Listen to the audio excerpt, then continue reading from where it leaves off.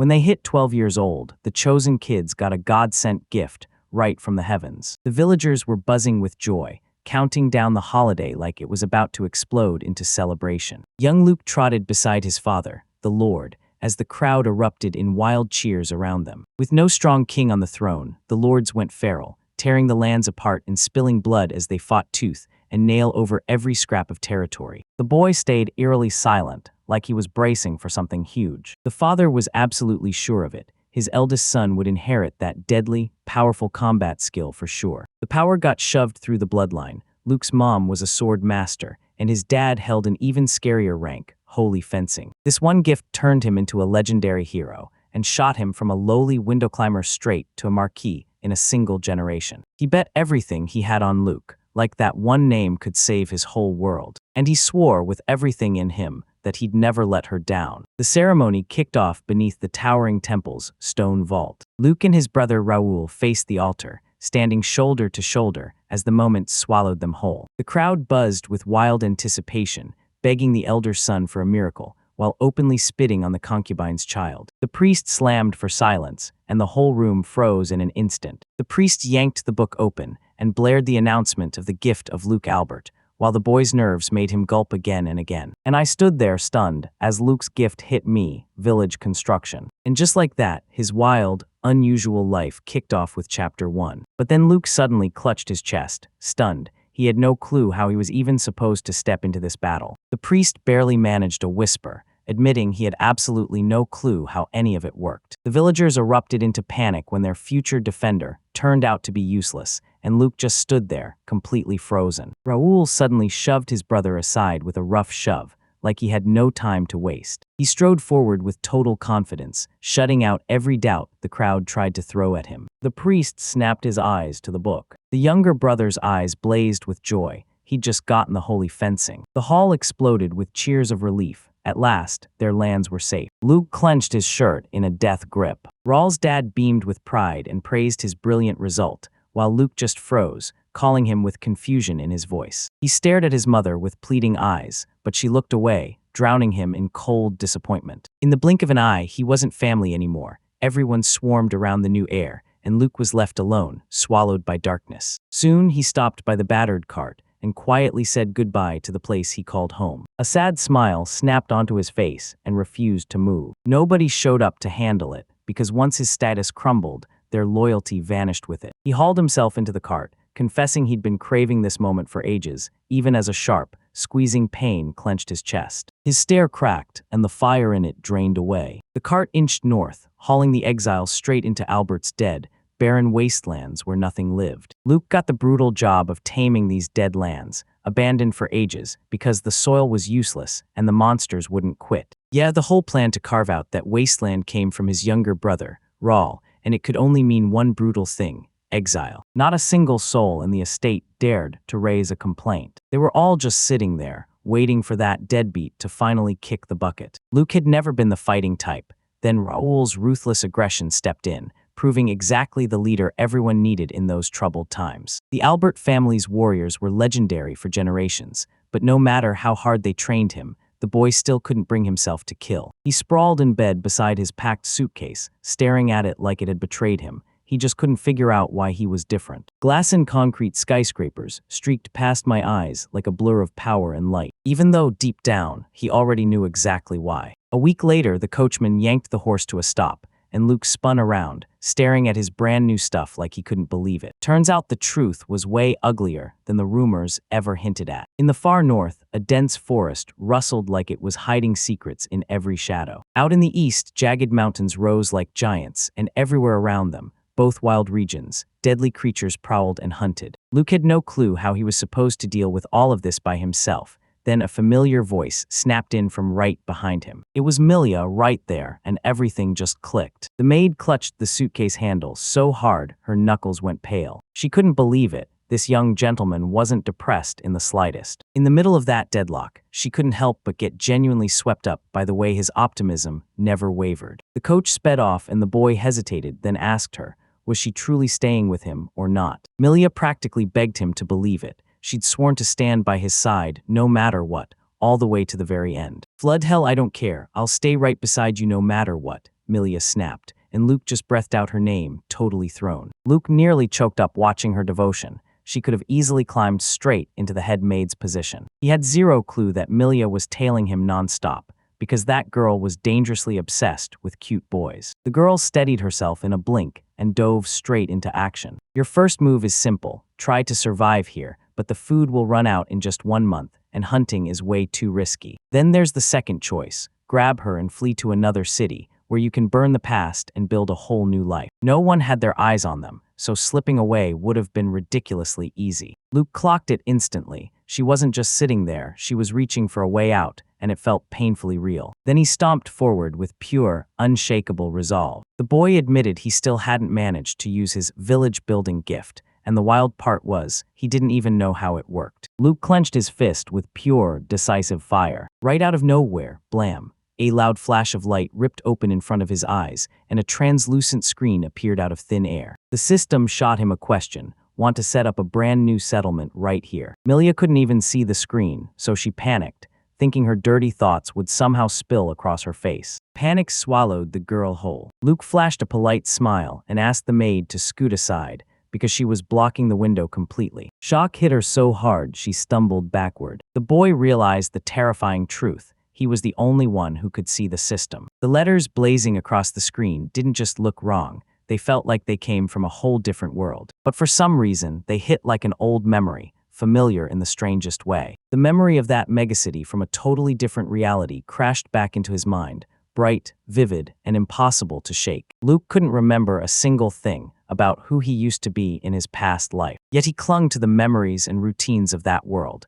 and it kept making him feel like a total alien to his own family. It turns out this wild gift is tied straight to where he came from. He leaned in, eyes locked on that system message like it was about to change everything. The boy slammed his finger on yes. The sky gets ripped apart by a ferocious roar that hits like thunder. The ground trembled under my feet like the world was about to split open. Out of the dead soil, the first buildings of his new settlement shot up fast, like the ground was suddenly alive. Stunned, Luke and Milia scanned the surroundings, and the ground under their feet had turned perfectly flat, like something just leveled the entire world. A sharp system beep ripped through the room. Before the boy's eyes, a hologram snapped open, revealing the village's first level, 50 points, and the skill to craft and build creation. The menu laid out structure after structure, from a lone palisade to a full-blown house. New sound. Luke couldn't shake the question. Would that chosen building really just pop into existence out of nowhere? He decided to scout his options and dropped 10 points on a tiny cabin to spend the night. With a thunderous roar, the wooden structure shot up from the ground in an instant. Milia snapped her eyes open, stunned beyond words. The boy grinned like he'd just pulled off the impossible, and yeah, it really worked. He sprinted through the numbers. Only 40 points remained, and 10 would come back every single day. Now the next move is a nightmare to decide. Another hut, a well, or that field. The maid's eyes widened, totally blown away by the sheer arsenal of possibilities. She balled her fists tight and snapped that they needed water, right now, before it all fell apart. Luck nodded and committed to building a well, while Milia kept her heart on a secret dream, one day sharing a life with him in a little cottage. Luke whipped his hand forward, staring hard as he did it. Out of the dust cloud, a towering column of water erupted in front of them, right out of nowhere. The girl's whole face lit up with pure, unstoppable joy. But that magic fizzled out in the blink of an eye. She yanked the handle with everything she had, but that brutal, heavy mechanism refused to move an inch. Luke burst into laughter and told everyone, "Press the lever, do it." As water blasted into the bucket, the boy flashed back to the brutal slave labor in the castle, and he honestly cheered, grateful for the chance to get it done without suffering. Only 10 points remain in the account. Luke lined in and pushed for the creation of a field. Milia stood there, utterly frozen, no idea what just happened. A system window suddenly slammed into view in front of him, offering to turn her into a full-fledged resident of the village. For one tense moment, everything just froze in the air. Luke couldn't believe it. He could actually register people. He leaned in and told Milia all about this brand new feature. She flashed a warm smile and demanded they add her to the settlement right away. The boy's face lit up like a sunrise, pure gratitude flooding through him. The system blasted an instant update. More peasants just spawned, and the daily point gain shot higher. Luke knitted his brows and couldn't wrap his head around it, why the stats still didn't include him. Milia cradled him to her chest and purred in his ear that she wanted to stay right here with him forever. Those words hit him like a slap, and he flinched hard. Every last lead was dead, so the rebuild had to wait until morning. A suffocating night has slammed down over the wasteland, swallowing everything in darkness. Luck sprawled in bed and stared at the ceiling forever, replaying what his gift could do over and over in his head. Just yesterday he was drowning in despair, but somehow, by now, everything felt totally different. The terrifying shadows of his past clawed at him, dragging his mind back to the endless, bloody slaughter that had swallowed the land. The boy clenched his resolve and chose peace, no backing down. His imagination exploded into a massive, thriving village, one he'd build right here with his own hands. Life was supposed to be simple and bright, like nothing could ever go wrong. As he peacefully drifted off, Milia hovered in the dark above him, greed flaring as she inhaled his scent. She practically lost her mind with pure joy. A towering stone mansion thrust itself into the cloudy sky, looming like a warning. Young Selene looked her father dead in the eyes and swore she was leaving home, clad in knight's armor and ready to go. The girl marched down the corridor, drowning out the furious shouts that chased her from behind. She was done with an age where lords snatched their kids for political marriages,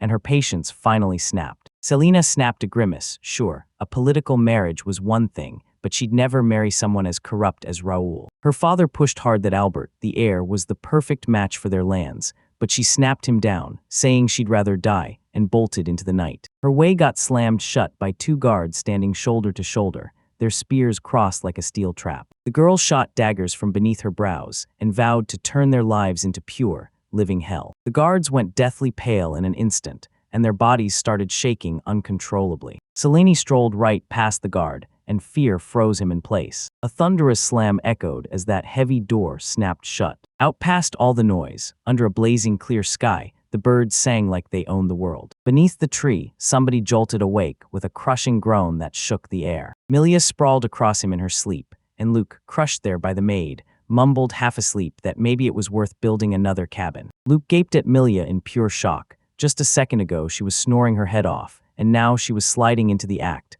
playing the perfect lady like it was second nature. The girl lifted her chin and declared that it was the maid's job to do it, brushing off the warning that she wasn't a servant anymore. Milia clenched her fists and vowed with her whole heart to throw everything she had behind Luke as the new elder. She grinned wide, like everything in her world finally clicked into place. Her eyes lit up with sweet nostalgia, like the past just called her name. Milia's memories slammed into her like a time machine, snapping her straight back to the day she arrived at Albert's castle, only 12 years old, lost and ready to face it all. She ditched a miserable marriage and grabbed a maid's job in a noble house, only for the work to slip right through her hands again and again. One day she smashed a road plate, and when she spun back, the furious mistress's curse turned her to stone right there on the steps. Suddenly, a child's voice cut through the air, yelling sorry to his mother, while a scared tear slipped down Milia's cheek. Little Luke stepped forward, chin up, and calmly took every bit of blame for the shattered dishes onto his own shoulders. The mistress snapped at the maid for her carelessness, grabbed her son, and marched him away, so the maid was left standing there, stunned and blinking in disbelief. The boy shot a glance over his shoulder and flashed a sly wink,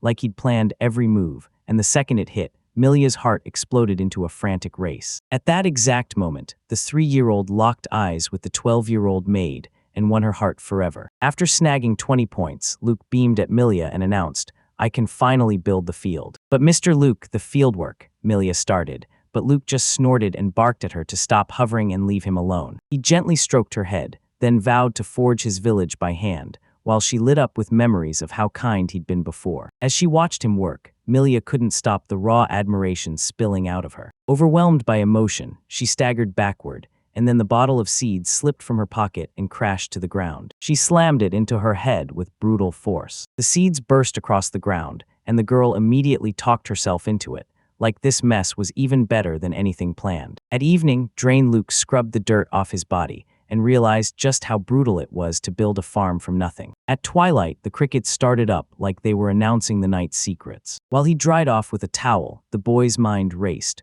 What if an animal came for his territory? Thanks to the system, he snapped that huge wooden watchtower up in an instant. The next day got slammed with non-stop, bone-crushing work. The very next day, that exhaustion hit even harder. By day 3, they'd already locked into a relentless work rhythm. In just a few days, all their hard work finally paid off. Sprouts tore through the soil, and just as Joy was about to hit, a blood-curdling scream shattered everything. Luke snapped his sword out instantly, and Milia sprinted to the tower to size up the situation. Suddenly, she stopped dead at the top. Looking down at him, the girl's cheeks flamed, and for a split second, she got totally swept up in her own romantic feelings. Her heart jolted with a flutter, and she stole a quick look down. What if he really was watching her right then? But the boy kept glaring into the distance, and then Milia finally felt it too. Goblins were marching toward them, a whole pack coming fast. Monsters inched over the ground one by one, crawling like living steps as they clawed their way toward the wall. "We've got no choice, get ready to fight," Luke roared. He clenched the hilt tighter and tighter, and the old sword training lessons came rushing back,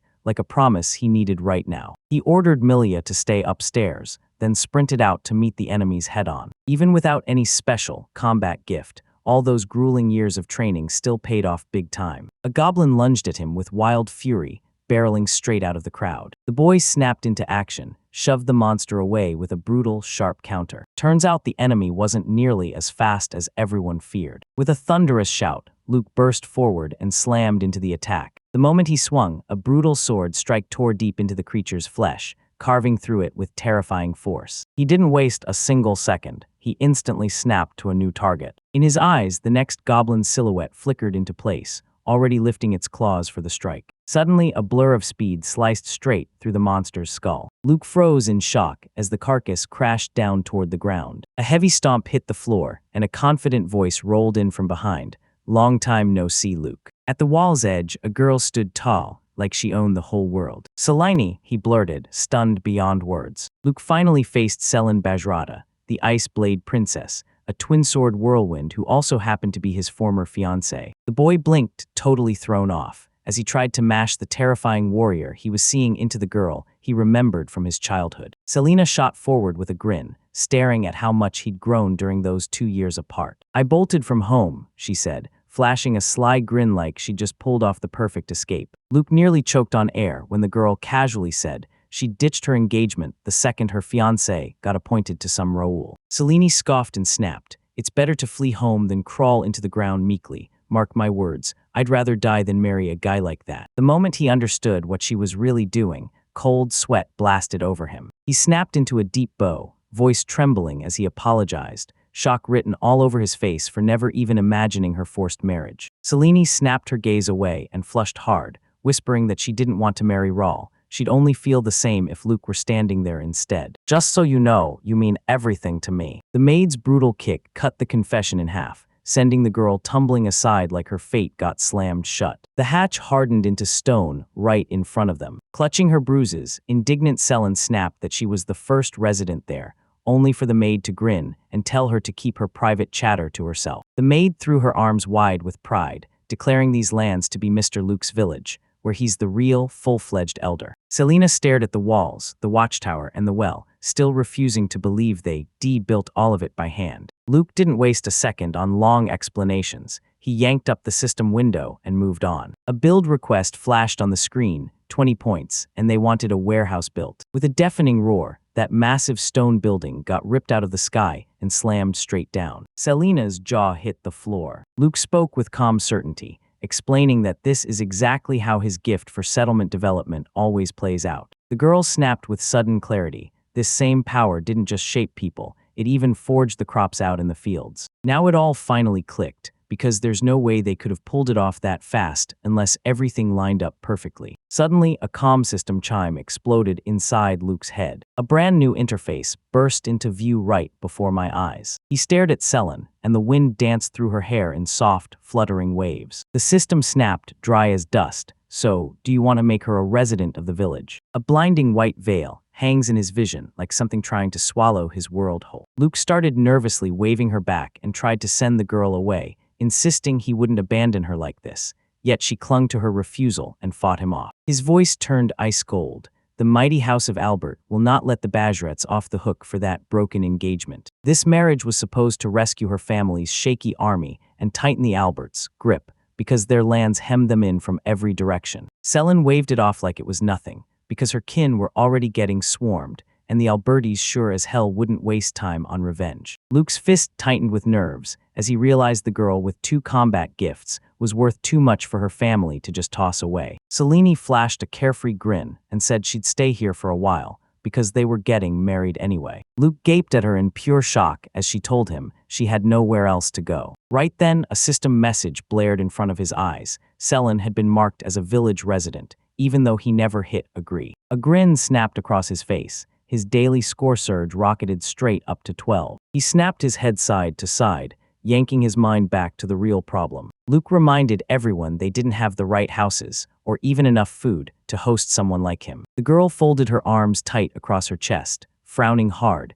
and demanded to know if there was some issue with her staying. Milia's deadly stare snapped onto her from the side, like a blade finding its target. Selene snapped back right away with that same brutal squint. Luke's eyes flickered between them, completely baffled. He couldn't make sense of it. Why were they staring at each other like that during their very first meeting? That maid sneered and told her, straight up, that a girl from a noble family would never handle it without a bed and a shower. Selene shot back with biting sarcasm, flat out doubting Milia could fend off the monsters and keep Luke safe all by herself. The maid's face snapped dark with rage the moment she reminded them she was the first and the eldest resident here. The guest just curled her lips in pure irritation at this pathetic, cheap bid to prove herself. Then Milia snapped a hit right where it hurt most, and she even said ice cold that she pitied Selene, just because her chest was that big. The girl flushed hard and started wildly waving her arms, insisting she was still growing, and swore she'd even go up at least 1 more cup size. After hearing that in Milia, everything was triple the price at 15. Luke, dead tired, just turned and walked off in silence. That evening, he sat there in pure dread, watching a brand new drama explode before his eyes. In the cramped hut, Milia boldly pressed against him, and Selene gawked from the doorway, fists clenched with pure outrage. The maid shot her rival a cold, icy look, and demanded to know if she had a problem with it. Selena lunged for her, trying to shove her out of the way, while Luke's stomach sank as he realized, too late, that he'd wasted all his points on complexity. With a shaky voice, he dared to suggest he could go there and spend the night all alone. Both girls instantly went quiet, snapped their heads toward him, and stared. They slapped his head from both sides and flat out, barred the old man from sleeping in the barn. In the blink of an eye, both of them slammed him to the ground, hurling accusations at each other like, "You've got dirty intentions." Luke tried to slip away in silence, but a sudden shout snapped him right back. It all crashed down into one shared night on a tiny bed, and everything about them changed. While she slept, Milia happily breathed in his neck scent,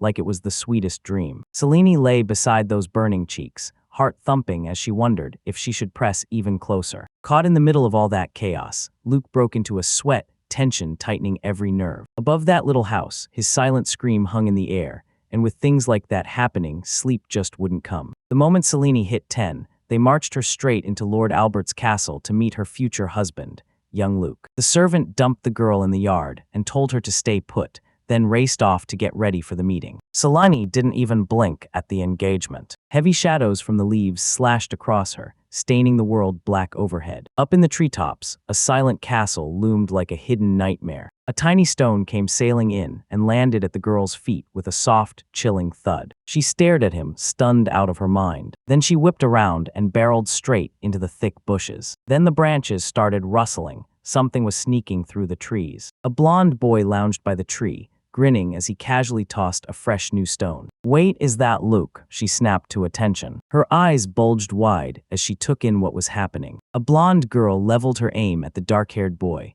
who was strapped tight to the trunk. "Now right in your face," the little sadist cackled, then swung with all he had. Selene bolted ahead screaming, demanding to know what he was doing. She threw herself in front of the victim, even as the attacker huffed, complaining that they were just playing. The girls snapped at him to shut up. One hit like that could wipe a person off the map. That blonde snapped, irritated, that he'd ditch this and find someone else to keep him entertained. There were plenty of eager candidates out there. Rage flashed in his eyes as he hurled a stone straight at them. Dull blow. Selena clamped her eyes shut and braced for the pain to hit. She snapped her eyes open, and there he was, the dark-haired man clutching the stone as if it burned him, groaning through the pain. The girl rushed up to him, panic in her eyes, demanding to know if everything was really okay. The boy wiped away his tears and forced a smile, insisting he was okay, even though his face screamed otherwise. The blonde stumbled backward in terror at the sight of blood streaking their faces, and the ropes gave way, slipping to the ground. He bolted out of there, insisting,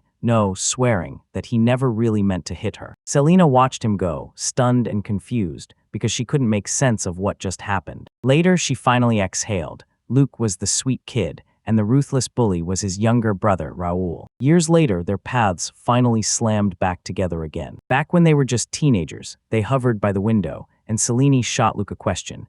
Did he tell their father that the mistress's son beat the legal wife's son? She said this was a real monster of a problem, but Luke shot back. If he complained, his brother's reputation would sink even lower. He let out an awkward laugh and insisted that Raoul is still his brother, while Selene snorted with pure indignation. Luke leaned in and said people throw brutal insults at Raoul nonstop, just because he's the concubine's son. Selene stood there, arms crossed tight, watching him slip away in complete silence. Her cheeks burned hot, and her fingers clamped down on her elbows like she was holding back a storm. Nobody, not a soul, knew how truly good Luke was, except her, and it's exactly for him that she's walking down the aisle. While everyone was still tucked in, a brand new day was already breaking over the village cottage. Luke was glowing. He finally stacked up the legendary 54 points. It was just barely enough to throw up a tiny house. Living in a tiny cabin between two vicious women has turned into an outright nightmare. He slammed the button in the system, eyes locked on one goal, finally ending this torment for good. The door creaked open, soft as a whisper. Right in front of them, a blazing bright room waited,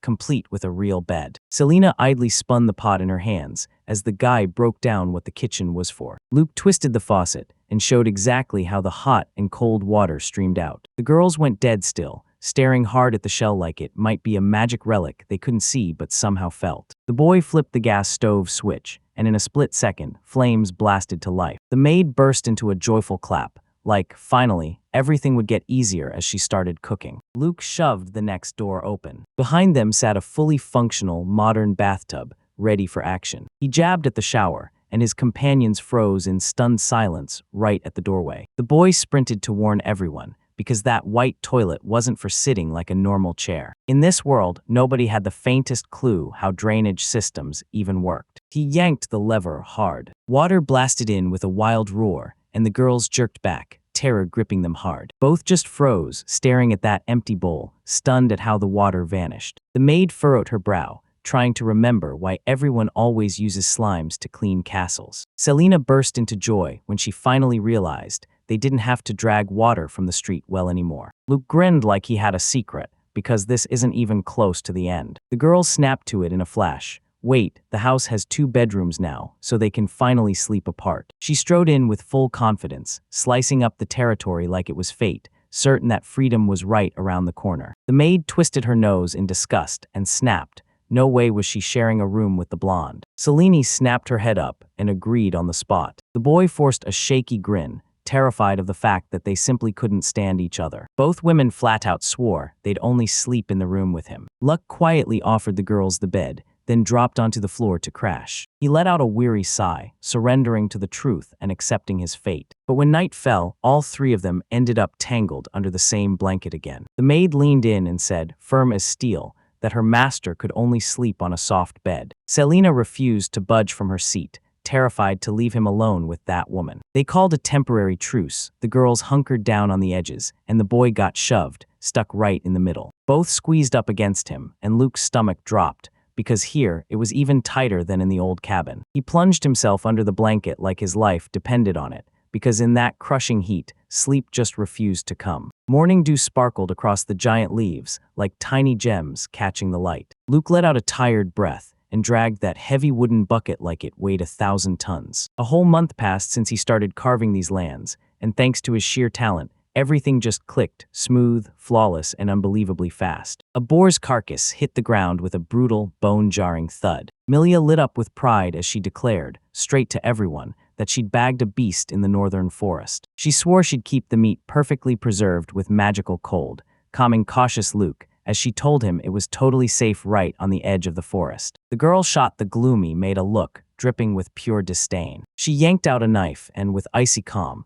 reminded him that this battle-brained idiot doesn't even know how to cook. With a few sharp swipes, the maid expertly carved the carcass apart, while Luke stood there stunned and Milia looked downright ferocious. Suddenly, Milia froze in her tracks. Dozens of feet in battered shoes scraped and shuffled across the ground. The maid leaned in, eyes sharp, and watched with a grim heart as a huge crowd surged closer toward them. Luke burst onto the observation tower in an instant. A grim line of filthy, worn-out people shuffled forward, one painful step after another, marching toward the settlement. Milia let out a calm breath. Those strangers felt harmless. These were refugees, mostly women and kids, scrambling to escape the fresh wreckage of the recent war. Luke clenched his fist until it cracked, realizing the wasteland had trapped them. No water, no food, and one way to die. The boy strode right up, flashed a fearless smile, and announced, warmly and loud, that he was the leader of this tiny settlement. The battered leader of the refugees, a tired guy named Burlet, blurted out his name in total confusion. Luke stared at them and realized they were nothing but hollow skins stretched tight over bones. He bolted them straight to the well,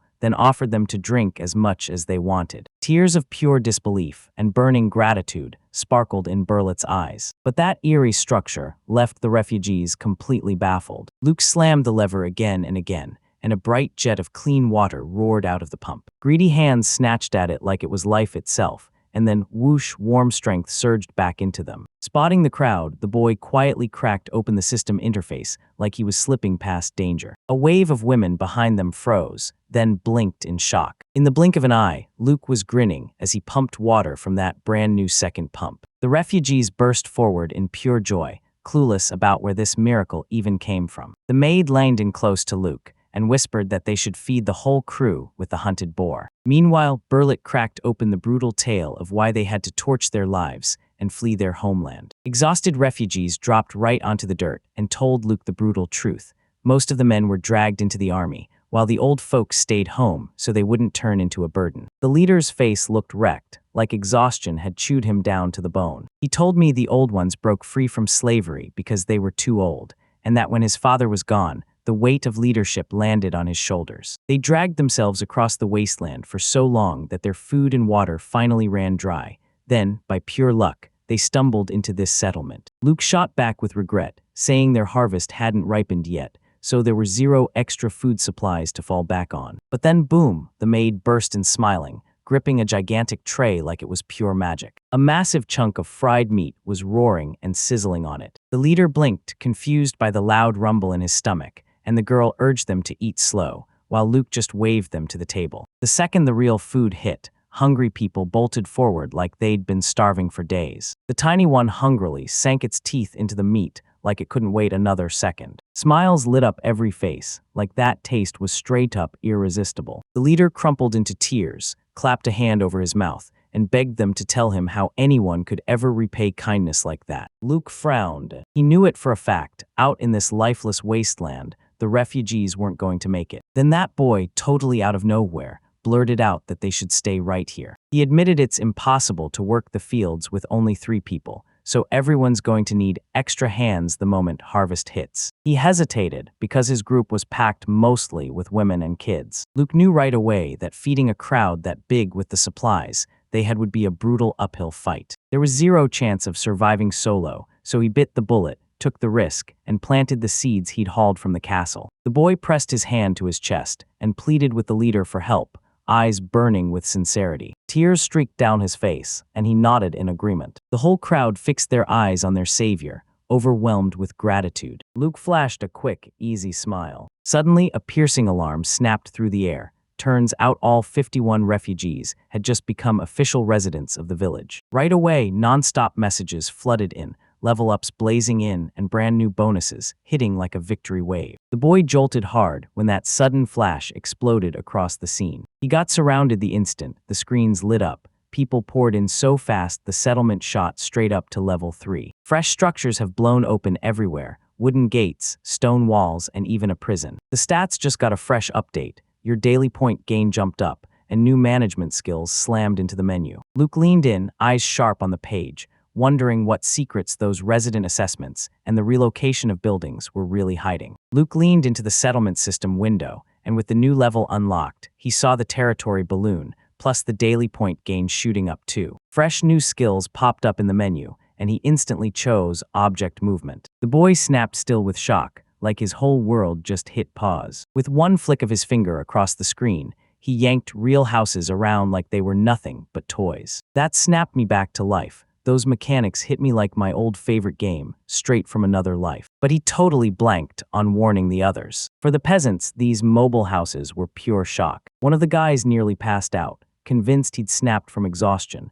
so Luke had to rush in and shove the truth into his face. Thankfully, people buzzed with wide-eyed excitement as they heard about his incredible abilities. Luke's smile came from the heart. After that icy castle welcome, simple human kindness thawed his soul, and he proudly named his power Village Building. That local kid wasted no time. He blurted out he wanted to become a holy swordsman, and Luke just awkwardly tried to smile. All right, it was grind time. He picked a barrack from the menu, and a colossal stone building shot up out of the ground like lightning. Inside, the displaced folks found roomy quarters to crash in, and even scored a shared bathroom. But there was one brutal snag. The sauna wasn't even on the construction list. With a guilty grin, he suggested everyone use the wells, or even his own bathroom, but they were already so insanely grateful they barely noticed his worry. Up ahead, the fields were set to expand, and new walls were about to rise, so the boy just snapped up a few extra barracks and kept moving. In the blink of an eye, fresh plantations and brand new houses shot across the land,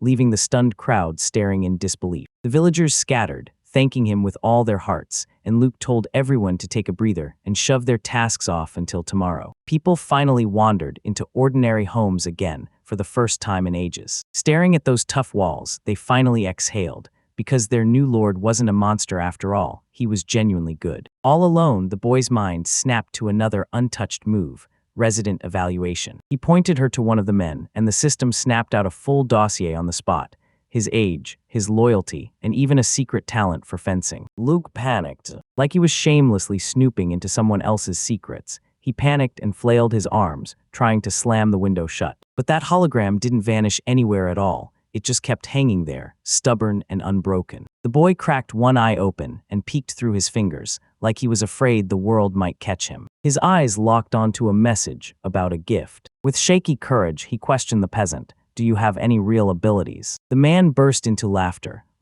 How could he possibly grab a gift if there wasn't a church nearby to bless it? Just as the conversation kicked off, a maid burst in with a blonde girl, and both of them leaned in like they couldn't get enough of this new skill. The maid constantly peppered her master with praise, and the girl snapped into understanding the real power behind uncovering someone else's potential. The last one was burning with curiosity, so she leaned in and begged Luke to check her status. On the screen, the unexpected truth hit hard. 15-year-old Selen wasn't just some kid. He was a future general, swinging 2 swords with raw magic power. The system blared a warning: if your loyalty to the village slips, crimes ignite, and rebellion erupts. Selena pushed for a full head count, questioned every resident to uncover what they're good at and what they're drawn to. Selen said this ability will sniff out lies, so if someone is dodging a test, they don't even need the warning. With a bright smile, she wheeled toward the maid, Milia, and called her over for an inspection. Milia jerked back in terror, whispering in panic, "Wait, can this skill read my thoughts?" The maid blurted out an excuse right away, clumsily insisting she was only panicking for the young master. Crushed by the pressure, she bolted away in tears to cool off. Selena couldn't shake the feeling that she wasn't truly thinking. She was just exhausted. Luke nodded, calm as a blade, and agreed. A man from the crowd shot back, asking if they honestly had to drag his age and family into it. Luke said that gathering this kind of data would let them slice up the workload the right way. That unstoppable powerhouse was the very first to step forward and volunteer. The system snapped up this fact. 36-year-old Burlett was all in, dead serious, wildly dedicated, and absurdly organized. He introduced his younger brother, Luke, the kid he'd met just yesterday. Barlett bowed from the heart to the elder for saving his family, and the system fired back, confirming his road as a true warrior and sealing his fate with the swordsman's gift. The man beamed as he proudly paraded his wife and children for everyone to see. Women immediately mobbed Luke with compliments, swooning over his charm, while Selene seethed in the background, burning with jealousy. After they saved her, the elderly grandmother bowed with humble gratitude, but the system still jerked her by recommending she become a torturer, and the shock nearly knocked her off her feet. Luke scanned the numbers and found a staggering tally: 51 people packed into 14 households. The inspection turned up a woman with a pharmacist's gift, like she was born to know every drug and dose by instinct. A girl named Rubram, who wields real magic abilities. A man born with wanderlust in his bones, destined to dive headfirst into labyrinths. And this young man, he could spin words like they were magic. Selene lined in, eyes blazing as she eagerly stared at the screen. She breathed a sigh of relief, thrilled that people could find calm, peaceful lives, like tending farms or pouring their hearts into art. Her eyes shimmered like stars. 4 people in this town could still awaken the gift. But that joy got crushed, no cash in sight, and only the church or whoever carried the oracle's gift could hand out powers. Luke flinched at the brutal numbers. Half the aristocrats were loaded, while fewer than 1% of commoners even had wealth. In this quiet little village, the numbers suddenly shot up, right to a full 10%. The boy finally saw the brutal truth. Nobles teamed up with the church and snapped up the gifts with savage prices, leaving the poor with zero chance. He brushed it off as paranoia, until Milia's voice suddenly cut through the air. Luke snapped around in an instant. The maid shrieked as she dumped an entire bucket of freezing water over her own head. Skin drenched in chilling cold, she breathed a cleansing mantra under her breath, and Luke and Selene jerked back, nerves sparking. With a fierce snap of motion, Milia ripped her blouse open at the chest, swore with pride that her thoughts were now perfectly pure, and demanded they examine her right this instant. Selene said it with a deadpan sting that now she looked even more suspicious, while a completely baffled Luke pleaded for her to stop. The girl let out a helpless giggle and slammed the check button, praying the recommendations would spit out maid as her profession. But then the screen blasted a jaw-dropper. Milia was shown to have absolute devotion and even got recommended to become a priestess. Turns out her secret gift wasn't just powerful, it was the oracle itself, revealed right in front of her. All 3 just froze on the spot, staring with their mouths hanging open. 3 days have slammed by since the new folks rolled into the village. Turns out Milia the maid actually has an oracle's gift, but without the blessing ritual, it stays locked away and dormant. Luke rubbed his head and muttered, to get strength like this, you'd need a whole church and years of prayers, but they don't even have a chapel. His thoughts got smashed to pieces when a peasant's joyful shout tore through the air. The man dragged the boy into the city, and that's when the vegetables suddenly erupted into gigantic monsters right out of the ground. Luke smirked, remembering that system message about first-class soil, like the land's magic still kicked in, even with the off-season hanging over everything. The sun was racing toward the edge of the sunset. A monstrous white radish blasted up from the ground with a heavy, dull thud. The men beamed and patted Luke on the head, roaring with joy over that never-before-seen harvest. Milia pitched a big welcome party for the newcomers, and some villagers practically couldn't wait to chew into those vegetables while they were still raw. The maid was already lost in daydreams about cooking a private feast with her master when another assistant burst in nearby, practically overflowing with joy. Milia could only let out a helpless sigh. Luke had lord-level power, but it still couldn't stop him from feeling useless, because all he ever wanted was to help. The boy turned out to be a disaster in the kitchen. He hacked the radish so clumsily that the maid nearly panicked over his fingers. She plucked the knife from his hands, shooed the little one to wash the greens, and a second girl burst into giggles at how clumsy he was. With a fearless grin, the blonde yanked her sword from the sheath, then threw herself in front of the blow. With a sharp clatter, she hacked the food on the board with a blade, and the orderly Milia instantly snapped into madness. Finally, the maid swept in with a flourish and served the ready dinner. The table groaned and bowed under the weight of hearty stew and mountain-high piles of roasted meat. The crowd snapped to attention, their mouths watering as those irresistible aromas hit the air. A peasant choked up and admitted, voice trembling, that he'd already completely forgotten the last time he'd eaten like that. So lavish it felt unreal. Everyone held their breath and kept flicking their eyes to Luke. The girls pushed the confused boy to the front and demanded he raise a glass for a toast. The men lifted their wooden mugs high and toasted hard to a bountiful harvest and to the brand new neighbors stepping into town. Luke blurted out in pure joy, and the loud clatter of dishes kicked off the celebration like a thunderclap. The peasant lined in and blew on the scorching dish like his life depended on it. He snapped a piece into his mouth. In the very next second, the man roared at the top of his lungs, overwhelmed by how incredible it tasted. Everyone just dropped onto the ground, bursting into happy laughter, because they had no words big enough to describe how amazing this felt. Scalding steam curled up from the plates, and the villagers stared in awe, stunned that something this delicious had sprouted from right under their own feet. The chefs were blown away by that magical kitchen. Every flame danced exactly how they moved their hands. Suddenly, a panicked guard sprinted right up to Luke. While someone else kept staring at the boy's incredible gift, the man suddenly cut the celebration short, breaking in with shocking news. An unknown squad was marching toward the village. Luke Burlett and the warrior girl snapped into alert mode, leaning over the palisade with sharp eyes. A weary line of about 40 refugees dragged their feet toward the settlement, step by painful step. The girl shoved Burlett forward without warning, screaming that she knew him, like she'd just spotted an old acquaintance. Burlett and Dong, the refugees' leader, clamped hands tight and erupted in joy over their surprise reunion. Luke Burlett shut down the mystery by telling them exactly what the villages used to trade back when they still had something worth exchanging. He even remembered how Dong kept sprinting over to them, day after day, just because of his love for his sister, so much that the big, burly man blushed hard. Women from both sides burst into each other's arms, trading smiles and the same gut-wrenching sorrow like they'd always belonged together. The cozy warmth vanished the moment Donga let out a heavy sigh, because they had to rip out of their hometown and run for their lives from the war. Burlett froze in pure, stunned disbelief. Zidorovany couldn't hold back his joy. He was thrilled to see his old friend found safety so fast. But he shook his head, then pointed right at little Luke, declaring him the real elder of the whole settlement. Donga jerked his own head in bewilderment, stunned that some kid could run an entire village on their own. Still, he snapped back in seconds and gave the boy a respectful handshake. Luke swept everyone toward the table with a warm grin, and the moment food was mentioned, their stomachs immediately betrayed them with a loud, hungry rumble. Exhausted people erupted into bright cheers as they snatched up the refreshments. A few days flew by fast. Local women with bright, warm smiles swept Luke into the street the moment he stepped out. The tiny old man greeted him with a bright, eager good morning,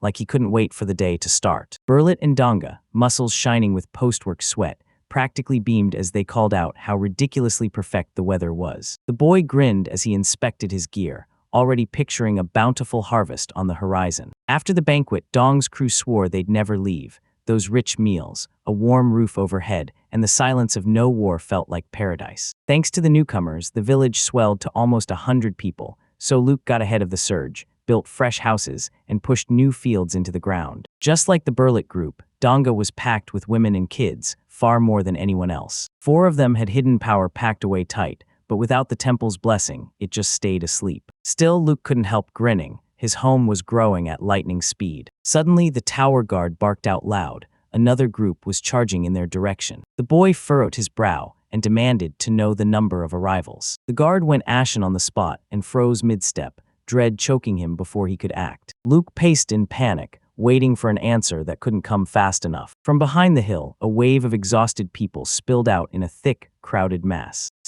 About 70, the guard finally breathed out, and Luke just stood there, staring at the crowd like he couldn't process it. Luke leaned in hard through the thicket, trying to see past the anxious rustling, and then it hit him. 70 refugees were closing in on them fast. The boy froze, then blinked hard, utterly stunned. He leaned in and told his opponent, "I wasn't scared at all when that first crew rolled in." But their village already sat at 97 people. And now, right at the doorway, a massive crowd of total strangers packed the threshold. The maid squeezed her fist, so hard it nearly snapped. Lending them a helping hand would gamble the villagers' peace and turn their calm life into something that could break. The moment Luke realized that risk, fear hit him so hard he broke into a cold sweat. Burlett and Selen gripped the moment and waited with bated breath for their young leader's verdict. That horned girl snapped that there weren't any free seats at all. The elders grabbed Luke and slammed him back to reality. Save everyone is impossible, and clinging to false hope will crush them from the inside. Selene, the boy breathed it out, totally lost, like he couldn't make sense of what he was seeing. They reminded him he didn't have to carry this brutal choice by himself, especially when these new refugees might be a whole lot less peaceful. The girl snapped that she'd go talk to them herself. She tore out of that spot like a rocket taking off. Burlett and his friend shot reassuring thumbs up, urging the little one to breathe easy and trust them. They strode right up to the crowd, shrugging off Luke's terrified cries that a fight might break out. A calm hand slid onto his shoulder, soft as a whisper. Milia pulled Luke into a warm hug and promised, "Do what you think is right. I'm with you no matter what." The maid snapped at Selen for her cutting words, but Selen dug in her heels and stuck to her no-nonsense pragmatism. The gloomy warrior nodded to her logic, softly, but it hit like a silent victory. Another bitter smile cracked across his face as he warned that even family can turn on you, and letting outsiders in is a gamble that can blow everything up. Luke bowed his head and admitted, under his breath, that if he pushed these people away, he'd never forgive himself. He knew his idealism was a little naive, but he swore, straight from the heart, that he'd do everything he could to make sure his choice never hurt a single soul. This wasn't just a decision. It was a bomb that would shake the entire settlement to its core. The boy shut his eyes tight, swallowed his tears, and pleaded for help, because if anything went wrong, he couldn't face it alone. The three adults froze in shock, and their hearts fluttered at the same time, hit by that brutally genuine sincerity. The maid practically swooned on the spot, gasping in pure delight, and the men's faces lit up, because they'd been depending on Luke for ages, and now they were ready to jump in and help him with everything. Luke beamed at the crowd and promised them they'd have plenty of food for everyone. From the crowd, a soft, heartfelt thank you rose like a whisper. Leon's caravan, 76 people strong, finally rolled right into the settlement and officially made it theirs. All these new arrivals shot the village up to level 4 overnight, piling on 1,000 bonus points, and unlocked fresh buildings, including a brand new church. With more breathing room now, the boy dug in on redesigning the streets right in the sand, laying down new housing and digging fresh wells. But he couldn't shake the worry. Every level doubled the area,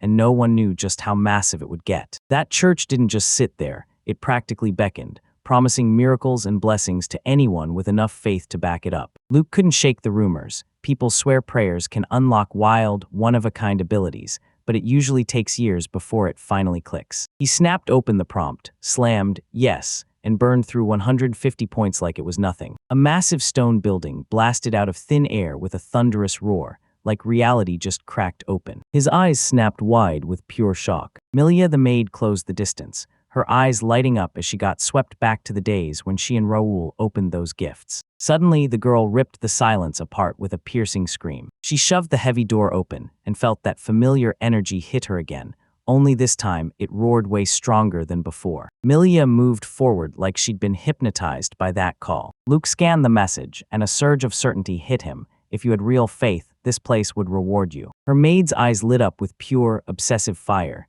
This was it, the one shot to prove how indispensable she could be to her master. She locked herself in and swore she'd pray from sunrise to sunrise, and by the time a sinister aura crawled over the roof, the villagers were terrified. Ever since that day, Milia wouldn't stop begging the gods for yet another miracle. Meanwhile, Luke decided to put his new skill to the test and tore into the village warehouse expansion. The fields ran the same way too. The system dangled choices that let you rocket growth and crank up the yield. The boy realized that if he grew faster, he could save a ton of space. Next, he locked in on improvements and tore out those old plaster walls, replacing them with solid, dependable stone. And just like that, those tiny cottages shot up into huge, spacious houses. A few days passed, and everything started to feel different. Milia hadn't even stepped out of the church, yet she was tying blazing little candles to her head and murmuring prayers nonstop. Luke leaned in through the door with bated breath, terrified the girl would crack under the weight of it. Fear hit him like a truck, and he froze on the spot. The maid slumped on the cold floor, drained and trembling in the dark of an empty, silent hall. Her face stayed eerily calm, like she had every move locked in. "Milija," he called, voice low and trembling. The maid froze, heart hammering with tense anticipation. A piercing cry tore through the air. The young elder snapped his head up in total shock. With a squeal of pure joy, she flung herself around his neck. Yep, she really did get the oracle's gift. The system blared a piercing beep. That status window lit up, and it confirmed the new priestess was devoted to the village, with zero hesitation. The boy practically burst into laughter as he shouted, "I knew it, I'm not wrong." The maid burst into happy laughter, because the gift was finally hers, no priest in sight, and every bit of it was credited to the master's church. Her horned companion crossed her arms, glaring like she was fed up. As Milia clutched the elder and nearly sent him choking, a hard thought hit her fast. This filthy libertine didn't belong anywhere near the temple. Soft clouds drifted over the sanctuary's roof,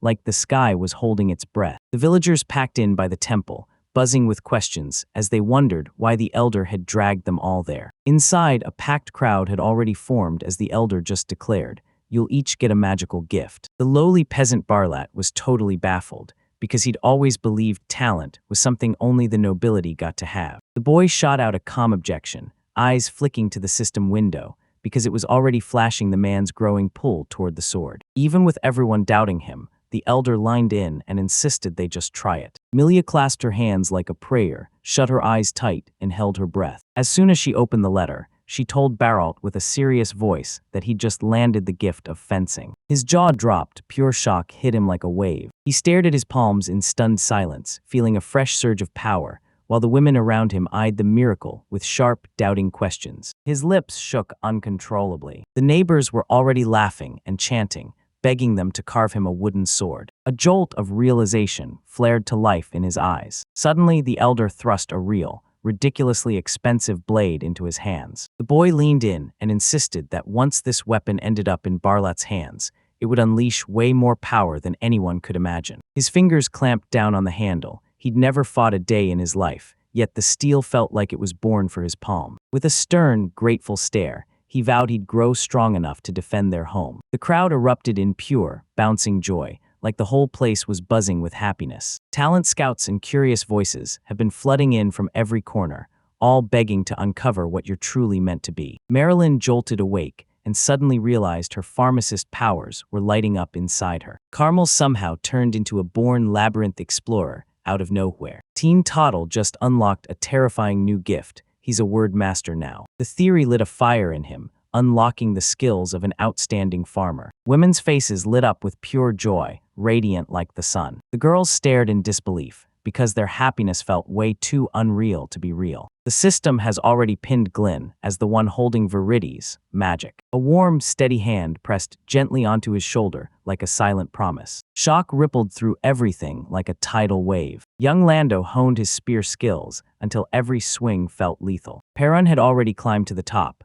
an elite swordsman with steel-sharp skill. Gort could feel Hercules' strength surging through his muscles. Chitta froze, sniffing in disbelief. Somehow her sense of smell had snapped to maximum sharpness. Sakia suddenly felt the threat in her bones. Mara realized, shockingly, that poisons couldn't touch her at all. The peasant's blank stares snapped into pure delight. The moment he stepped into the temple, the air itself shimmered with miracles. Little Noel snapped into the role of the Holy Shield's chosen bearer. The impossible just snapped into place. An ordinary village has turned into a camp for the gifted. The moment the villagers heard the Holy Swordsman's rare gift had been claimed, they erupted in excited chatter. The young elder coldly concluded, this time 13 adults would get the power, but he'd never hand it to the kids because their bodies couldn't survive it. He stared at the training with blazing hope, convinced this was the moment his village finally learned how to defend itself. Wooden swords slammed together with a heavy, bone-jarring thud. They'd never gripped a weapon before,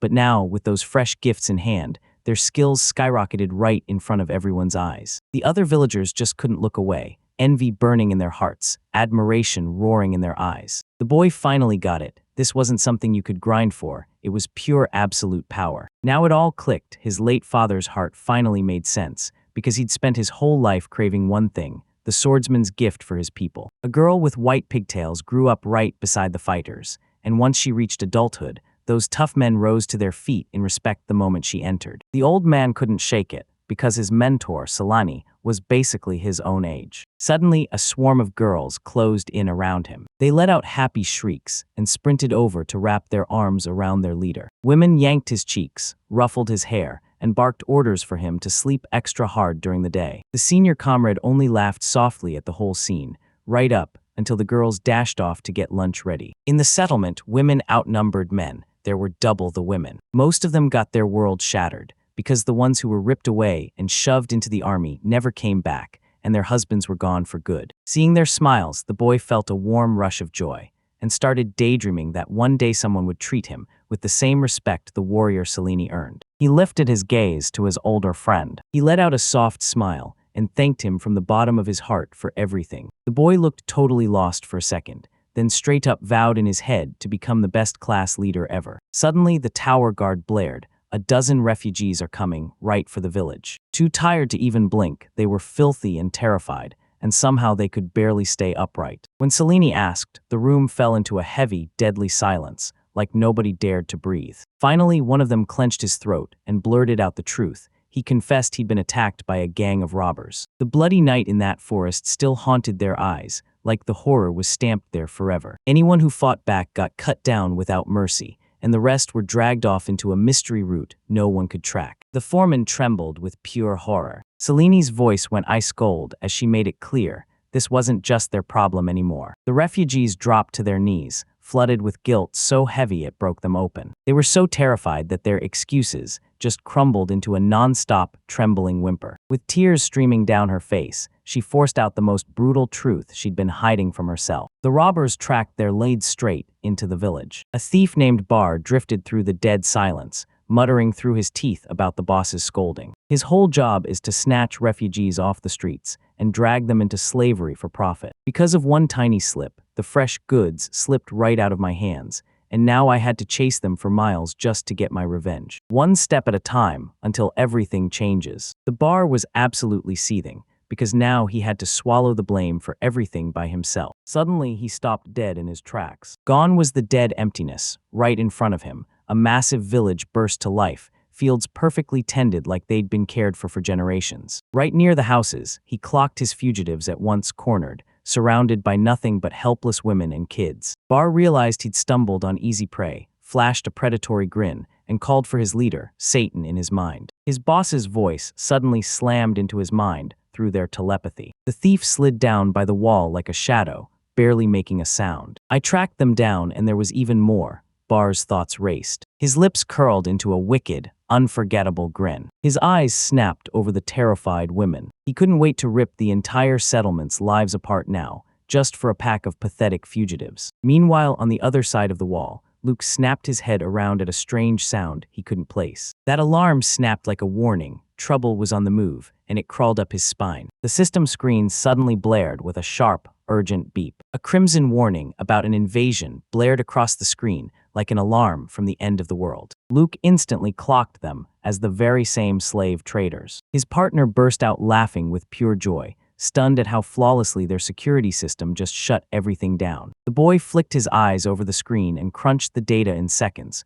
One enemy only, just a regular scout. The system pinpointed the target's exact location down to the spot. The stranger was hiding in plain sight, right out in the fields, blending into the open like a secret nobody wanted to spot. The kids snapped into a combat stance the second it happened. Dense bushes rustled softly, like something was sneaking just out of sight. Her eyes sharpened like a blade, locking in with razor focus. A shadow darted in the dark, right by the barrels. She instantly realized the enemy was hiding like a ghost, so smooth it felt terrifying. The girl snapped her hand out in front of Luke, ordering him to back off, because a deadly hit could come from absolutely anywhere. The boy shot a look at the map and warned his partner that the enemy was lurking right around the corner. A bandit tore out of the bushes, frantic as his mind raced. How did they spot him? With a predatory grin, he snatched the dagger, because really, there were only two kids standing in front of him. With a crack of ice, the girl unleashed one deadly wave, turning the attacker into a solid block. He barely had a second to process what was happening. Consciousness clawed its way back, one painful beat at a time, swallowed by darkness and drowned in a dull echo. The thief jolted awake with his eyes bulging wide,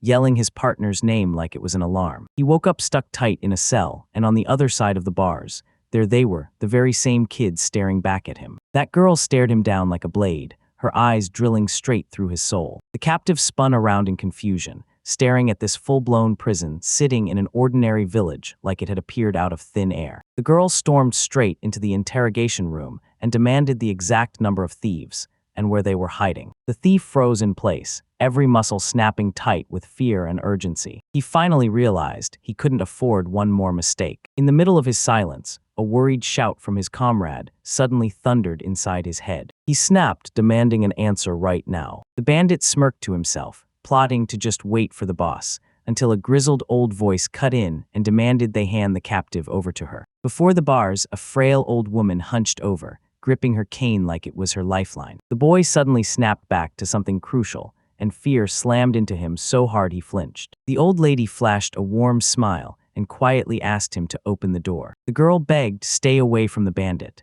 but the grandmother just waved her off and said, "We were all innocent kids once." She stepped up to the thief and, with a soft but deadly calm, urged him to remember his dear mother's face. He decided to play along, snapping into fake tears and begging for forgiveness like his life depended on it. The girl snapped, furious, demanding her grandmother not get fooled by this lie. And right then the captive's body snapped taut, stretched out like a drawn bowstring. The grandmother stood there, frozen in place beside. The bandit's face twisted with raw, unfiltered agony, as that old hand clamped down hard on his manhood. That calm look snapped away in an instant, and right in front of him rose Nema, the main village torture chamber. With a chilling whisper, she swore that from this moment on, he'd only remember his mother's tear-streaked face. The boy let out a jittery, tense laugh, like he couldn't keep his nerves from spilling out. The girl beamed with pure satisfaction, watching the pro lay on the work. Under the victim's frantic screams, the grandmother beamed and rushed out, barking at the kids to get ready for a fight. A violent wind tore through the air,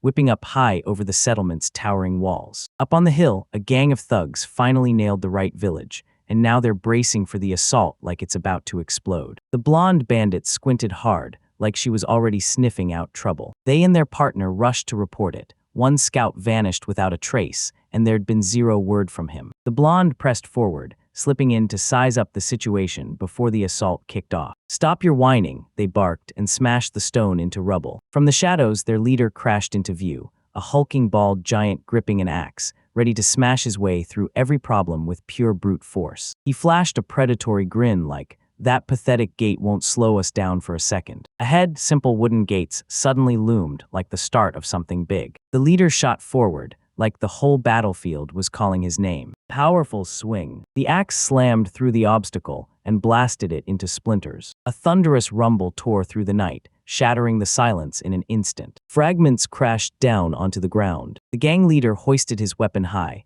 roared at his crew to fall in behind him, and charged like a storm. Heavy boots slammed into the ground, shaking everything. On the other side of the screen, the guy held his breath and waited, tense as a drawn bow. The village streets were totally empty and plunged into darkness. The map on the screen kept screaming with beeps as it sensed the crowd closing in. The robbers froze in confusion between the eerie buildings. No one came out, not even after their loud ruckus. The young man's finger trembled, hanging just above the water ditch option. The blonde spun around at last and realized the scout had bylaid on them completely. He hit a quick button, and just like that, 30 points got ripped off the score. Beneath the attacker's feet, a heavy roar rumbled and echoed through the air. Earth vanished in a blink of an eye. Bandits blasted into the black abyss, like the darkness was swallowing them whole. The weapon tore right out of my hands and slipped away. The fall kept roaring on, dragging them deeper and deeper. The whole squad broke apart and careened to the bottom of that deep trench. Total chaos. A brutal splash erupted.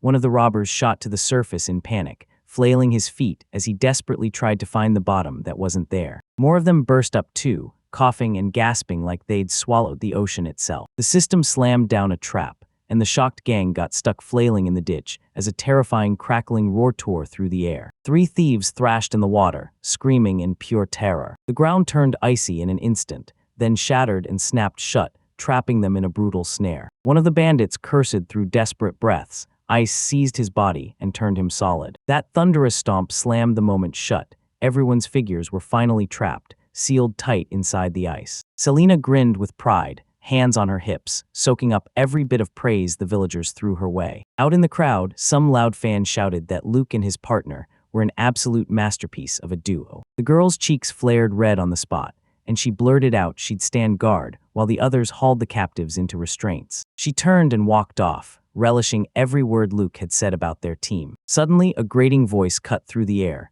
This bald giant with a pickaxe towered behind him, demanding questions about the ice. Selena whipped her head around, stunned to the core. That enemy flashed a maniacal grin and slammed his weapon down with terrifying force. The girl barely scrambled out of the way in time, just as that devastating hit tore through where she'd been. Luke and the peasants spun around in terror as the ground started rumbling. Selena flashed a bold smirk, locking eyes with that giant as he finally tore free from her ice. She snapped into action and launched a brutal counterattack. Her body snapped into a spring-like leap, ready to unleash a crushing strike. But the fox snapped its shovel handle up and intercepted the strike midair, locking the blow in place like it never even had a chance. Zdoravan flashed a smug grin, like he was laughing straight at them. Selene's face twisted in pure tension as his mass bore down like a crushing weight. The weapon slammed into the ground with a vicious clang, and sparks burst everywhere like a violent firework. The peasants locked eyes and traded nervous looks, because this opponent battled on an even footing, and it terrified them. Suddenly, soft splashes echoed in the silence, and Luke froze, horror slamming into him. The ice started to melt. Selen dug in with everything she had, but her magic slipped out of her control, and the fight turned on her. The boy shot up from his seat and roared at the villagers to seize the thieves right away, tie them up now. Meanwhile, the giant kept shoving closer and closer to the girl, refusing to let her breathe. His eyes sharpened into cruelty. The hatch flew open, and then a stranger's hand shot out in his direction, grabbing for him before he could even react. Space got ripped open in a single, lightning-fast swing. "It's over," the thief snapped, shaking off the ice like it was nothing. Two bandits burst out of nowhere and attacked the boy in an instant. The child flung out their hand in pure terror. Suddenly, a massive back slammed into the way and cut off the attacker's path. With one thunderous swing, the long handle clipped the enemy right out of their move. The boy let out a shaky breath of relief. Barlet finally made it. Barlet whipped his entire body around, and the heavy handle screamed through the air as it carved a massive arc. With that brutal hit, the thief blasted through the air, tumbling headfirst as a wild scream ripped from his throat. The bandit's eyes snapped wide with pure shock. The barbarian gripped his hammer, and the girl leveled her spear, both locked in a frozen battle stance, like the world was holding its breath. The attacker's leader snapped his men into battle, smugly betting the peasants had no clue how to fight. The boy's stomach dropped, because for these people this wasn't training or practice, it was their first true fight, and they were about to get slaughtered. A sharp cry tore through the air. Perun Lando duck. A hulking metal shield slammed into the enemy with a bone-crunching roar. The attacker's weapon exploded into splinters, and the defenders roared back, shouting, "Fight like training." The spotty-faced thief bared a savage grin and reveled as everyone around him panicked. A brutal kick hit like a thunderclap, blasting him straight off his feet. The speckled one got launched backward, totally helpless, like a rag doll getting tossed. A towering figure surged ahead, cutting through the silence like it owned the path. Rage seethed in her as she lunged into the fight,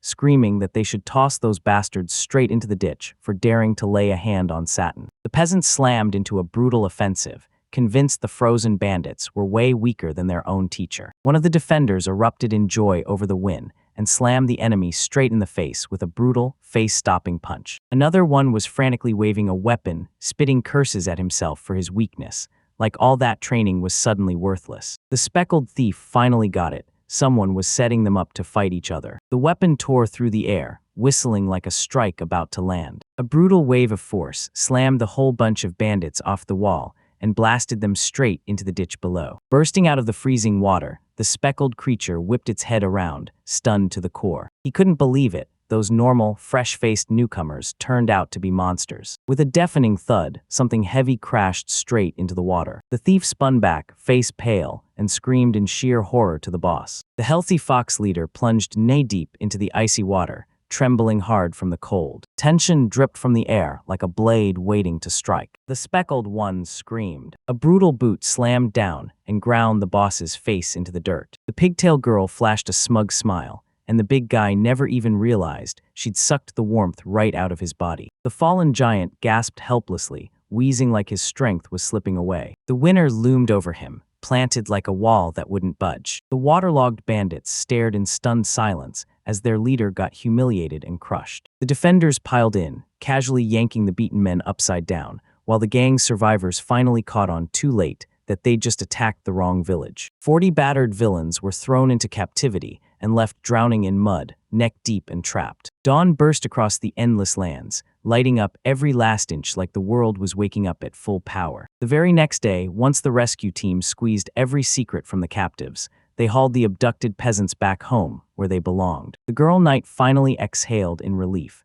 because they'd crashed in before the captives could be sold off into slavery. That creepy old woman let out a sinister cackle and dared the young man to study her interrogation tricks. Straight away, he jolted and flinched. But there was still one last problem lurking in the shadows. A thunderous stomp shook the dungeon walls, like something huge had just arrived. Prison bars loomed as the bandits snarled and lunged at their young guard, treating him like a target. The young man knitted his brow like the answer was right on the edge of his thoughts. 43 battle-scarred criminals openly mocked him, grinning like they knew they'd get away with it. You couldn't possibly shove them off onto the neighboring lords. Nobody would take that many people, not with refugees flooding in. While the boy frantically tried to puzzle out their fate, the old woman beamed, soaking up the prisoner's wild, unstoppable energy. Suddenly, the system pushed him to turn the thieves into the village's new residents. He flinched at the screen, because that choice was way too dangerous to touch. Out of nowhere, a fresh option suddenly popped into my head. He snapped through the menu until he found the rehabilitation center,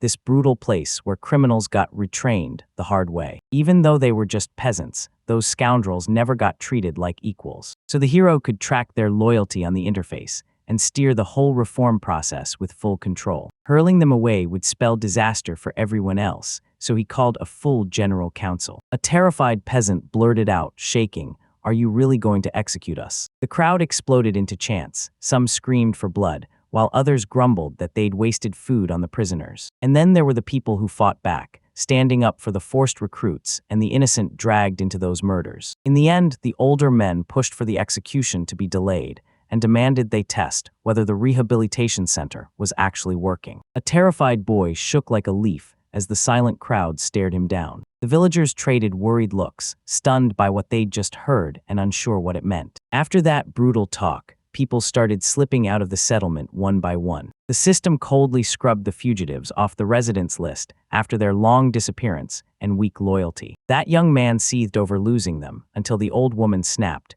"You think this was simple? You never even tried to accept the new rules yourself." She said the village finally feels different, like a strange, hard-earned calm has settled over everything. But one day, they'll start wiping those saved lives from their minds, and then the rebellion explodes. "Yeah, that's human nature," she purred with a predatory grin, then confessed she lives for ripping rebels like you apart. Her razor-sharp order to surge ahead with zero hesitation shattered every last doubt in an instant. "I've got it," the young man snapped his confidence up, lifting his gaze like he already knew what came next. He strode straight toward the prison cell, no hesitation, all purpose. Right then, the system blared out. The population finally crushed past 300, and the village leaped up to the 5th level. A thunderous roar ripped across the rooftops. This village had finally hit level 5. The rehab center loomed right in the heart of the village, and Luke nodded like he'd made up his mind. Time to put it through the real test. 5 thieves who looked painfully obedient were snapped into chains together, then shipped out as the first group for rehabilitation. They handed the whole operation to Grandma Nema, and she smiled like trouble was coming. Luke let out a heavy sigh, praying the captives were finally getting taken care of, then a soft sobbing tore through the silence. The brutal bandits wiped away bitter tears, smearing them across their faces like a grim confession. She burst into hearty laughter, yanking the captives along like it was nothing, while Luke wrestled with the urge to pity those pathetic complainers. But the system couldn't lie. Deep down, their loyalty still burned with defiant rebellion. The bandits shrieked in pure panic, swearing this tiny kid was a real monster, and Luke just nodded coldly, motioning his grandmother to drag them even farther back. Now the shattered gate had to be repaired. No delays, no excuses. A split-second flash, and the gates got reinforced, so nobody would be able to smash them down that easily next time. So what else did the 5th level drop on him? The boy flicked his finger through the air and boom, opened the system menu. This new customization skill let them reshape buildings however they wanted,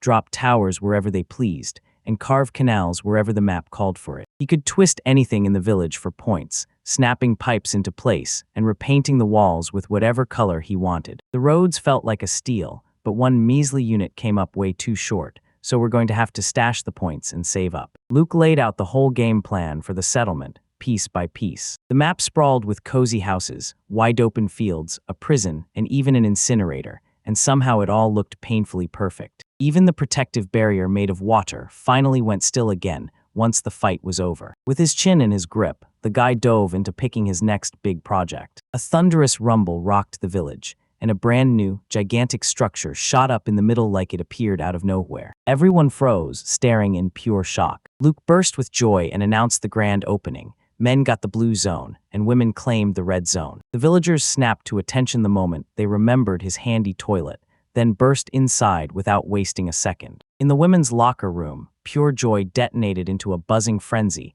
the second they stepped in. Milia flashed a warm smile and waved her hand, telling the little ones they could splash around with everyone too. The kids bolted for the bath, then a harsh shout cut them off instantly. "First thing, wash yourself." The women stared around in total awe, completely stunned that so much scorching hot water could appear out of nowhere. A solid pair of white, clean, sharp, and impossible to miss. Luck grinned, shoved his head through the doorway, and asked how the water was treating them. A burst of pure joy ripped through the silence, with one loud, unforgettable exclamation. A bunch of naked men were lounging in steamy hot water, while a hulking giant swaggered around like a king, paddling in hand. Luke clapped his hands with pure joy, cheering the new swimming pool, while behind him, the guys were already whipping up a loud splashy commotion in the water. The boy finally exhaled in relief. Now everyone could chill for real, since people had been too embarrassed to use his own bathroom. Suddenly, right behind that wall, women's screams erupted, vicious curses for the voyeurs, and dull thuds followed, so Luke jolted back like he'd been burned. Old Nema tore into the insolent with zero mercy, scolding them like they deserved it. He slipped away in silence, certain that everyone has their own way to unwind. A peaceful day drifted over the whole settlement, like nothing could ever go wrong. On the training field, blades collided with a thunderous snap. The blonde girl with pigtails came barreling toward Luke, so full of joy she nearly sent the chief tumbling off his feet. In the kitchen, maid Milia clutched a knife so tight her knuckles shone,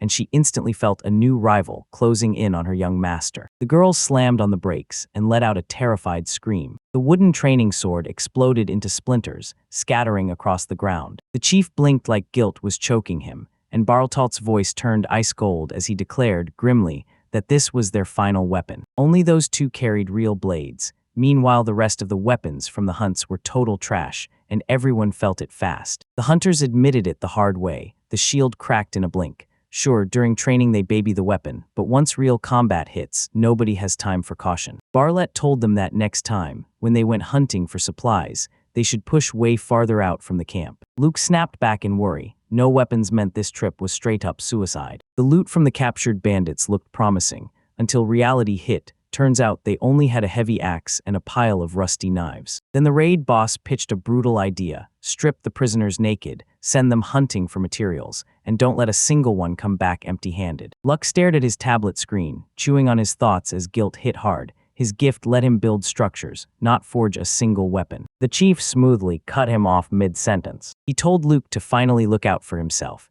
and promised him hunters wouldn't go making dumb, unnecessary moves in the forest. The boy stared at those men, emotions blazing in his eyes. Luke awkwardly flapped his hands and swore that, truthfully, he was completely and endlessly dependent on their protection. The brawl of laughter seized the boy by the shoulders and dared him to be selfish, just once. He jabbed at Luke's cramped hut and basically said, forget a fancy public bath for the whole world. He should have just expanded his own place. The way they gathered made it crystal clear. All three were crammed onto one bed, and the blonde with pigtails looked downright pleased with the whole setup. Then a bold voice suddenly snapped through the air, and every man spun around, shocked. Three other boys slid up on them with smug, sly grins. They shot each other a conspiratorial wink, and everyone instantly knew exactly where Luke's shared one-room living with the girls was headed, straight into some seriously spicy trouble. Even the blonde jumped into the laughs, teasing the flustered guy as a pervert, like he's only getting off on the fact they're so close. Unable to take the ridicule anymore, Luke snapped.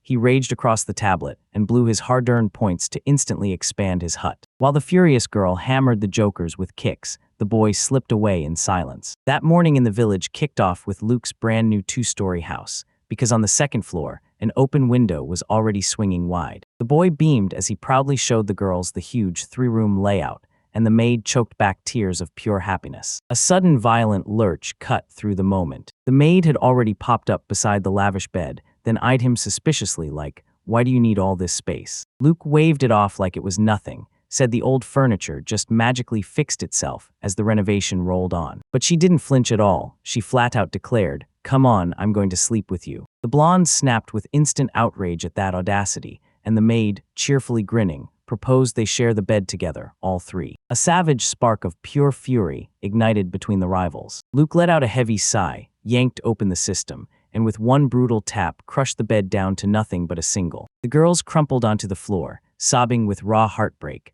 while the boy kept poking around at the menu like he was too curious to notice anything was wrong. The next target slammed into view, the massive external stone fence. Luke decided that for solid, no excuses defense, adding stairs on the inside would make everything way more convenient. The system docked the village 5 points, and the stone groaned as it inched upward. The boy sprinted up the brand new steps, grinning like the world was finally on his side. The moment hit and he blurted out a new plan, carve arrow slits so the archers could unleash death from cover. A tight rectangular gap in the massive wall suddenly tore open with a violent burst. Luke leaned back with a satisfied grin, staring out the window like he owned the whole moment. And right away my hopes crashed. Turns out the stone was way too thick. From an opening like that, you just need to drive in long spears to finish the job. Suddenly, Dongha's upside-down face popped out of the hole, staring straight at them. Zidoravan sprawled lazily on the very top of the wall, staring at the elder with wide-eyed curiosity. Dong leaned in and poked the eerie crack, and Luke snapped. Those openings help the village fight off intruders, but right now, we don't have the right weapon for it. As Dong's thoughts drifted back to childhood sandcastles, Luke's face tightened, because the real weak spot hit him hard. Their fence was a joke to climb. But the whole situation spiraled fast, no weapons at all, and from way back, only Selen could strike using ice magic. They were locked away in total isolation, so there was no way they could have grabbed supplies from the neighbors. The boy froze for one heartbeat. His eyes landed on a plain wooden house, and the customization system kicked back on. A massive chunk of that thick log ripped free from the cabin wall with a brutal rumble. The wood started to crumble fast, turning into razor-sharp streaks as it tore through the air. Luke smiled as he snagged the blank, already scheming how to turn it into a comfy handle. But when he stepped back, his creation came out jagged and rough, and the guy just stared at it, totally stunned. Luke stared at the wooden blank, shocked to find his customization skills flat out refused to work on anything detached from the base. Then he flipped his whole plan, carving the shape of a sword right from the start, before he even separated the material from its base. And it paid off. There it was, a real wooden blade clutched tight in his hands. The kid grinned and swung the weapon like he owned the place, buzzing because he could stamp out something like that for just a few points. Suddenly, wham, the blade swung out and split clean in half with a thunderous crack. Luke swallowed his grief and dropped his eyes to the pathetic fragment. That tree cracked too easily, so the boy stared at it, fuming, thinking, where am I supposed to find something that's actually strong? The answer burst out on its own, thundering from behind the bars as the captured bandits roared that they wanted out. Luke flinched at the screams, but the real shock hit him. Those massive iron bars wouldn't move an inch, no matter how hard they struck. That perfect weapon-grade raw material was sitting right in front of us, begging to be turned into power. While the robber jeered at the scared little kid, Luke stayed ice calm and quietly decided to bolt in a fresh grate first, so nobody could slip out through that hole. With a thunderous clatter, a brand new thick metal rod slammed into existence right before the stunned captive's eyes. The bandit jerked back, completely baffled. He had no clue where this thing even came from. He ignored the guy and started mentally mapping out exactly where to swing the blade. A cold sweat poured down the robber's face, like his fear was leaking out for everyone to see. He froze in terror as the tiny kid used some mysterious force to thin the rod of their cell right before his eyes. Bandits crowded into the walls as Luke, ice calm, picked the perfect blade shape. In a blink, he thrust the gleaming iron sword up high, and the captives just froze in stunned silence. Now we've only got one shot left. Test the material for the handle and make it work. Luke hummed a bright tune as he marched out to find the village blacksmith, only to find the bandits frozen there with their mouths hanging open. Later, Barlett and the blonde girl just stared, eyes wide, at that brand new blade, like their minds refused to accept what they were seeing. She couldn't wrap her head around how village reconstruction training could possibly lead to the forging of a weapon this deadly. Luke suddenly whipped the second sword through the air and hurled it straight at Barlett. The girl sprang out of nowhere and slammed her strike into his blade with raw, crushing force. A lightning-fast sparring session kicked off. A warm, satisfied smile spread across her face,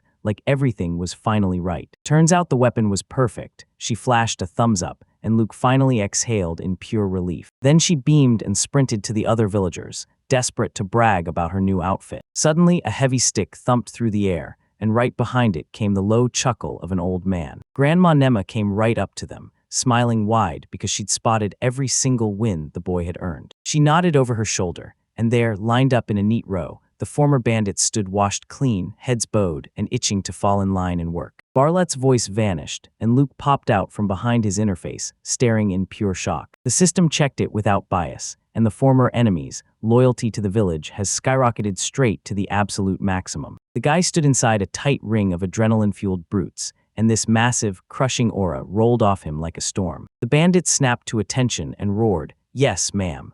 The instant Grandma Nema commanded them to follow their new boss. The little one was drenched in sweat as the old woman stayed stone calm, then calmly told him these thugs were about to meet their end at his command. The giants dropped to their knees on the spot, pleading for orders like their lives depended on it. The boy lined in, voice trembling, and asked her how she managed to turn them into this. She clicked her tongue in pure frustration. She couldn't even scare them for real, because the second they locked themselves in that isolation room, everyone turned instantly docile. Next time, send someone with real character, she snapped, and left the boss to deal with the servants' wild, over-the-top fanaticism. He had absolutely no clue what to do with them. Nervous eyes dart over his shoulder. He shoved them off to back Barlet, and the boy finally let out a breath like he'd been holding it forever. Meanwhile, Grandma Nema kept dragging thieves through her brutal rehabilitation routine. The hunters kept their eyes locked on the freed ones, while those former bandits danced around the clearing with pure joy, no dark plans in sight. The beast flashed a wicked grin through the bars,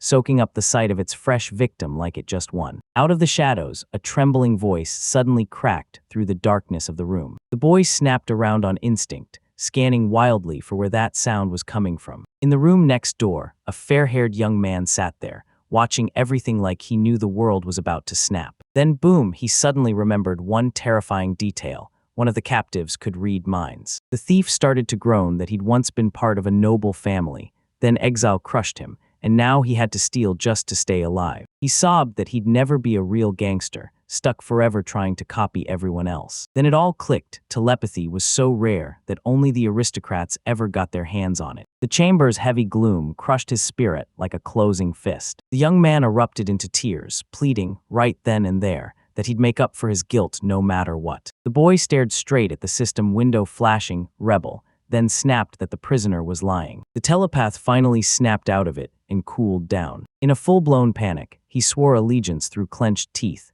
then tried to figure out how that tiny kid saw right through him. Terror of that mute grandmother locked the young man's mind tight, so he couldn't focus, yet he still clawed into the boss's thoughts, begging for one clue that could save him. I accidentally stumbled onto a nightmare of a scene, Milia the maid, lost in obsessive thoughts about that sweet young master, spinning like pure manic delirium. A feral scream ripped through the air like thunder. The prisoner jerked back in pure terror, howling as he blasted the perverse woman in the vision. Milia's real self was already lurking behind him, locking Nema in with a deadly stare as Nema fired off a sarcastic explanation of what his gift truly was. Panicking over his fatal mistake, the prisoner blurted that he was ready to be thrown straight into the punishment cell for immediate rehabilitation. With a cold, icy grin, Milia yanked him away and didn't even flinch at his cries, because she was way more terrifying than any criminal. Luke stared at Milia with intense focus and demanded to know what was racing through her mind just now. The maid jolted back, eyes snapping wide. Her fingers trembled, crumpling the apron fabric like it might explode. She muttered it was nothing, but the guest looked utterly stunned. Milia forced a shaky smile. She had every intention of cleaning the toilets, and her husband probably clocked it instantly. The hatch swung shut in eerie silence. Then Milia burst into the spotlight. Turns out the guest had zero clue about their miracle toilets, and that totally blew him away. Meanwhile, a tense crowd packed together near the village houses, eyes wide and hearts pounding. Luke sprinted into the crowd of villagers, and the moment he showed up, one of the men stepped forward and greeted him like he'd known him forever, the local elder. The boy shot a worried look and blurted, "Selen's hunters, didn't they come back yet?" The peasant snapped his eyes away, and with a grim nod, admitted the suspicion was real. Out in the dark forest at night, danger lurked everywhere, so this squad always came home, staring at those other fools with pure envy. "This is the curse of Almira," she screamed, pure panic spilling out of her voice. The men spun toward her, shock hitting them like a punch. Almirages are massive, horned rabbits, and hunters would usually haul in a whole bunch at once. Luke hoisted an impossible trophy in triumph, realizing these predators are so damn fast that regular people don't stand a chance. Severed eggs of almirage rested on his palms, cold and ominous. The villagers shot each other confused looks. Why on earth was she lugging those eggs around? And the girl stammered, "They're just way too huge." The girl snapped back. Last week the hunters hauled in the exact same prize, but these organs were wrong in a way she couldn't ignore. They thought the rabbit was dead, but she suddenly felt its stare nailed right onto her hands, clutching those genitals like evidence. The men stiffened as they listened, her slow footsteps creeping toward the carcass. And then, out of nowhere, the dead beast erupted with a bone-chilling shriek. The girl shrieked about resurrection, and the peasant calmly figured the predator had just snapped out of it, because that stench finally hit. She shrieked about the curse and hucked eggs straight at Luke. As they tore through the sky, the peasant couldn't stop thinking, what was the real reason behind the rabbit's attack? Luke was blasted by eerie light as the hunters tore apart the carcass. Now it reeks for miles with their pheromones. Just one whiff of this, and a pack of vicious rabbits would shred even seasoned fighters to pieces. The boy's body erupted into a cold sweat in an instant. He bolted to scream for help, but the tower guard cut him off, shaken to the bone. Luke snapped his body around. Even the peasant froze in terror. The ground shuddered as heavy footsteps slammed down, shaking the whole world. Luke's face drained of color as he whispered, "That's not a pack." And the man snapped back, "Too late, now the whole village is in danger." Out of the heavy fog, two towering smooth hills rose like they'd been summoned from nowhere. That blushing girl clenched the rabbit eggs tight, same shape, same fate, while the monster now towering over the settlement loomed like a living twin. Panic ripped through the village. People spotted a mysterious dark monster lurking in the shallow waters. Young Luke stepped forward without a second thought, bracing himself to take the blow and buy the others enough time to get away. The grown-ups decided it was time to unleash the former bandits on the monster. Finally, the perfect chance to see if they'd stay loyal when it mattered. Right when they least expected it, Selene just showed up behind them like it was nothing. The men just froze in shock, completely baffled. How in the world had she walked out alive after the monster's attack? The girl grinned so hard it lit up her whole face, while behind her and her partners, the slain orcs' bodies piled up like a warning. These predators could wipe out a whole village in a blink, so their nutrient-rich meat was treated like pure gold. A massive crowd surged around the two toppled giants, staring in awe while fear crawled up everyone's spine. Fear evaporated in seconds. Peasants were already drooling, begging to slam the trophy onto the table faster. The maids rushed in and tore into the carcass, grabbing terrifying cleavers and hauling in a massive saw. Luke swallowed hard, listening to the dull thuds, the crunches, and the wet squelches of flesh. The adults nearby jolted back, realizing these girls, cooking, could scare people just as badly as a blood-soaked war. Before long, every single villager swarmed around the festive table,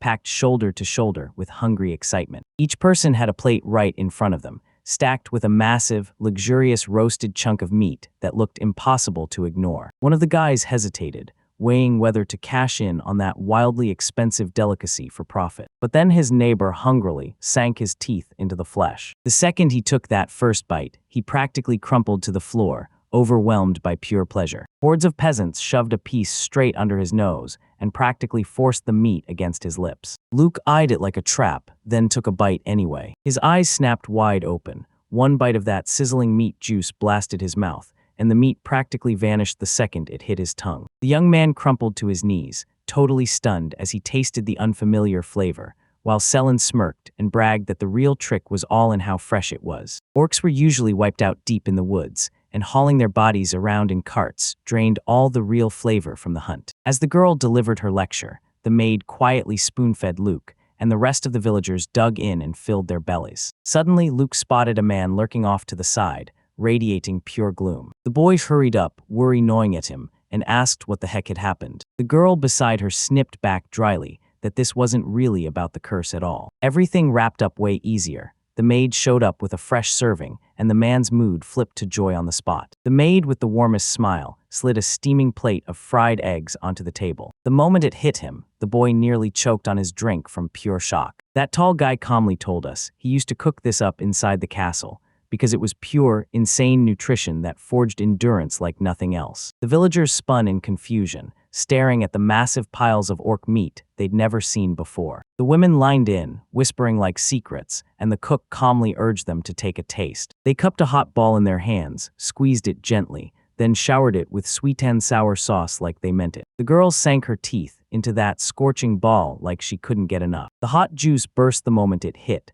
splashing across her face as it ran down her chin and into her fingers. She went stone still with a blank stare as the guy beside her cackled over the crisp crust and that gooey filling. In the cauldron beside him, that orc penis soup was already boiling like it wanted to scream. The girl grabbed a mouthful of soup, winced hard, and wrestled with a stubborn, chewy strand stuck on her tongue. How brutal and stinkin' this is. The man beside her cackled, grinning like he was loving every second of her misery. Turns out, the local women ate up that exotic vibe way more than the men ever dared to expect. 6 months have already roared by since the village was founded, and now the first icy cold weather hits, so everyone scrambles to gear up for winter. Right then, a shout tore through the air, calling the boy by name. Burlet stormed up to the peasants and dropped the bombshell. Good news, they're heading home just for a short while. The boy froze in shock, like the world just hit pause. Everyone rushed to calm the elder down. Only 5 were heading out, and they could barely stomach leaving their worried parents behind. Then the young man brightened up and suggested they just bring their relatives over.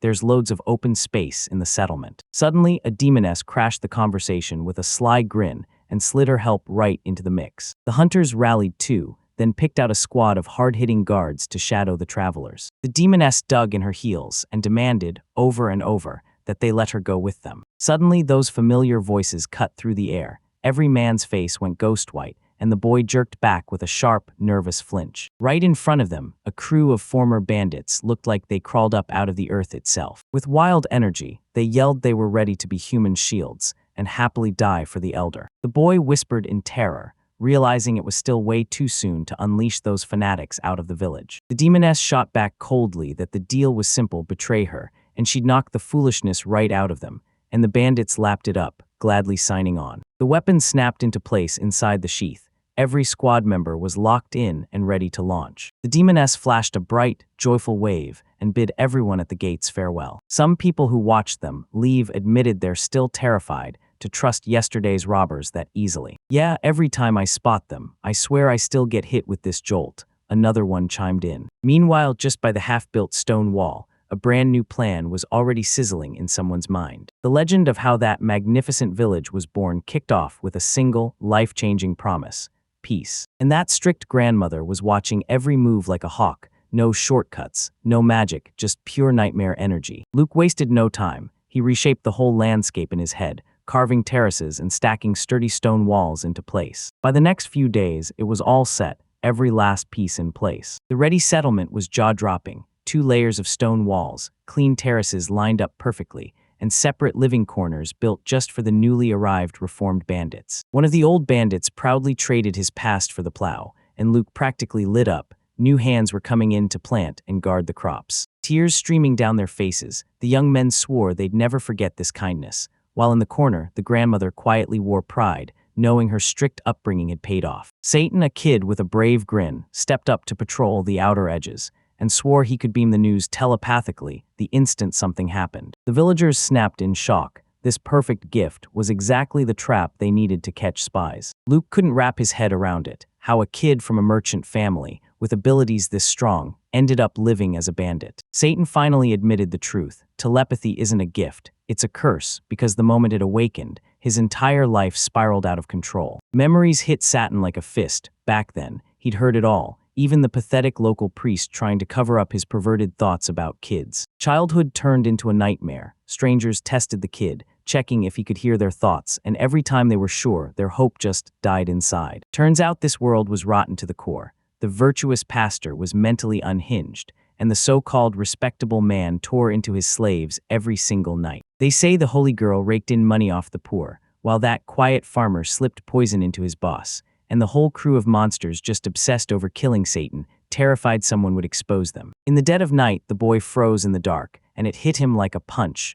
No one could be trusted, not even the people closest to him. The other people's suspicions never let him breathe, day or night. They kept his mind on edge. He snuck to the door and caught his parents talking about how his gift was starting to wreck their lives. Mother snapped that they wasted their time on him, while father braced for the day that this weird son would turn on them. Satan froze at the crack. His relatives had already decided in their hearts to get rid of him ASAP. Then he bolted and teamed up with a gang led by a terrifying, yet painfully slow, leader. Turned out those thieves weren't masterminds at all. Inside their heads wasn't some brilliant master plan, just dull white noise and non-stop thoughts of food. Hearing that, the stern peasants snapped at the boy and made it clear: no rough past ever gives you permission to hurt the innocent. Now Satan has to pay for his sins. Every single day, he grinds his way through hard work in the settlement. For the first time in ages, the boy's smile broke through, pure, warm, and blindingly bright. Right in the middle of that peaceful calm, the maid burst in with news that the scouts were back.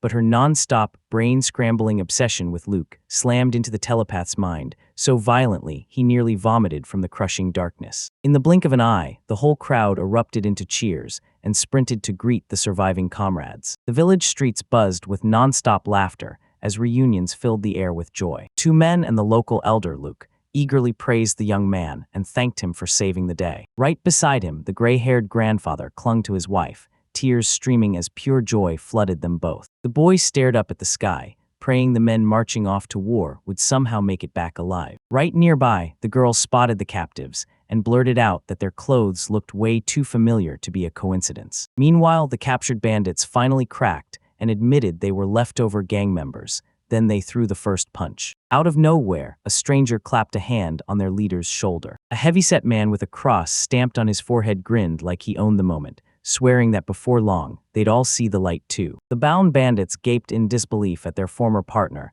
as he snapped into a preachy, righteous speech. While the captives were told they'd wake up fast, miles away, an entirely different nightmare was already unfolding. Two battered travelers slogged through a dead wasteland where even a single blade of grass refused to grow. The father yanked his stubborn son onward, pushing deeper into the wild in a desperate hunt for a settlement. Their hometown wouldn't have made it through winter alive. Those food stores were the difference between survival and extinction. The young man trudged down a road that seemed to stretch forever, but the old man barked at him to shut up and keep going. Rage boiled in the father's veins. Failing crops and brutal new war taxes crushed their lives, and they got forced out of their home. You were pushing them to let you come back, because they swore the banished 10-year-old heir of the Lord couldn't possibly build anything that would even last here. Still, the old man clung to his last shred of hope, track down tax-exempt land, and dodge hunger before it swallowed him. The boy just let out a bitter sigh, like it was stuck in his chest. He couldn't stop imagining how his life would have turned out,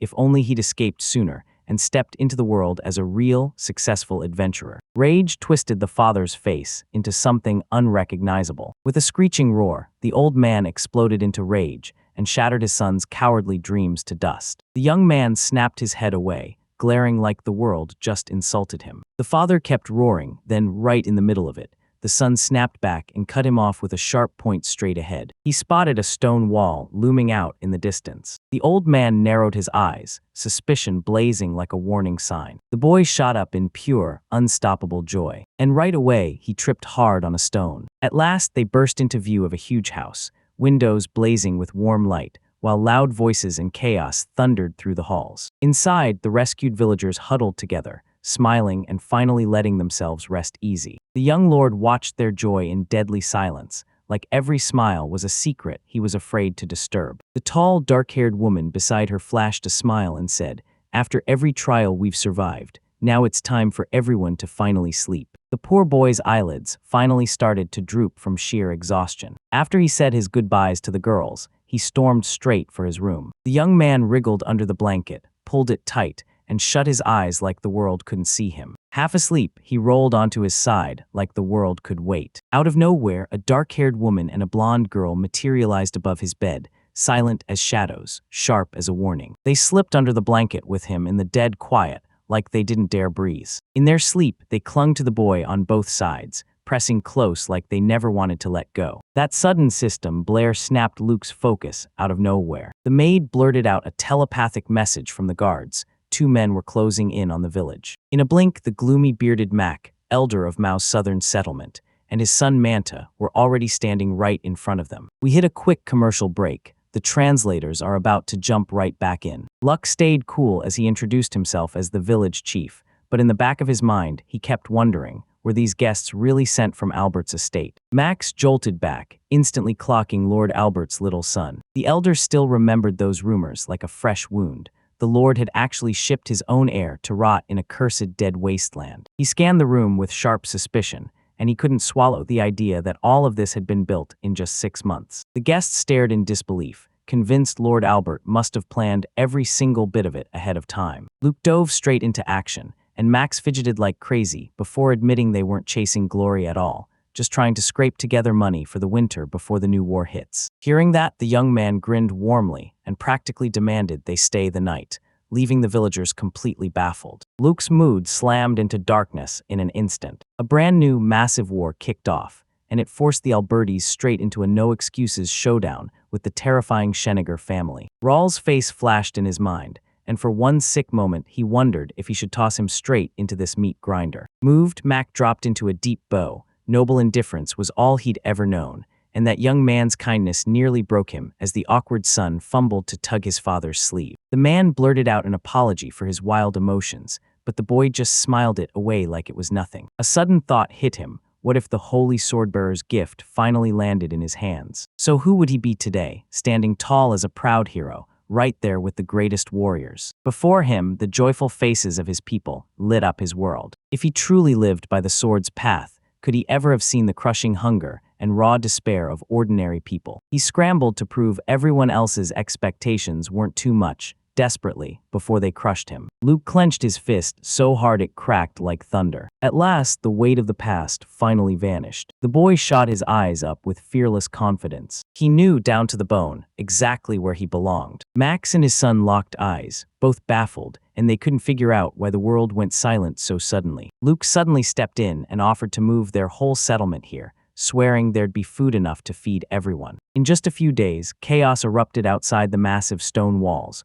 Refugees fleeing Mao stared in disbelief, like they couldn't process what they were seeing. Luke stepped out himself and drove straight into the crowd, gripping the bewildered Mac's hand and shaking it hard. The translator page snapped back onto the screen like a jump scare. The newcomers stared in stunned silence at those unbreakable walls and the lush green beds, completely baffled. How on earth could something this alive grow inside a dead wasteland? Manta blurted, all fired up, that every single rumor about the Lord's garbage gift was nothing but pure lies. Luke fumbled, stared at his feet, and finally admitted the truth. Yeah, nobody handed him the holy swordbearer. I scored the gift of village building, he blurted with pride, right as the local hunters came storming back through the gates, shouting like something exploded. Selene flashed a proud grin with her catch, as the hunters slammed down pile after pile of dead monsters like thunder on the ground. The villagers almost lost their voices. Right in front of them, 5 deadly almerages lay sprawled like corpses. A loud, flashy ad urging you to use website translators. Selin grinned and welcomed the Mao villagers to the feast,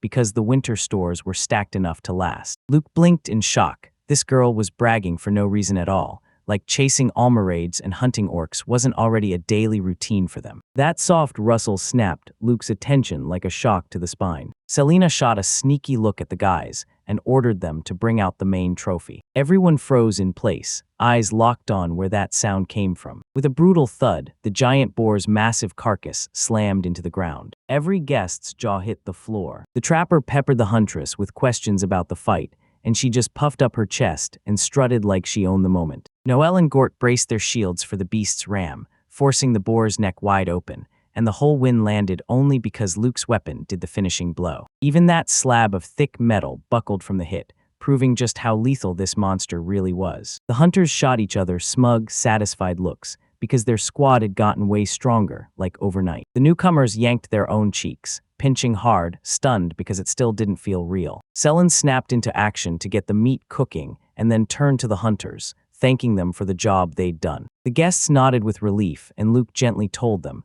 after that brutal trip from Mao, just sit tight and rest. You've earned it. The guests quietly begged for permission to pitch their tent right by the wall. Luke shot back fast, offering something way better for them, and he brushed past all their polite refusals like they were no match for him. The man yanked everything out fast, swearing he was only here for work, and that he and his own tent had everything handled. Luke lifted his hand, and a stone house slammed up out of the ground like it had been waiting there. The peasants' eyes nearly shot right out of their skull from sheer, inhuman shock. The men snapped into panic, totally lost on how the building even appeared, while Luke just coughed under his breath, quietly thrilled that they'd fallen for it. The boy calmly laid it out. This is his gift, ***, village construction, ***. Yeah, it's got limits, but those limits let him build a ton of useful stuff. The peasants trembled, because in their world, this skill was always treated like the most pointless vanity of all. Luke didn't sugarcoat it. This gift only works in this spot, but for him it was absolutely life-saving, and it had the guests shrieking as the mold broke. A system message exploded across my screen. The population had surged past 1,000, and the village shot up to level 6. The boy gulped hard, staring in shock at that unbelievable figure. The moment the system booted up, it instantly unlocked the territory capture skill and dumped a whole wave of fresh buildings on the map, from bustling shops to hardcore training grounds. Since then, 92 people from Mao crammed into their settlement, but the refugee tide never slowed, and the fresh faces stared around in stunned disbelief. Exhausted women and kids threw desperate pleas into the air, begging for help because the hunger was absolutely crushing. Of course, the boy shot back with total confidence, bright as sunshine and twice as loud. Two more men closed in on him, nerves shaking as they pleaded, "Can we stay here, just to earn a living?" The boy grinned again and promised, really, truly, that it wasn't a problem at all. Out of nowhere, a couple of cheeky troublemakers burst in, barking that they wanted to be fed, mockery and all, because they'd heard this place takes care of everyone. The young elder furrowed his brow and blinked, completely thrown off. Turns out the old bandits weren't lurking for targets anymore. They started patrolling the wastelands day after day, guarding travelers, and that was the spark that brought a flood of people in. As they scanned the area, one of the locals stopped and pointed out, with a proud, thoughtful tone, just how massively their settlement had grown. While talking with the maid and the elf, he finally confessed, "The war beyond the walls is heating up, and with how famous he's become, the village might be next." But the maid flashed a confident smile, leaning on her prophecy, while the elf still warned her to brace for the worst. The boy's mind raced. If even 10% of the people had magic, that would be a battlefield army bigger than anyone could handle. A restless, impatient clamor echoed through the local church. The crowd was holding its breath, and the boy finally nodded. Yeah, the gifted kids are in there. The inspection made it crystal clear. Around 100 residents, kids included, were packed with magic in their bones, plus serious talent for crafting and research. 24 of them had real combat skills, ready to wreck anyone in their way. Leaving out the kids and the elders, the village still had 19 hard-hitting fighters ready to throw down. The blade tore through the air with a flash so bright it felt like a lightning strike. Those two slackers cracked up, giddy and clueless, convinced that with a crew this talented,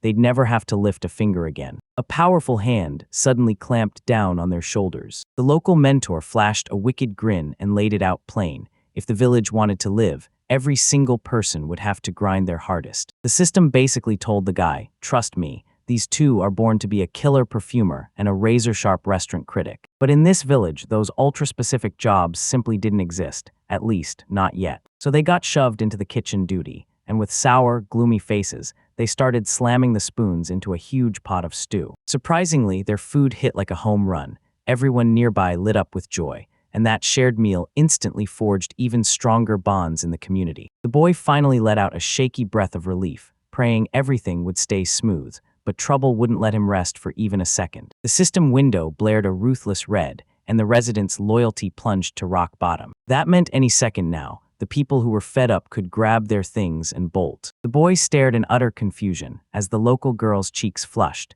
and she gazed at their stern mentor like he was the whole world. Suddenly, 3 more women tore past him like a wave of pure fury. A real massacre erupted. Screams tore through the air as they lunged at each other, desperate to figure out whose man it belonged to. Right then, the culprit's wife pushed through the crowd, baby in her arms, and barked a sharp command for everyone to calm down now. Everyone froze in pure disbelief when they learned the real truth. Turns out the person they were fighting over was married and had kids. Low loyalty crushed the settlement's morale and sparked a wave of chaotic, unpredictable problems, like the one you're seeing right now. The man snapped tense, yanking his own hand into a hard fist as he braced himself to dig through the wreckage. Yanking off the blanket, the old woman seized the terrified couple, red-handed with a creepy grin. Later, the boy clocked her exhaustion, and she confessed that sometimes all it takes to crack a problem is just lending an ear. He was relieved they could smother the trouble before it ever grew, but the old woman still grumbled about the nasty tension brewing between the neighbors. The boy crumpled onto the grass, spent and gasping, like every ounce of energy just finally gave out. A worried local resident leaned in and unloaded about how he had no time and too much stress, while in the back, someone was going all out in a brutal fight. A system window exploded across his vision, and the boy froze. Could he really build a whole apartment complex for just 300 points? Memories of his old life crashed into his mind, and suddenly, those towering high-rises felt like the everyday skyline. This place was packed with upgrades, 20 apartments, each with its own bathroom and toilet, so it completely blew ordinary barracks out of the water. Rumble, then bam, right in the heart of the square. A sleek 4-story building shot into existence in an instant. The territory has swallowed the entire wasteland, yet those stone walls are still standing, unchanged. The boy lit up as he realized he could finally build past the walls, totally oblivious to the exhausted old woman barely dragging along behind him. That heavy sigh hit the air, and the worried boy sprinted up to the old woman, but she just waved him off and admitted she was only a little embarrassed. Later, she fumed that the bandits' re-education was running perfectly. yet two captives still refused to crack. First up was their leader, Doriel. This burly, bald brute had zero loyalty to the village. The maid figured this huge guy had stared down death a bunch of times, so pain didn't even faze him. The old woman grinned like a hunter, and with a chilling little laugh, she said that getting challenged was pure fun for her. The boy stayed rigid and said nothing, like he was bracing for impact. Everyone in the company swept into the dungeon and came to a halt right before a pitch-black chamber. The prisoner slumped in silence behind the bars, frozen like his whole world had stopped. This was Bar, the very first captured robber, who came in with nothing but hostile intent. When the visitors finally showed up, he snapped a grin sharp, annoyed, and impossible to miss. Staring her straight in the face, Bar declared with fierce confidence that the old witch would never, ever break him. A sharp slap landed, then his head snapped back instantly. The robber crumpled to his knees from the hit, and the whole group stared, wondering if that weird sound actually came from him. He wiped his cheek, sneered, and declared that the old hag's punches couldn't scare him for a second. A sharp whistle tore through the air like it meant trouble. The old woman unleashed a brutal storm of punches on him. Then, right in the middle of that beating, the captive started to make eerie, unsettling groans. She snapped to a halt, teeth clenched tight as pure disgust flooded her. The reddened Bar panted with sheer, wild ecstasy. Turns out that Bandit wasn't just tough, he was a full-blown masochist. The maid and the boy just stood there, completely frozen, staring like they couldn't believe what they were seeing. The tiny captive in their grasp panted hard, clearly loving every second of it. A masochist doesn't just tolerate pain, they crave it, chasing pleasure through humiliation. The horned girl knit her brows. Those same old punishments won't do a thing in here. But when you turn that pain into fuel, it becomes a reward. She whipped around out of nowhere. Deaf blow. She let loose a ruthless kick, smashing the bald giant straight in the face. The girl snapped with authority, demanding he obey if he wanted that reward. Her skirt snapped and fluttered through the air like it was chasing the wind. A blissful grin burst across the captive's face. He blared in outrage that he'd never bow to the fake sadist, and his twisted bravado instantly sent the girl into full-on panic. Grandma snapped and slapped that little masochist hard. Old Dry made it clear, those people aren't submissive for a second, and if you don't understand their habits, you'd better put some serious distance between you and them. The girl grabbed her head like the chaos was frying her brain, and they slammed the re-education process to a halt. Later, she marched right up to the bald man's prison cell. From the shadows, those eyes blazed, and the second he spotted her, he knew it. The Ice Princess Badrati. She brushed off the question about what she'd left behind in this hole. The fox knit his brow and snapped that he'd never, ever trail a weaker one. She lifted her chin, eyes lighting up with curiosity. As another masochist got pummeled behind the wall, the girl shot him a skeptical look and asked if he was really pleading for freedom for good behavior. Zdorovan dipped his head, like he was bracing for what came next. Under the company's shocked stares, he snarled through gritted teeth, swearing he'd go after the very one who crushed him. He squinted, teeth bared, and screamed like the tension would tear him apart. The girl lined in, hanging on every word like it mattered more than air. Zdorovan promised he'd answer her first call, but behind the scenes, his partner's eerie moans kept crawling on. She pressed her stare through the bars and held it on him in total silence. The cage's cold iron bit into the air like a threat. A cloak snapped through the air in a sudden sharp turn. The company shoved off into the wasteland,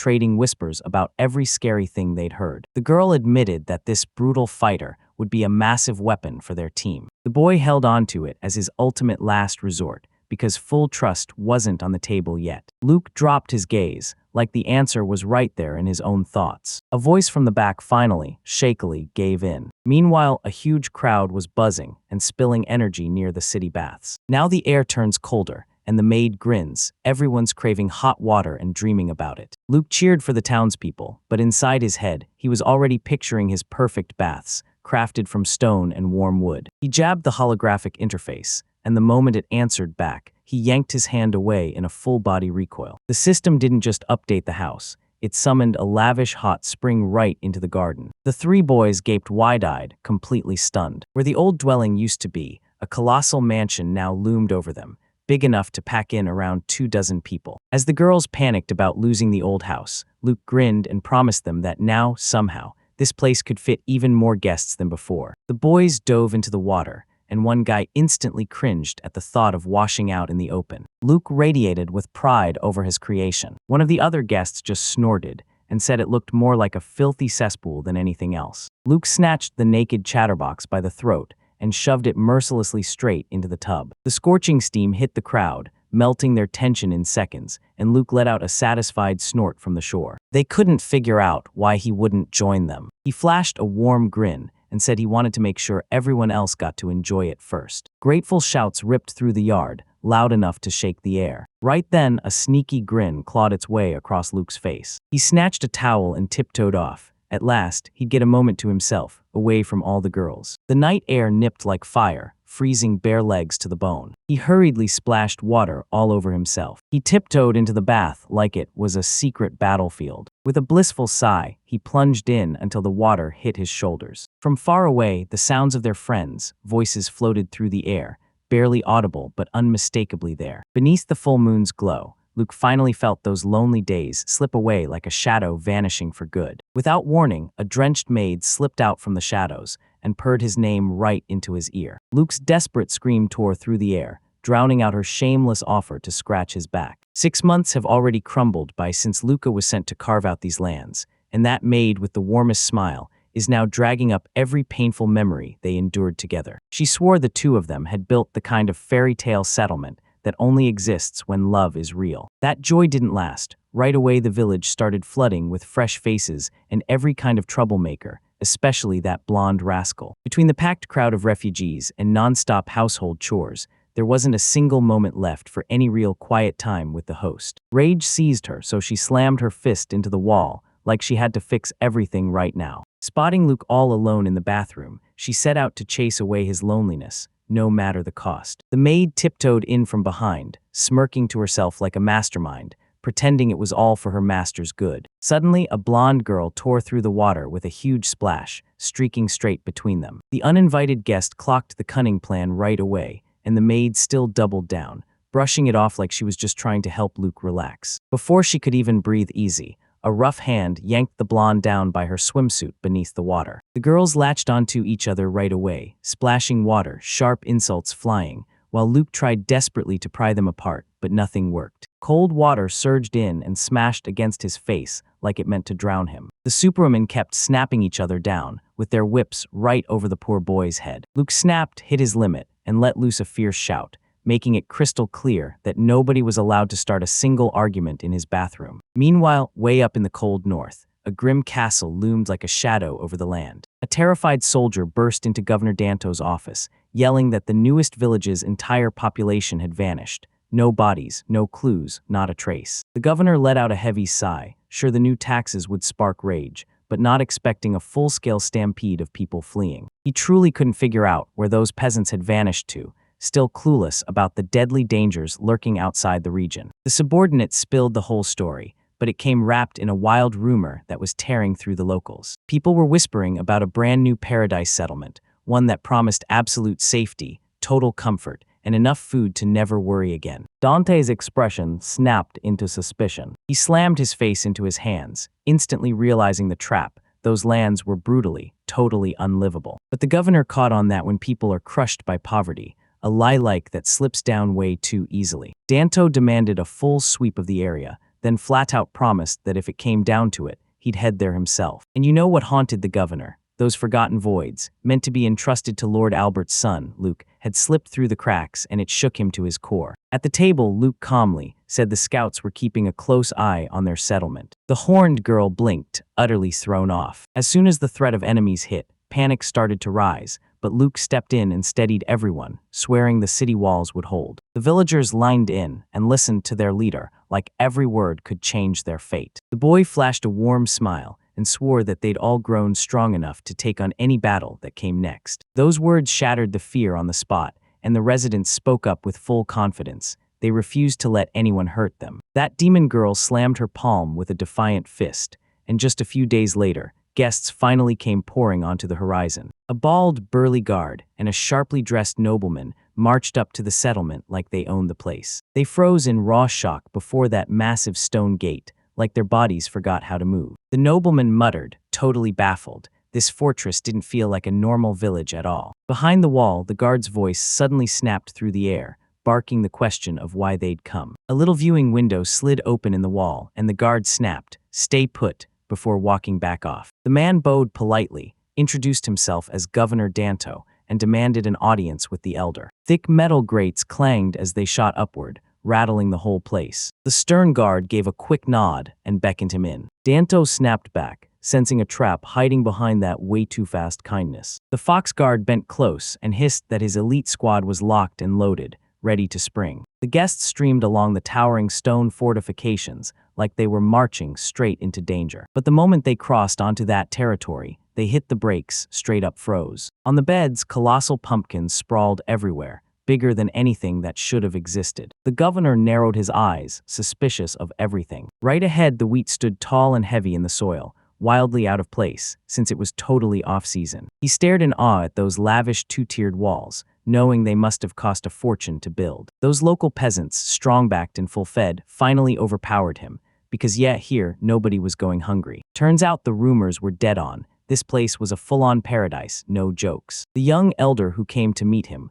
grabbed his attention and dragged him out of his spiraling thoughts. Danto locked eyes with the boy, staring like he was hunting for the truth. A sudden flash of that ancient meeting in the capital ripped through the governor's mind like lightning. No doubts left now. Right in front of him stood Luke Albert, and behind the kid, a gigantic monster loomed like a nightmare. The guard shrieked in pure terror, like his own voice had been stolen, just as the giant boar loomed, and Dante himself calmly bowed, overflowing with reverence. A wave of whispers exploded through the crowd. Everyone gawked, stunned by the massive, towering bones. Governor Danto broke into a freezing sweat when he heard the locals didn't just hunt the giant boar, they carved it up and ate it themselves. While everyone else was still processing it, the villagers of Lucca quietly reveled in their win, soaking up every stunned gasp from their guests. In front of a massive boar skull, the young Luke stared down the guest in total silence, the governor of the northern region. In the endless wilds of Alberts, a whole stack of governors came into the picture. After the wars were done, the conquered lands were handed to the family's most loyal vassals.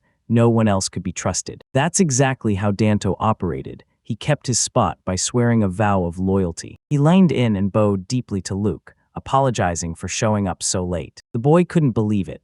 This guest was showing real respect for someone their own family had practically kicked to the curb. Luke studied the map again and realized their lands were right next to each other, so they'd keep running into the same people, again and again. He flashed the governor a warm smile and swept him into the festive banquet like it was time to celebrate. Behind them, brand new, rock-solid skyscrapers shot up into the sky like they owned the place. Danto stared at the giant building in shock, while Luke shrugged and said it was just a housing complex for peasants. The governor's jaw dropped at the streets, spotless as a mirror, with not a speck of dirt in sight. No amount of ordinary effort will cut it. Then he snaps his focus to the public bath. Danto thoughtfully stroked his chin, soaking in every word the locals spilled about how amazing their roomy baths were. In the end, he snapped and asked straight up how that young man had turned a barren wasteland into a thriving settlement so fast. The answer couldn't get any simpler. Luke used his gift to build villages. As the guests stared in stunned silence, the young man smirked and claimed he could snap up entire buildings on any piece of his land. Step forward. The boy admitted it. He didn't uncover those abilities until after his exile,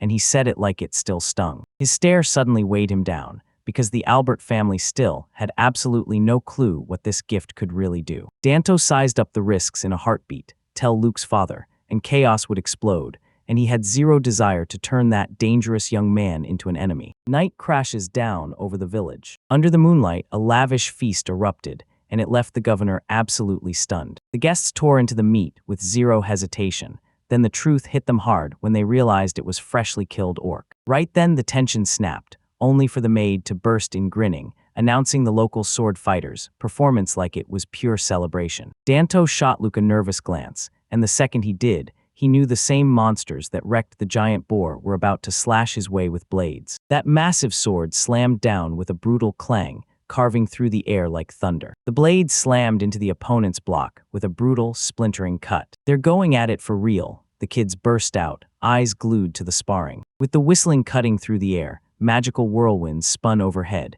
and every gifted villager stepped up to flaunt their talent for the guests. Luke shot a nervous glance to the side, because there was no way he was about to expose powers that would drag the church straight onto his doorstep. The guests just stood there, completely frozen, speechless, staring in stunned silence. Governor Danto's face drained of color, cold sweat erupted, and he finally clocked the horrifying truth. An honest-to-God's army of swordsmen and mages stood right in front of him. The wind laughed as it swept the clouds straight over the village, like it owned the sky. Luke marched the delegation straight to a towering stone building, promising to house all their security inside. Danto thanked him with perfect manners, but in his head horror screamed. He was 100% sure Luke had forged this whole house with his own magic. With no one else around in the living room, Danto dropped into the armchair beside his knight and practically demanded his take on everything he'd just witnessed. The knight's face drained of color, and he admitted that calling this place strange was the biggest understatement of his life. The warrior dropped his head,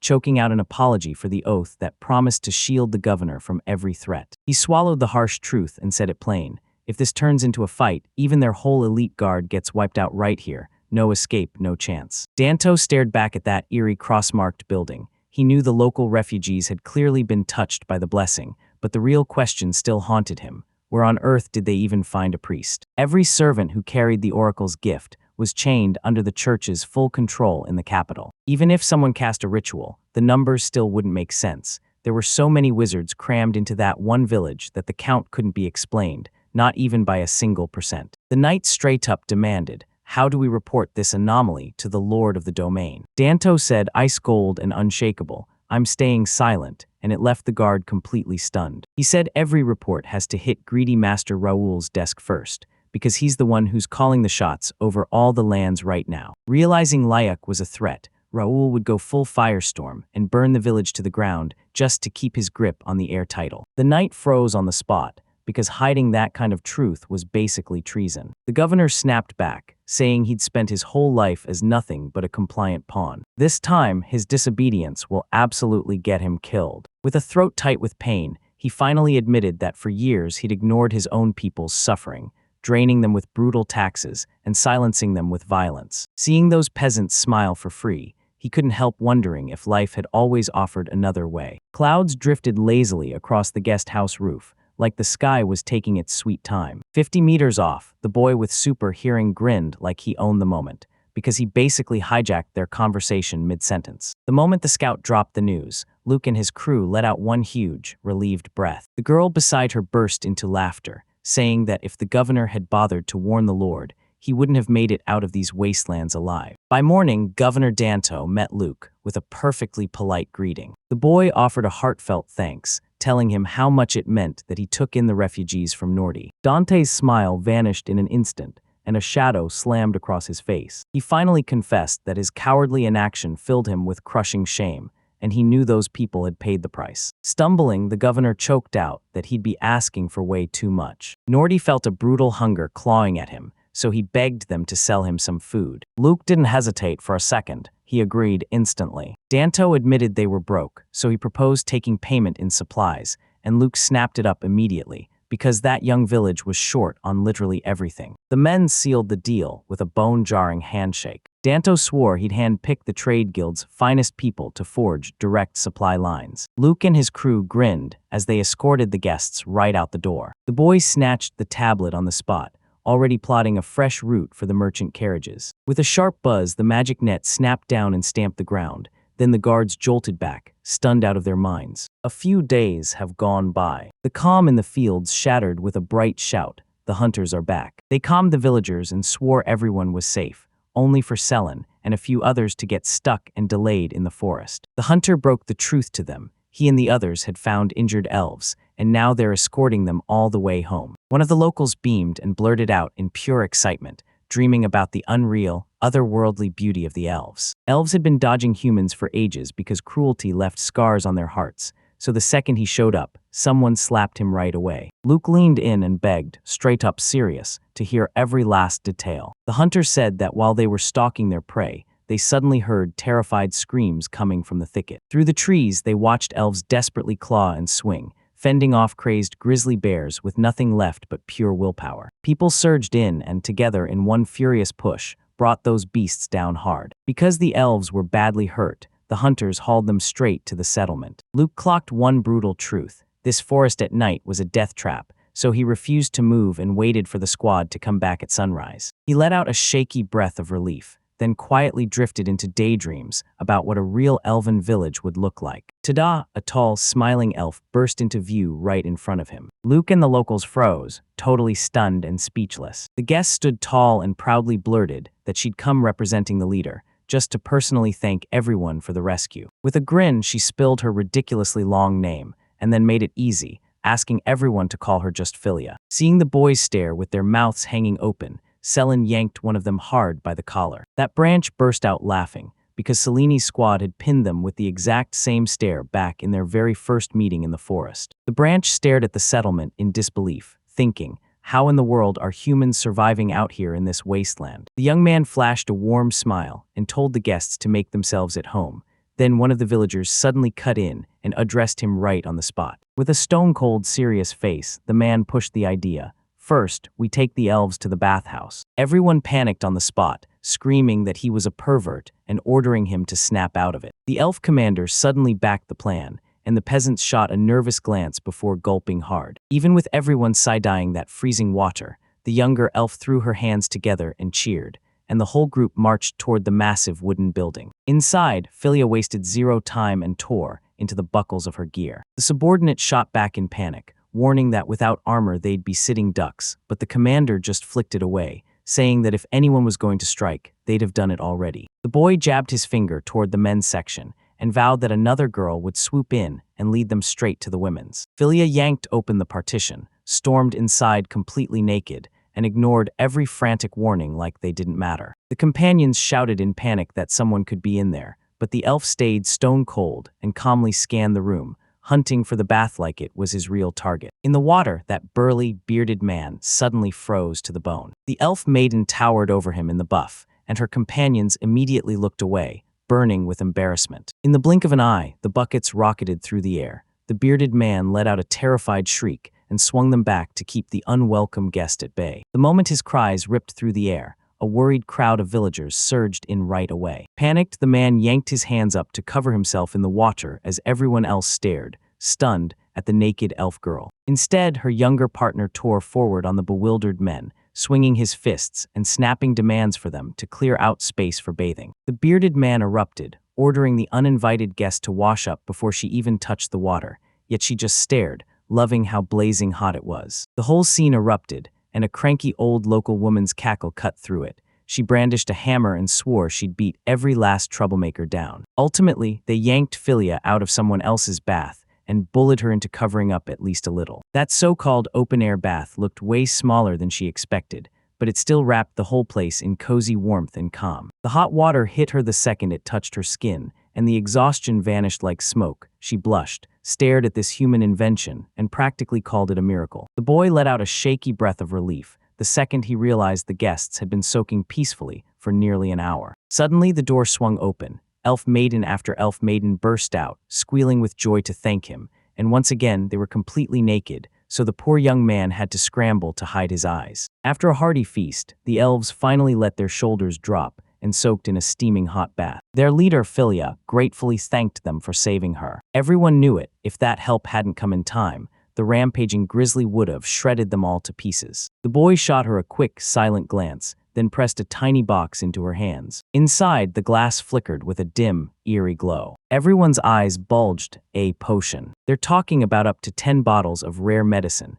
stuff you usually only see once in a lifetime. The branch bragged like it was a family crown. Its clan has guarded the recipe for these elixirs for generations. Her stare instantly turned heavy, because even magic can't resurrect the dead once they're gone. The young man stared at her, hanging on every word in silence. A crushing silence slammed into the room, so thick it felt like it'd wait. They sealed their bond with a bone-crushing handshake. On the table, that roasted meat was already steaming like it had a hot secret to spill. The hosts threw a lavish banquet to repay the elves for welcoming them so warmly in the forest. The whole hall erupted with laughter and shouted, unstoppable chatter. The branch let out a soft, mischievous smile. Suddenly, she jumped to her feet and blurted out, "Where's the restroom?" For a heartbeat, the elf girl stared at the snow-white toilet, utterly baffled. No broken floor traps here, just a weird porcelain bowl sitting there like it didn't belong. Thinking it was only a tank of water, she leaned in even closer. That uniform dug into her like It was trying to torture her from the inside. In the end, she fumbled and awkwardly straddled the toilet backward,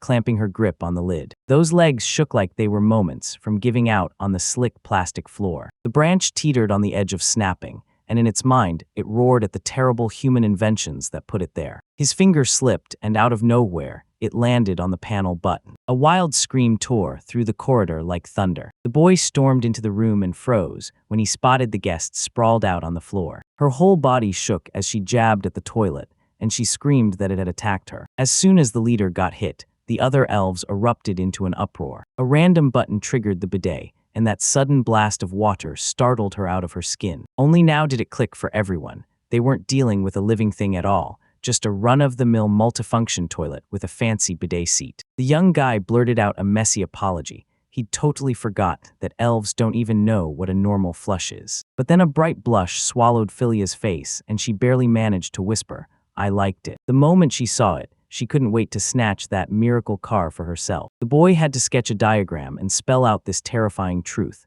If his magic vanished, the plumbing would harden into dead stone. The branch sagged with a sad groan, and the young man quietly let out a mental sigh of relief. Morning burst through the sky, and the whole world was suddenly awake. The guests crowded the yard, buzzing with energy as they prepared to leave. The villagers beamed as they handed them off, shouting heartfelt goodbyes before they vanished down the road. The young man spun around and demanded to know where the commander had disappeared to. The truth slammed down like thunder. She bolted back to the restroom again. The boy stiffened like he'd just heard a threat in the dark. She sat there way too still. Was someone slipping poison into yesterday's meat? He bolted straight to the second floor, barreling forward like his life depended on it. The corridor stood totally empty, like the whole world had gone quiet. The boy yanked the door open in a sudden burst. He blurted her name in pure terror, like the world had just gone wrong. The branch was perched on the toilet, face blazing red, screaming that it was about to crank up to the maximum level. The young man quietly shut the door behind him, and just like that, she was left alone with those horrifying screams. From behind the wall, her breathless excitement spilled out, calling out fresh attacks like they were about to hit any second. The boy broke into a sweat as he listened to the elf go toe-to-toe with the relentless rush of water. At last the guests finally scattered, and Philia, sparkling like a star, waved goodbye with pure, unfiltered energy. The second they vanished over the horizon, the governor's caravan came rolling into the village. Merchants rolled in with seeds, bolts of fabric and fragrant spices, trading them for whatever the locals had on hand. But the real treasure hit even harder: live livestock, breathing and ready to be won. Because the vegetables were so insanely delicious, the villagers handed over prized chickens, sheep, and even a cow, every last one female. The young man snapped his skill on the spot, and Bam built a huge, roomy barn in an instant. Nello, a local girl bursting with excitement, jumped at the chance to take care of the animals. The moment the system scanned her, it flashed her perfect stats for animal husbandry specialist work. She clenched her fist like she meant it, ready to go all the way. The kids erupted in joy. Now they'd get fresh milk and eggs every single day. Suddenly, the cow snapped its head to them and fixed them with a gloomy, deadly stare. Turns out that poor animal had just been ripped away from what it loved, pulled through a brutal separation it couldn't escape. Deep in the forest, heavy footsteps pounded through the trees, and branches snapped one after another. A terrified elf tore through the forest, sprinting for her life as a giant orc towered behind her, closing in fast. She sprinted on pure survival, burning through her last ounce of strength. Meanwhile, in Luca village, life was exploding with energy because the traders had just rolled in with brand new resources. Among the fresh stone buildings, a joyful buzz crackled through the air. The residents dug into fresh pancakes, washed them down with milk, and piled on eggs like it was the best day ever. Women leaned in, fingers itching to touch the fabrics, already imagining the real dresses they'd stitch together. Luke's smile lit up his face. Just yesterday, they were ripping old sheets and turning them into clothes. The whole settlement buzzed like a festival,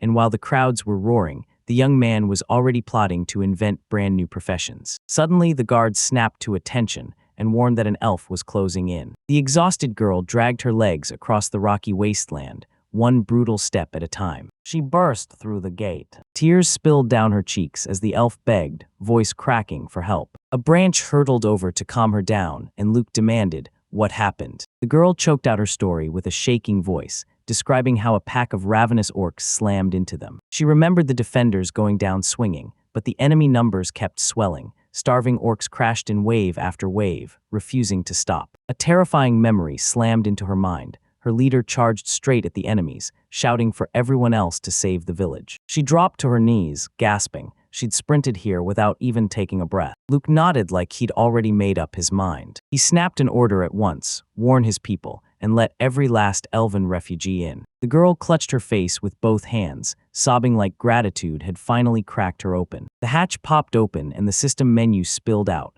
Leveling up was meant to stretch its territory wider. A desperate plea rolled in asking to let elves into the village, but the boy couldn't shake one fear. Had they actually made it all the way to his lands? No escape, this was the only door left, and it slammed shut behind them. A sharp system signal ripped through the silence, and the orchestra started hunting its prey. A rampaging monster lunged in the forest and swung down on a helpless elf. Right before the blast hit, a stone wall Luke had built shot up from the ground like it was alive. Phileas swoops in to help, blasts the monsters back, and barks orders for everyone to fall back to the village. Luke warned that their settlement might be next, and now they're gearing up to throw down. Suddenly, a chilling scream tore through the air from the brand new watchtower. The guard froze, eyes wide with pure horror, staring straight into the distance. A thick cloud of dust erupted on the horizon as at least 30 brutal orcs surged forward. The branch clutched the weapon tighter and tightened its stance, ready to fight back and hold the defense. But Luke suddenly lined in and asked her for a favor. He demanded she act as bait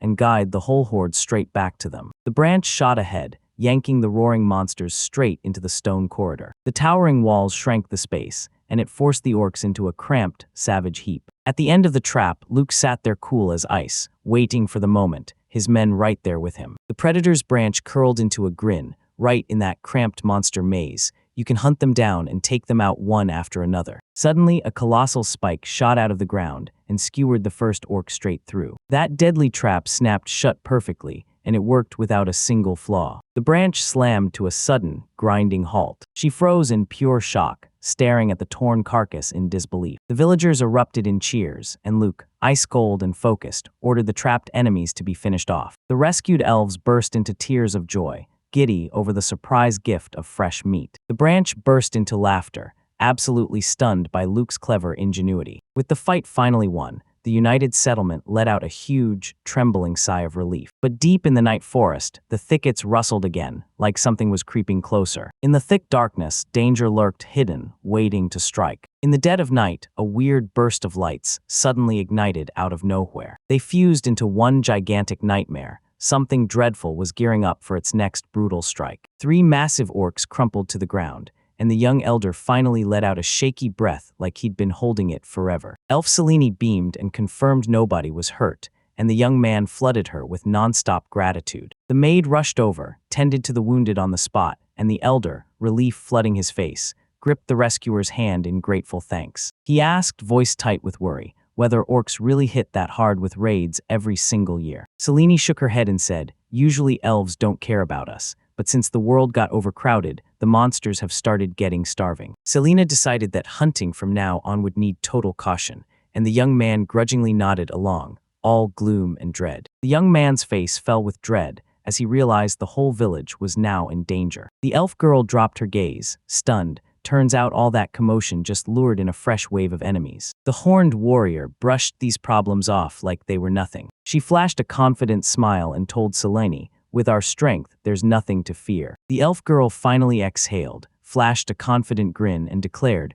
"With support like this, we'll wipe out even the orc king." The deafening roar ripped through the air like thunder. All 3 shook with pure terror, fighting to keep their feet under them. With a deafening crash, a massive carcass slammed out of the forest, smashing straight through the trees as it fell. The hero's eyes blew wide with pure shock. That massive tusked snout panted with pure fury. It was none other than the king of orcs himself. The girls went into full panic, begging for forgiveness for the curse they'd thrown, while the young man roared at them to regroup right now. The monster let out a thunderous roar, and the little orcs got knocked flying like they were nothing. The foreman frantically smashed the interface keys, snapping up a protective wall to guard everything. With one brutal headbutt, the stone wall exploded into scattered rubble. The young man's face drained of color, yet that monster barreled forward like nothing could stop it. He bolted toward the panel, then realized he'd blown almost all his points on the last barrier. The Orc King raged through everything in his way, and by then, there was no saving a single resource. The system coldly slammed a verdict into the feed.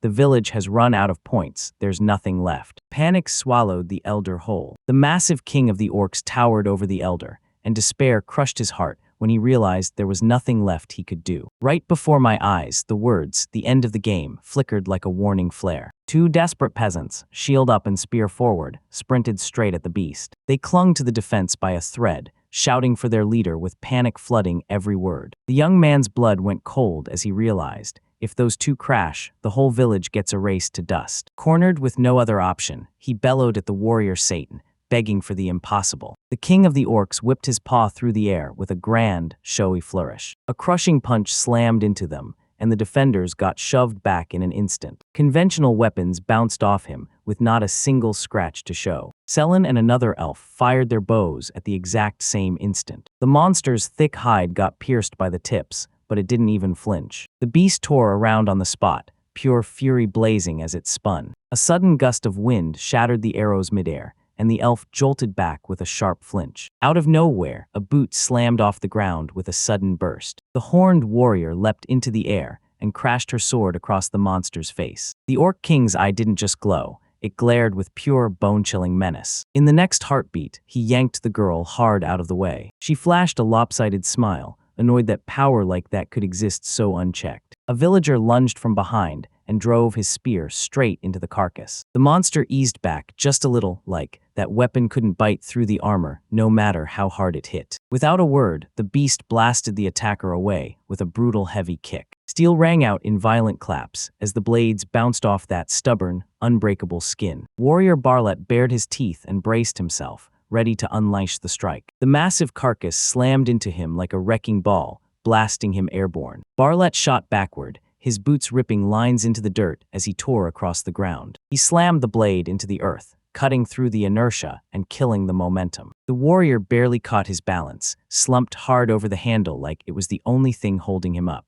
His comrades bolted to his side, screaming for him as they closed in. But the furious boss snapped a wave of his hand and swept them aside like they were nothing but dolls. One of the fighters got slammed hard into the stone, like the world just collided with them. Selina's heart sank as she realized this ride was steering them straight into a dead end. Exhausted warriors knew that if they kept fighting, death would just stack up, over and over. Barlet desperately clawed for any escape out of that nightmare. Suddenly, the horned girl snapped in shock. "Why are all of you so damn weak?" That familiar voice cut through the chaos and grabbed the princess's attention, telling her to stop firing those bright attacks, because they'd only baffle the enemy, and she needed to buy the weary a moment to slip away. The voice calmly admitted it had zero clue how to use shields. The villagers went ice-cold with terror, realizing there was literally no other way out. From behind the tough, bald warrior, an old woman with a cane stepped out, raised her calm voice, and flatly told them they couldn't manage without her help.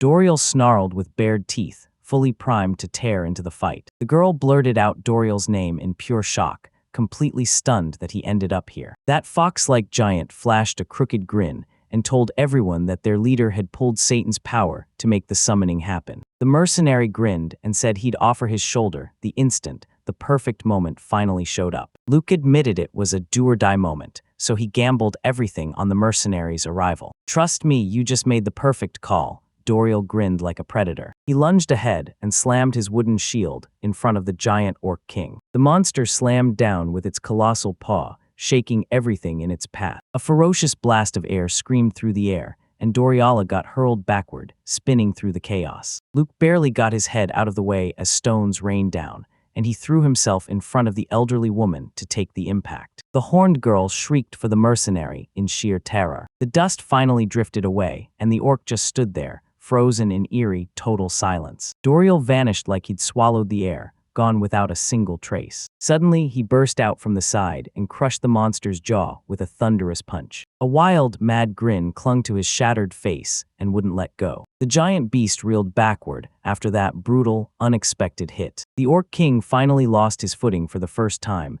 and the fighters snapped to attention, because this was it, their one shot. Two men stormed into the chaos, clashing forward with wooden shields. Luke snapped into alertness. A lifeless clang ripped through the air. The men barreled into the monster at full speed, smashing into its bulk and pinning it in place. The short-haired warrior snapped into action, caught the spear mid-swing and slammed it with a brutal strike from the side. A crack-splintered blade slammed through the thick skin like it owned the pain. The monster screamed in agony, and Luke clenched his teeth, silently begging everyone to hang on a little longer. Another peasant lunged forward with his sword and carved a brutal, deep wound into the beast's body. The horned girl swooped down and smashed them with a devastating hit from the sky. The exhausted orc king wheezed and gulped for air, battered by relentless attacks that never gave him a moment to breathe. Finally, Luke's eyes lit up like fireflies. The moment he got that system prompt about daily bonus points, he barked an order for everyone to back up right now. The warrior yanked himself back, and bam, an entire stone wall erupted in front of the monster,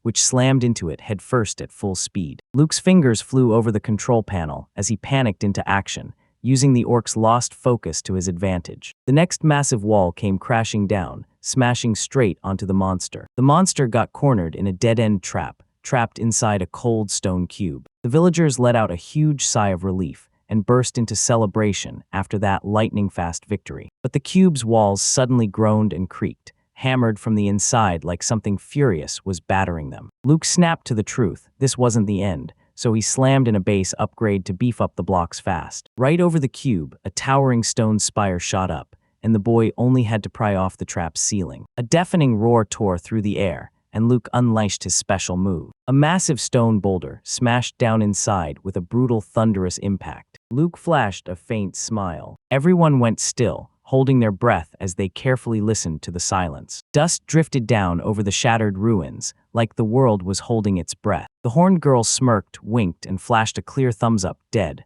The enemy is dead. The moment they won, the crowd exploded with victory cries that shook the whole arena. Joy exploded everywhere as everyone cheered at the top of their lungs and wrapped each other in tight, happy hugs. The elf girl let out a tired sigh, but her warm smile never slipped. Doriel flashed a bitter grin, shocked that it ended so fast. He mocked the leader, saying he expected nothing special, and Luke stayed cool as he thanked him for the help. The boy shut his eyes, already picturing the merciless mercenaries' deadly future. Right then, someone tiptoed up and whispered, "Are you really the leader of this place?" In the middle of summer, that elf practically strutted into the spotlight and crowned himself Leoninus Mel Lebal Randolinus El Cibolo, the boss of the elven village. The stern summer elf stared you down and announced himself, Leoninus Mel Lebal Randolinus El Cibola. The hatch even blinked back at them. "What a ridiculously long name. Why is it so huge?" the boy blurted in his own head. Suddenly, every elf led by their chief dropped to their knees in front of him, smashing their faces into the dirt like they were worshipping him. The old man blurted out in terror that a deadly blunder had trapped them in danger, and now there was nothing left to do but beg for help. Luke frantically waved them off, begging, "Don't worry, this could happen to anyone any day." While the leader demanded atonement, the boy shot nervous glances at his villagers. Then his face lit up, he pumped his fist and blurted, "All right, everyone, barbecue time." The elf froze for a heartbeat, and then boom, someone in the crowd burst out with pure, unstoppable joy and shouted. The old man erupted into wild, heart-thumping laughter. His daughter flashed a gentle smile and told her father, "Master Luke is honestly the most generous person I've ever met." The chief solemnly took the village's kindness to heart and declared, "From here on out, we'll be good neighbors." He offered the maid a respectful deal. At least, let her step in and help with the cooking. Then out of nowhere, she blushed hard and snapped her face away. Soon, the elves were soaking in the hot spring, grinning like they couldn't believe this was real after everything they'd survived. The chief wrestled with whether he should accept all this lavish hospitality, while the locals practically shoved them straight into the water. The soaked guests stumbled out of the bath, then stopped dead in their tracks. Right in front of them, a colossal mountain of roasted meat loomed, sizzling and dripping with hot, juicy goodness. Luke's joyful laughter shattered the night as a massive banquet kicked off, elves and humans clinking drinks and going wild together. Even the prisoners locked in their cells still got a mouth-watering dinner. The smug leader finally nodded and admitted it. Every rumor about how comfortable this village really was, turns out they were dead on. His daughter stormed up to him. Right then, an elven scout slipped into the hall like a shadow and whispered straight to his commander. She said their native settlement got wiped out in total catastrophe. The elf warned them all, once the survivors get out, they've got to start rebuilding right away before winter crushes everything. Hearing that, Luke casually told them to stay right here until the repairs wrapped up and the guests were blown away. The chief snapped again, asking if he was truly serious, and the boy just smiled and reminded him that his settlement was already packed with migrants. The old man snapped the offer with gratitude, but the moment he did, a cold thought hit him hard. This kind of kindness was going to demand desperate moves from him. He slipped quietly into the spotless, modern toilet like he didn't want to wake the whole world. He shot him a look with wide, shaking eyes, completely stunned. Like, how in this tiny village did something this incredible even show up? Even with the warm invitation hanging in the air, the elf dug in and insisted on heading back with the advance team to help rebuild. The maids begged her to rest a little longer, but she snapped back, refusing to delay a single minute because monsters could strike her the moment she hit the road. Then Luke pitched an underground tunnel straight to their house, and once again the elves' brains just shattered, because for them that meant years of brutal grind. And just like that, all three of them were standing right at the exit of the finished dungeon. The guests froze in shock, then bolted up the stairs, because the familiar landscapes ahead just screamed, "You've seen this before." Luke told them he only managed to reach the outskirts because his control zone was brutally limited. The system flat out told him to grab foreign territory by force. The boy remembered learning this skill for every 1,000 residents, but he never once pictured himself actually using it. Ignoring the system's brutal warnings, he demanded permission to link the tunnel straight to it, and the elves instantly said yes. A wild wind tore through the treetops, roaring like it had a secret to share. Right where the settlement should have been, jagged, solid ruins towered in front of them. Luke slumped beside the shattered stone wall, realizing the world had taken his chance to protect anyone. The boy burst out laughing, swearing he could fix everything in a snap. Then his voice died out of nowhere. The elf shot a quick, quiet glance at a fellow warrior and silently traded signals. He slammed his eyes shut tight. The girl stood her ground and insisted they rebuild their house all by themselves. Luke stopped dead in shock. She softly told him they were leaning on his magic way too hard already, and the boy grinned like he finally got it. He shut down the systems, build a wall right now idea, because it hit him in that moment. He'd totally forgotten everyone else wanted to create something themselves. Staring up at those giant buildings, Luke couldn't help but wonder, did his own subordinates feel the same awe? The startled elves shot relieved glances at each other, secretly thrilled they could stay in Luca's cozy village for a little while longer. Meanwhile, back in her village, Milia, the maid, whipped up a massive crowd right in front of her. With fire in her eyes, she declared that Luke was the god's chosen savior. The crowd was buzzing like a live wire, and Milia, wearing that predatory grin, swore that at any moment everyone would finally see the master's true power. Her face cracked into a fanatical grin as she screamed for everyone to give their bodies and souls to the master. The crowd blew up in a wild, ecstatic roar that shook the whole place. The village had been transformed into one giant fortress, and every single resident had become a blind fanatic, chanting Master Luke's name like a gospel. Murmurs rippled through the crowd as they huddled before the towering, high wrought-iron gates of Marquis Albert's estate. "Ready to go, Mr. Rawl," the servant demanded. The boy shrugged and said, like it was nothing, that he could kick things off any time he wanted. A cart rolled into the arena, packed to the brim with grim, gloomy men locked inside a cage. Raoul strode into the heart of the sand, alone, with nothing but the dunes and the silence staring back. His gaze slashed through the air, cold, sharp, and impossible to ignore. The prisoners gasped in shock, refusing to believe they'd have to take on a kid, while the guard barked orders for them to snatch their weapons. The mustached criminal flashed a grin and pushed for the truth. Would they really chop down his sentence for murdering that child? The prisoners charged ahead with unstoppable confidence, like they owned the next step. Vucin hurled his sword up over the boy with a feral scream that tore through the air. Everything went still, like the whole world got trapped behind those towering arena walls. The audience's voices vanished, like someone snuffed out their gift of speech. One of the men trapped behind those bars went deathly white, drenched in cold sweat. Two figures stood on the balcony in silence, staring down at the slaughter unfolding below. In the half-dark, a predator's grin suddenly flashed like a warning. Raoul stood there, surrounded by mangled corpses,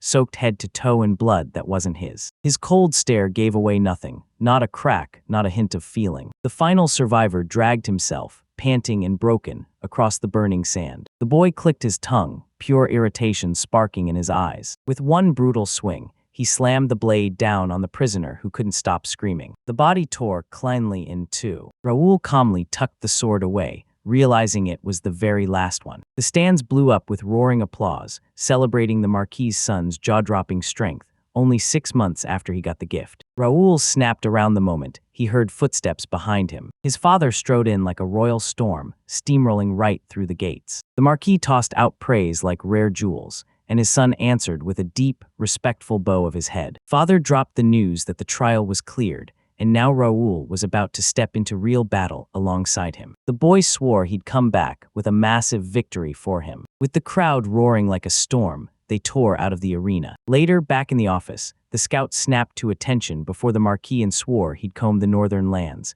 but there wasn't a single settlement to be found. Slumped in his chair, Raoul spat with contempt, saying no village would ever grow a future in a dead wasteland like this. Raoul secretly smirked. Turns out that loser's weird little gift was totally useless. He burst into laughter and tossed the whole thing aside, because there was no way they'd ever meet again. All at once, the father snapped coldly back to Lady Seleni's memory. The scout snapped back in pure nervous fear. He admitted it plain and simple. Bajrat's counts are still keeping her hidden, and she's flat out refusing this marriage. Raoul watched it slip past him, then waited only until winter finally ended. This was set to be the biggest battle anyone had ever seen. The father swore that if they won, he'd snatch fresh territory, and Raoul would walk right into the Albertes lands. The boy stared down at the sprawling city below, and deep down he knew, soon it was going to be his. The Marquis let out a laugh that sounded downright ominous, like trouble was already on the move. His booming laughter ripped through the room, bouncing off every wall. Far to the north, out where the cold bites hardest, the story carried on. The boy's sneeze tore through the room,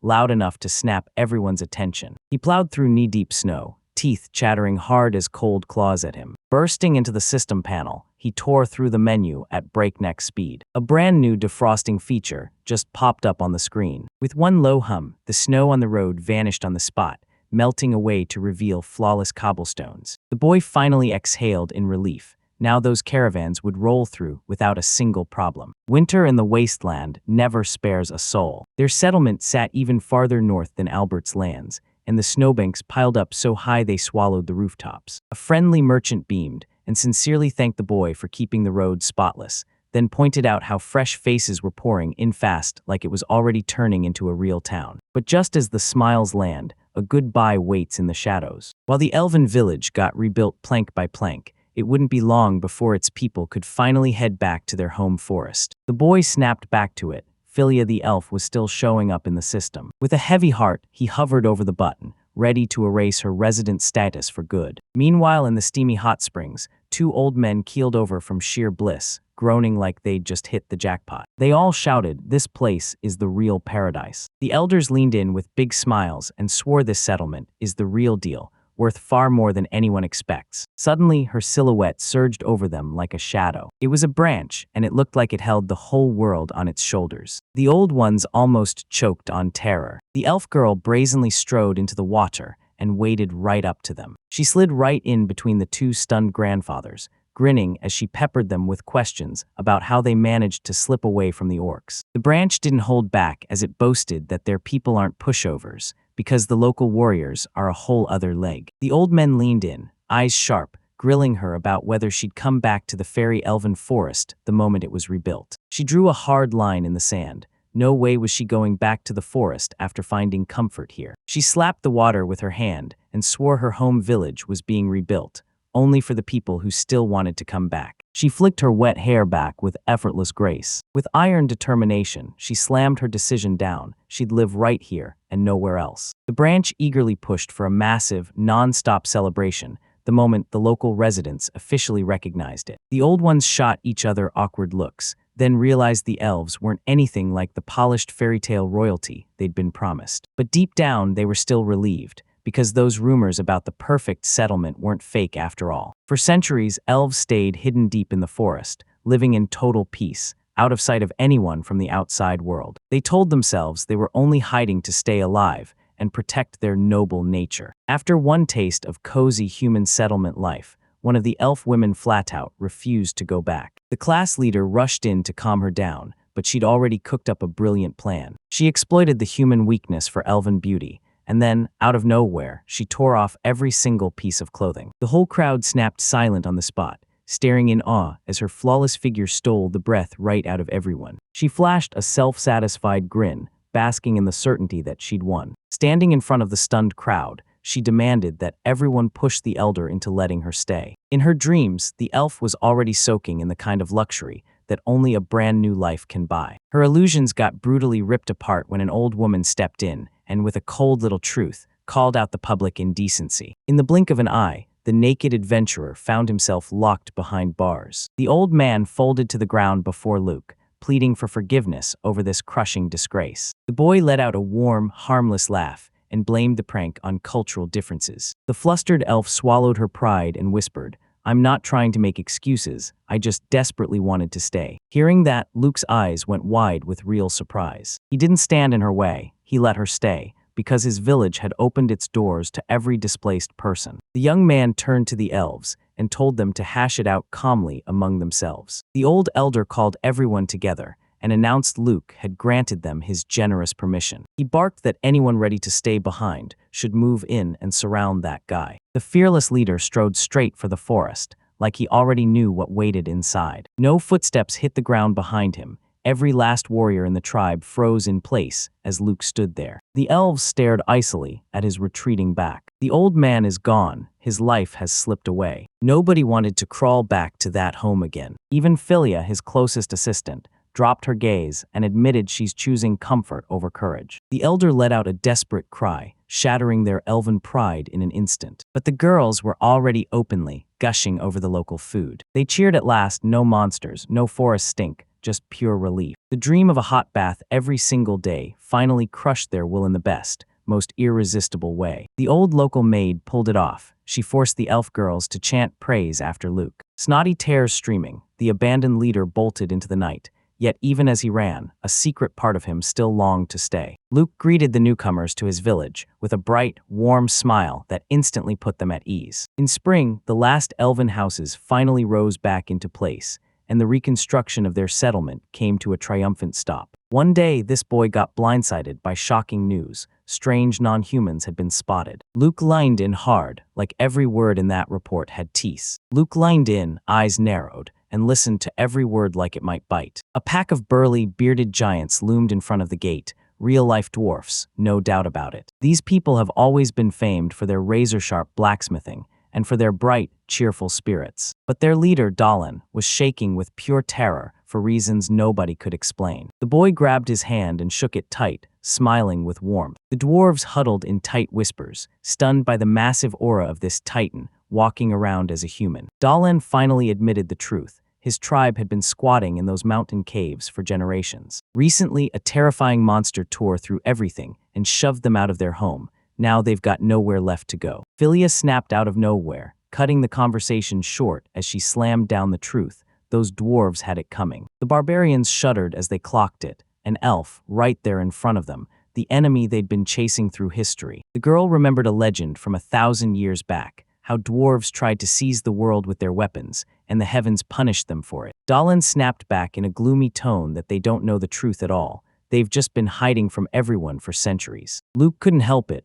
Real pity clawed at his heart for these terrified outcasts. Even with the branch blasting fierce protests, he wasted no time. He stepped in and offered the dwarves shelter right away. The boy leaned in and told the elf, "Stop judging us for the sins our ancestors far away did." That elf girl suddenly lost the power to speak, like the words vanished from her mouth overnight. The dwarves shot each other uneasy looks, stunned that this stranger would show them real kindness. Dahlin even clutched his chest with shaking hands, convinced Luke had some nasty plans for their bodies. The young man chuckled genuinely and promised, right there, that everybody is welcome in this place. Tears of gratitude blazed in the stern, bearded men's eyes. Luck told the guests to roam the settlement while the cooks worked on lunch. The moment they saw it, their mouths dropped open in shock. Fresh, crystal-clear water blasted straight from the metal taps. The gnomes stared in amazement at everything lined up just right, and the air didn't stink one bit. Soon, their eyes locked onto a huge building looming ahead. From that moment on, the joyful roar of hundreds of people filled the air like a celebration with no breaks. They thought it was a forge at first, but Luke stepped in and told them it wasn't. This place was a public bath. With a grin on his face, he proudly pitched the idea that they should all bathe together with the other residents. The gnome was hit so fast by fear that that cold sweat drenched him instantly. For mountain climbers, the thought of stripping down and bathing nude in the middle of a crowd felt like full-on perversion. After scouting the base, the dwarf elder slammed his decision down. "We're staying." Luke blinked and the shock hit him like a wave. He pressed again, demanding to know if these so-called masters truly wanted to live out their days deep underground in a hidden passage. But the dwarves swore they'd lived their whole lives underground, couldn't stand a single beam of sunlight, and somehow here everything was dark, spotless, and exactly what they needed. Luke let out a heavy sigh, then dove straight into the base customization menu. In a blink, fresh doorways ripped open, right out of the bare tunnel walls. He told them he spread the space like a beehive, linking every room straight to the main corridor. The elder and his comrade just stood there, gaping. Those rooms practically materialized out of nowhere, like the walls appeared out of thin air. Milia lifted her nose with pride and declared that it was all thanks to the incredible power of Mr. Luke. Even though the elves wrinkled their noses at the thought of sharing space with dwarves, they still set the town ablaze, throwing a massive celebration to welcome their new neighbors. Then the feast erupted in full glory. The gnomes took their first sip of the local beer, and the taste hit so hard they almost choked on their own words. While Luke spun tales about fruit wine and other brews from the brewery, the crowd buzzed with pure, electric excitement. Someone couldn't hold back. He cheered that the entertainment was already underway. Drunken elves hammered the gloomy elder's back, laughing and begging him to finally chill. The elder's face snapped into a grimace, like rage and fear were bubbling up from deep inside him. Suddenly the elder shot up, hit the ground running, and tore the air apart with a feral roar. The gnomes read the vibe instantly and demanded another round of drinks, quick as lightning. The elf girl recoiled in disgust at the blaring noise, and Luke just blinked, totally lost. The old man swayed over the elf, drunkenly demanding, "Pour more now." Even while they cheered and begged, the revelers tried to drag Luke into their wild dancing chaos, and Luke awkwardly swatted them away. The crowd's wild shriek ripped through the night like thunder. Morning burst into the world. Total chaos ruled the yard. Elves and dwarves crashed out on the ground wherever they fell, tangled up between empty barrels. The elf lunged in like a storm, snarling at the elder and blaming the dwarves for the pogrom. Rage blazing in his eyes, he jabbed a finger and shouted for Luke as a witness. Luke just smiled quiet, but somehow it felt like he knew exactly what was coming. He still vividly saw those three gloomy gnomes, their funny little faces staring out from the bellies. After a few drinks, they tried to laugh it off, like it was just an accident waiting to happen, and they might lose control. The elf tiptoed up to Luke and demanded, in a shaky voice, if they really had caused all that trouble together. Luke cut in softly and told the dwarves to stick to drinking only underground from now on. The gnomes' faces drained of color as terror hit them. They dropped to their knees, begging for forgiveness, haunted by the midnight chaos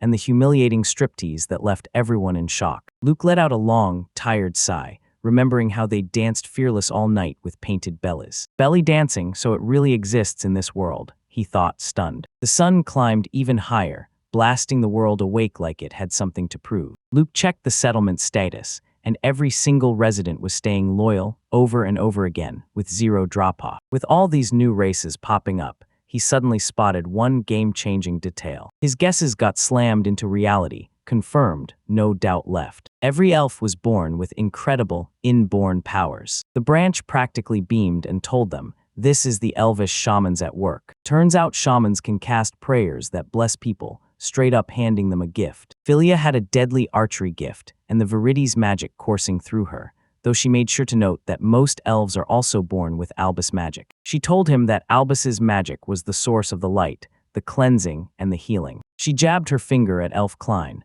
and his healing gift practically tore open the laws of fate. Klein flashed a warm smile, then dropped that joke about treating someone else's back, and the room snapped into an awkward, stunned silence. The branch shot the topic back into place at lightning speed, then blurted with shaky nerves that it was a metaphor for elvish curiosity. Luke couldn't shake the question, were there dwarves out there who carried gifts like these? The elder stood tall and boomed that they're true craftsmen, sharpening their hands and skills for decades, one careful detail at a time. He flat out declared he doesn't need a single magical gift. But the very next second, the old man crinkled his brow and grumbled that he wouldn't mind getting a gift like that himself. The towering bell tower loomed over the square, swallowing it in shadow. Milia dipped into a respectful bow before the elder. Suddenly, gift option panels exploded across the gnome's screen, mining, blacksmithing, and flavum magic. Luke dug through the numbers. Turns out this earth and stone magic was the dwarves' bread and butter. But then something else snatched his attention,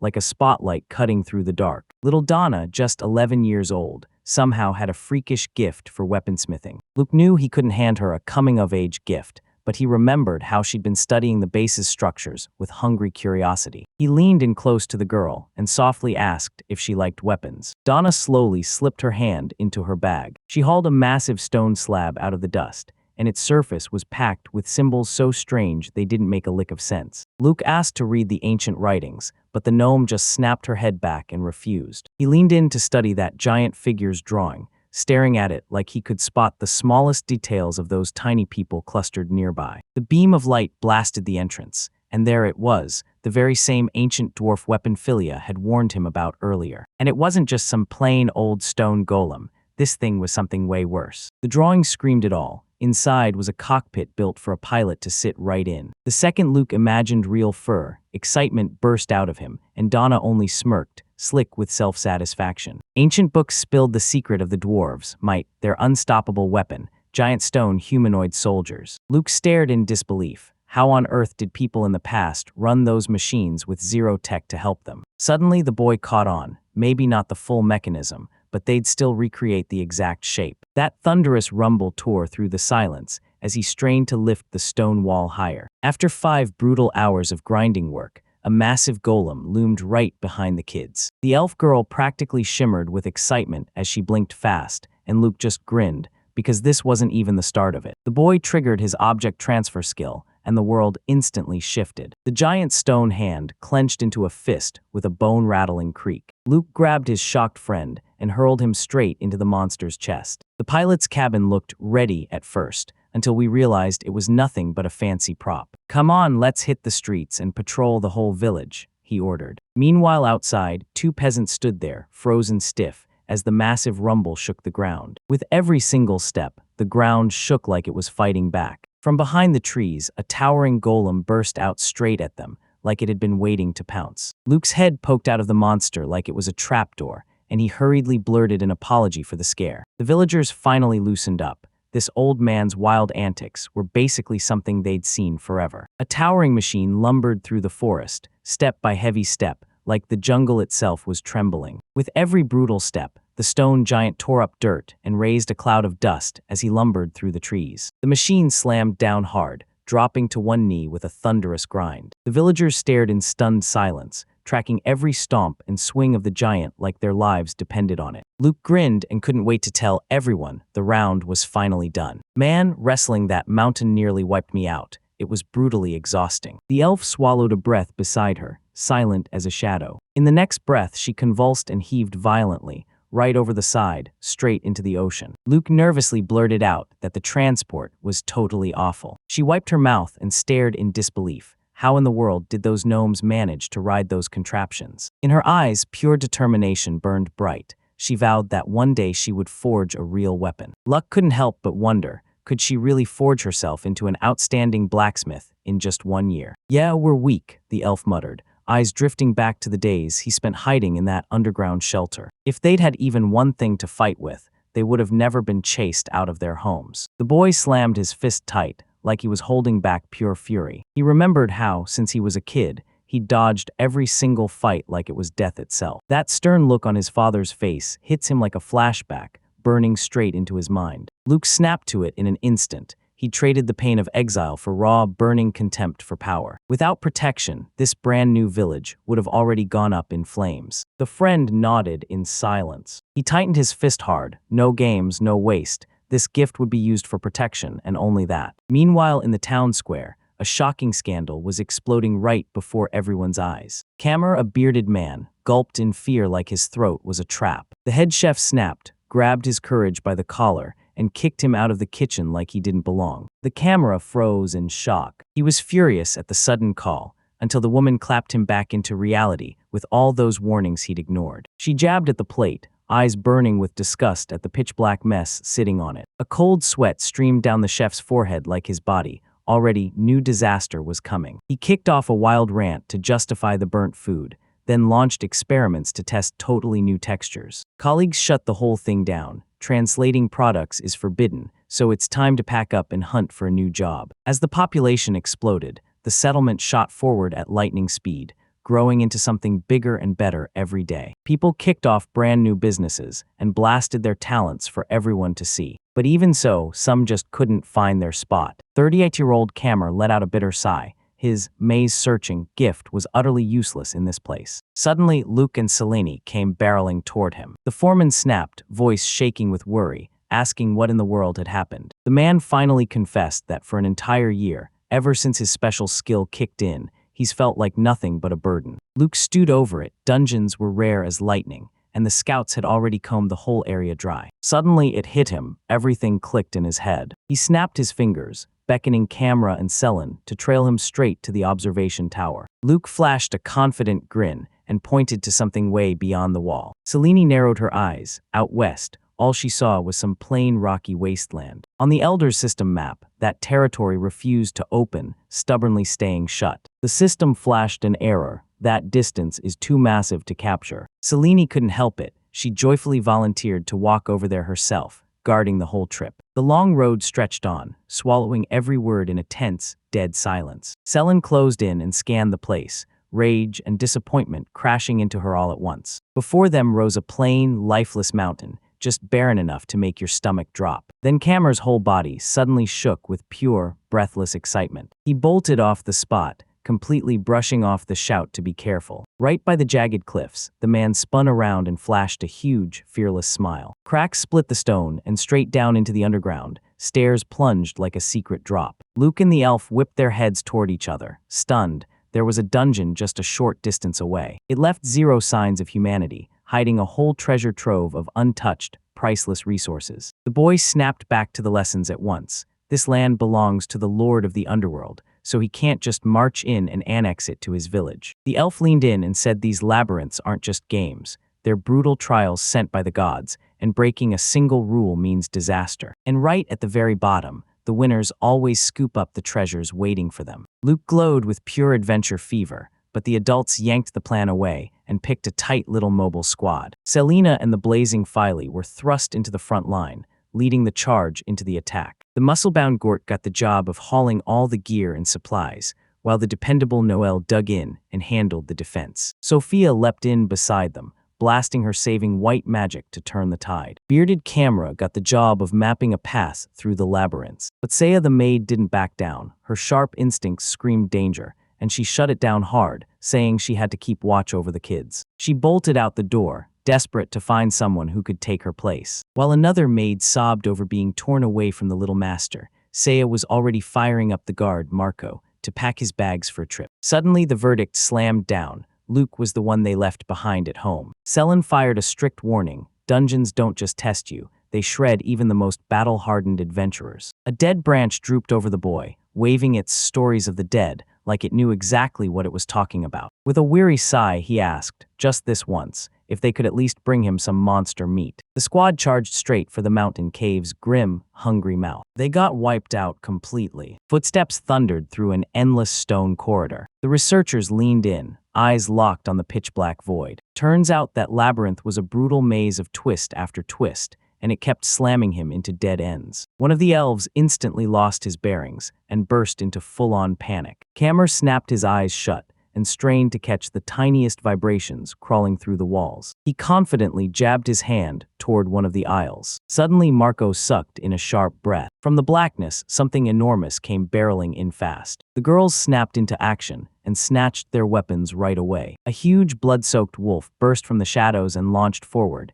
its fangs snapping like razors. Selene loosed an arrow, and Philia sprinted in hot to block it with her sword. Lightning strike. The beast got slung sideways by a brutal punch, roaring like thunder as it crashed through the air. The branch swung the blade down, convinced the path was finally clear. But Marco wouldn't let up. Danger kept creeping closer, and his fear only surged higher. He shrieked with pure terror. Right behind Sophia, a second massive shadow swelled into view. Another wolf snaps its jaws, open right beside her neck. The archer roared through the pain, yanking the bowstring back with shaking force. The monster lunged forward and exploded into motion. Right then, a stone block ripped loose from the ceiling, and smashed down onto the beast. The towering giant slammed down on the wolf in an instant, crushing it under sheer mass. Selena went utterly still, shock slamming into her like a brick. The other fighters froze mid-stride, their eyes wide with pure shock. The branch shot in and wiped out the cornered enemy in a blink. A strange, light silence draped the air,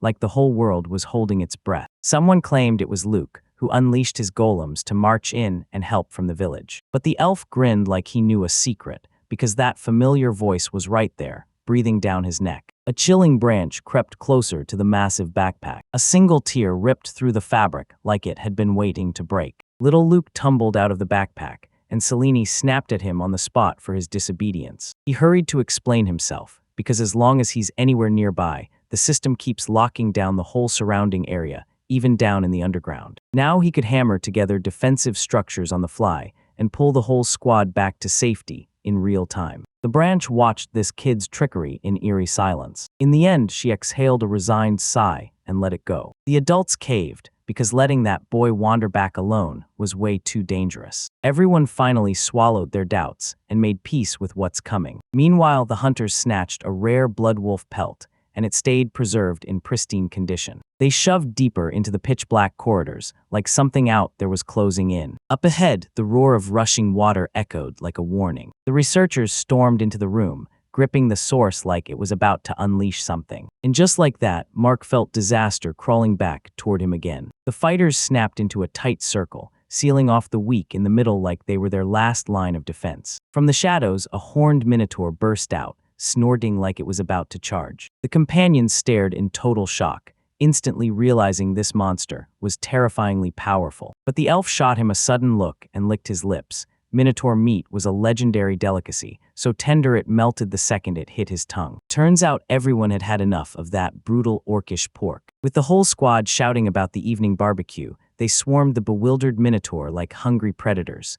No hesitation, all impact. The fairy yawned and stretched with a sugary smile, purring to herself that she was the mighty mistress of the underworld. That dungeon always lived in silence, but today it felt like the quiet shattered. Suddenly, a blaring alarm screamed through the system, blasting an emergency alert like a fire in the wires. At the far end of the dungeon, a boy and a girl calmly grilled meat, while everything around them was actively screaming about the place falling apart. The mistress's face snapped into pure, stunned shock. The heroes dug into their shashlik with total carefree smiles, buzzing about how the guy somehow built whole structures inside the dungeon. No warning, just pure unreal talent. Seeing they could finally live here for real, the whole team burst forward with inspiration, while the fairy just froze in stunned silence behind them. From the shadows, bats and razor-toothed snakes burst out like a living nightmare, slamming toward them. The girl with pigtails snapped into action and unleashed a lightning-fast attack. The elf girl stayed on her feet, carving through enemies as she barreled forward. The warrior barely scraped by,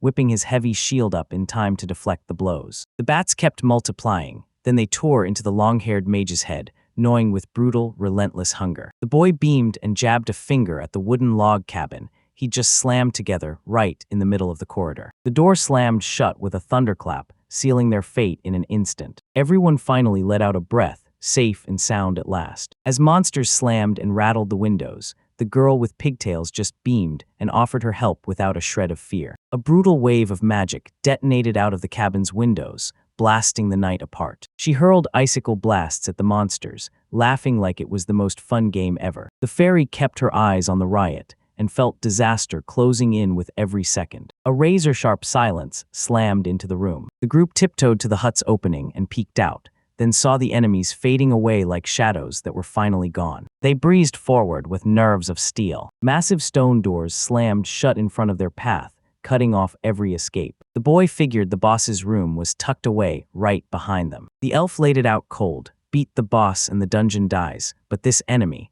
it's always way more dangerous than you can handle. And then she erupted into a bright laugh, like this was nothing at all for their elite squad. She yanked out the glowing core and remembered those wild rumors, the ones about a mystical gift that could obliterate the dungeon's heart. The boy flashed a smile and agreed to gamble everything. That massive door groaned open inch by inch, like it didn't want to let whatever's inside breathe. Inside, two giant, muscular minotaurs were already waiting for them, muscles bulging like they were about to rip them apart. The long-haired guy and his friends just stood there, totally frozen, staring blankly like they couldn't even breathe. "Yeah, it's the exact same beef we just wolfed down," he said, deadpan. The minotaurs roared like thunder, and the elf snapped, "Get ready, this fight will hurt." In the next heartbeat, both monsters were on the floor, tongues lolling out like they'd been instantly. That fight wrapped up so fast it didn't even feel real. Over the corpses of the bosses, the team begrudgingly admitted the truth, then smacked the pride of the invisible ruler to pieces. Suddenly, the boy's face lit up as he proudly pointed straight at the treasure chest. Still blind to any traps, he charged closer without a clue. His heart hammered in his chest as he yanked the lid open. Inside, an ordinary steel sword waited, nothing fancy, just straight-up metal. The long-haired man frowned hard,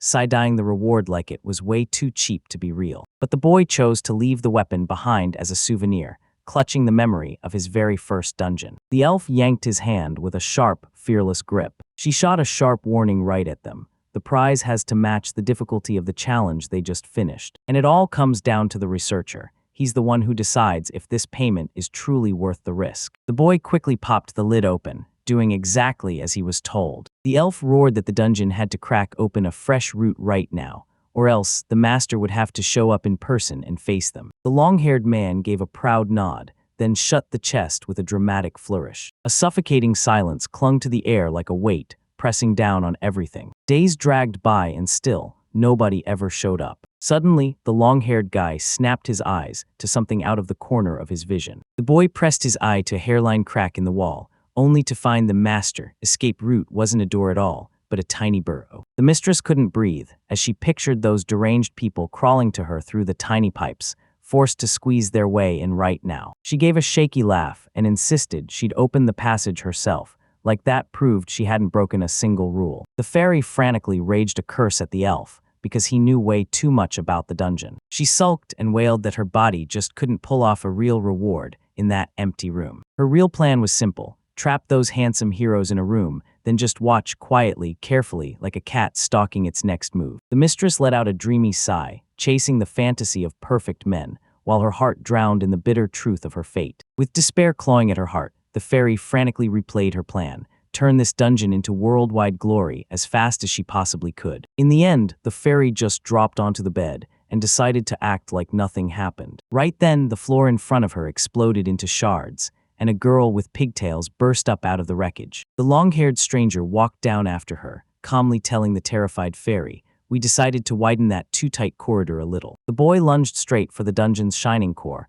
and the mistress shrieked in terror, because she knew she'd die right there with him. The fairy girl puffed out her cheeks, glaring in sharp offense. Luke, cheeks burning, stumbled through an awkward apology for the damage he'd done to the dungeon. The elf snipped coldly that the fairy was the first one to start playing dirty. She burst into tears, overwhelmed by one thought: she'd spent all this time planning a luxurious reward for them, until she finally stood up and introduced herself. Ellie, the dungeon master. Even though the elf snapped her to ignore every excuse, Ellie confessed the truth. She wasn't dodging the situation at all. She was just running from shame. Luke went pale at the nightmare that the rewards for heroes were really just the loot ripped from dead adventurers. But the fairy lit up and told her the truth. Live visitors earn her special points, and that power lets her summon monsters and set deadly traps. The boy snapped to it right away. This was a dead-on clone of his own development system. Luke's little companion lined in and set his power, and the dungeons shared the same core truth. Right here, Ellie snapped again,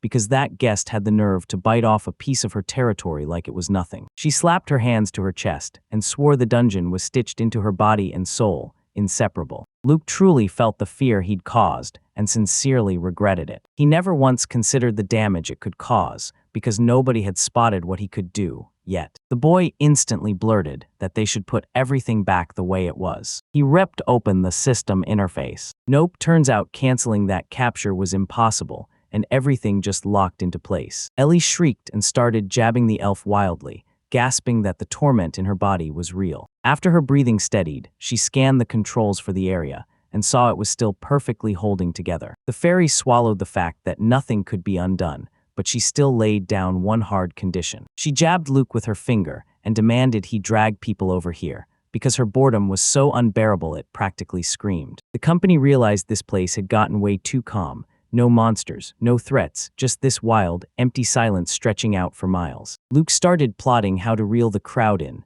like a master plan with a hook. Later, he dropped a bombshell on the residents. He ordered the whole village uprooted and relocated. Panic ripped through the crowd as they feared they'd be forced to leave their fields behind. Luke calmly laid it out. This merger would shower the village with resources, and the dungeon would finally lock in the precious visitor points. He toyed with spatial transfer again, but the last time hit him so hard with nausea that it stopped him cold. With a deafening rumble, a stone golem burst out of the ground like it had been waiting. The moment someone suggested riding a walking golem, everyone shut it down. Those brutal jolts would send the passengers puking. So they decided to test the move on a special model of the building. Luke locked himself inside and barked, "Hold on tight, everyone." The walls groaned softly, like they were warning everyone something was about to snap. And then it happens, pure miracle energy. No wobble at all, gliding perfectly smooth like it was never meant to move wrong. Meanwhile, a merchant cruised down the local road like nothing in the world could touch him. Suddenly he blinked hard, confusion snapping across his face. Straight ahead of him, a massive fortress wall suddenly slammed into view on the road. The merchant and the horse yelped in terror, startled out of their wits. Luke's voice suddenly blurted out from nowhere,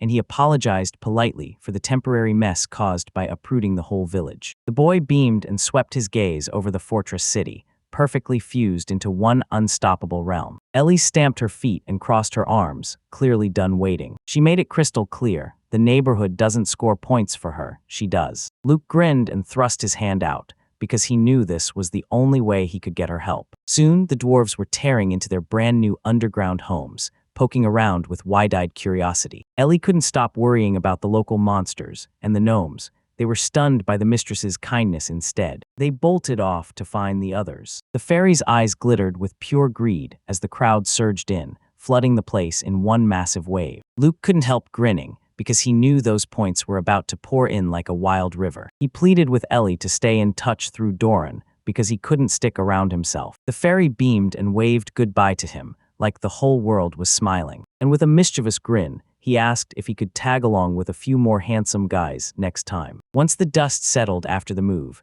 the road snapped back to normal, and the merchant who couldn't believe it finally hurried on. Meanwhile, Milia the maid was already beaming and shouting Luca's name with pure joy. She yanked him forward, eyes blazing like she was chasing something only she could see. The whole village crammed into the square, and Milia solemnly thrust her finger toward something hidden under a shroud. She strutted over and smugly congratulated Luke on the first anniversary of their settlement's founding. The boy froze, eyes wide with pure shock. The maid yanked the cover off with a sharp snap. Underneath stood a statue of Luke, his hand thrust out high like he was daring the world to look. Milia screamed at the top of her lungs, ordering the crowd to erupt in joy. The crowd erupted in thunderous applause for their leader, but he just froze in total shock. Luke stared in confusion and demanded that Milia spell out what the heck was going on. With a smug grin, she gestured at the stone statue.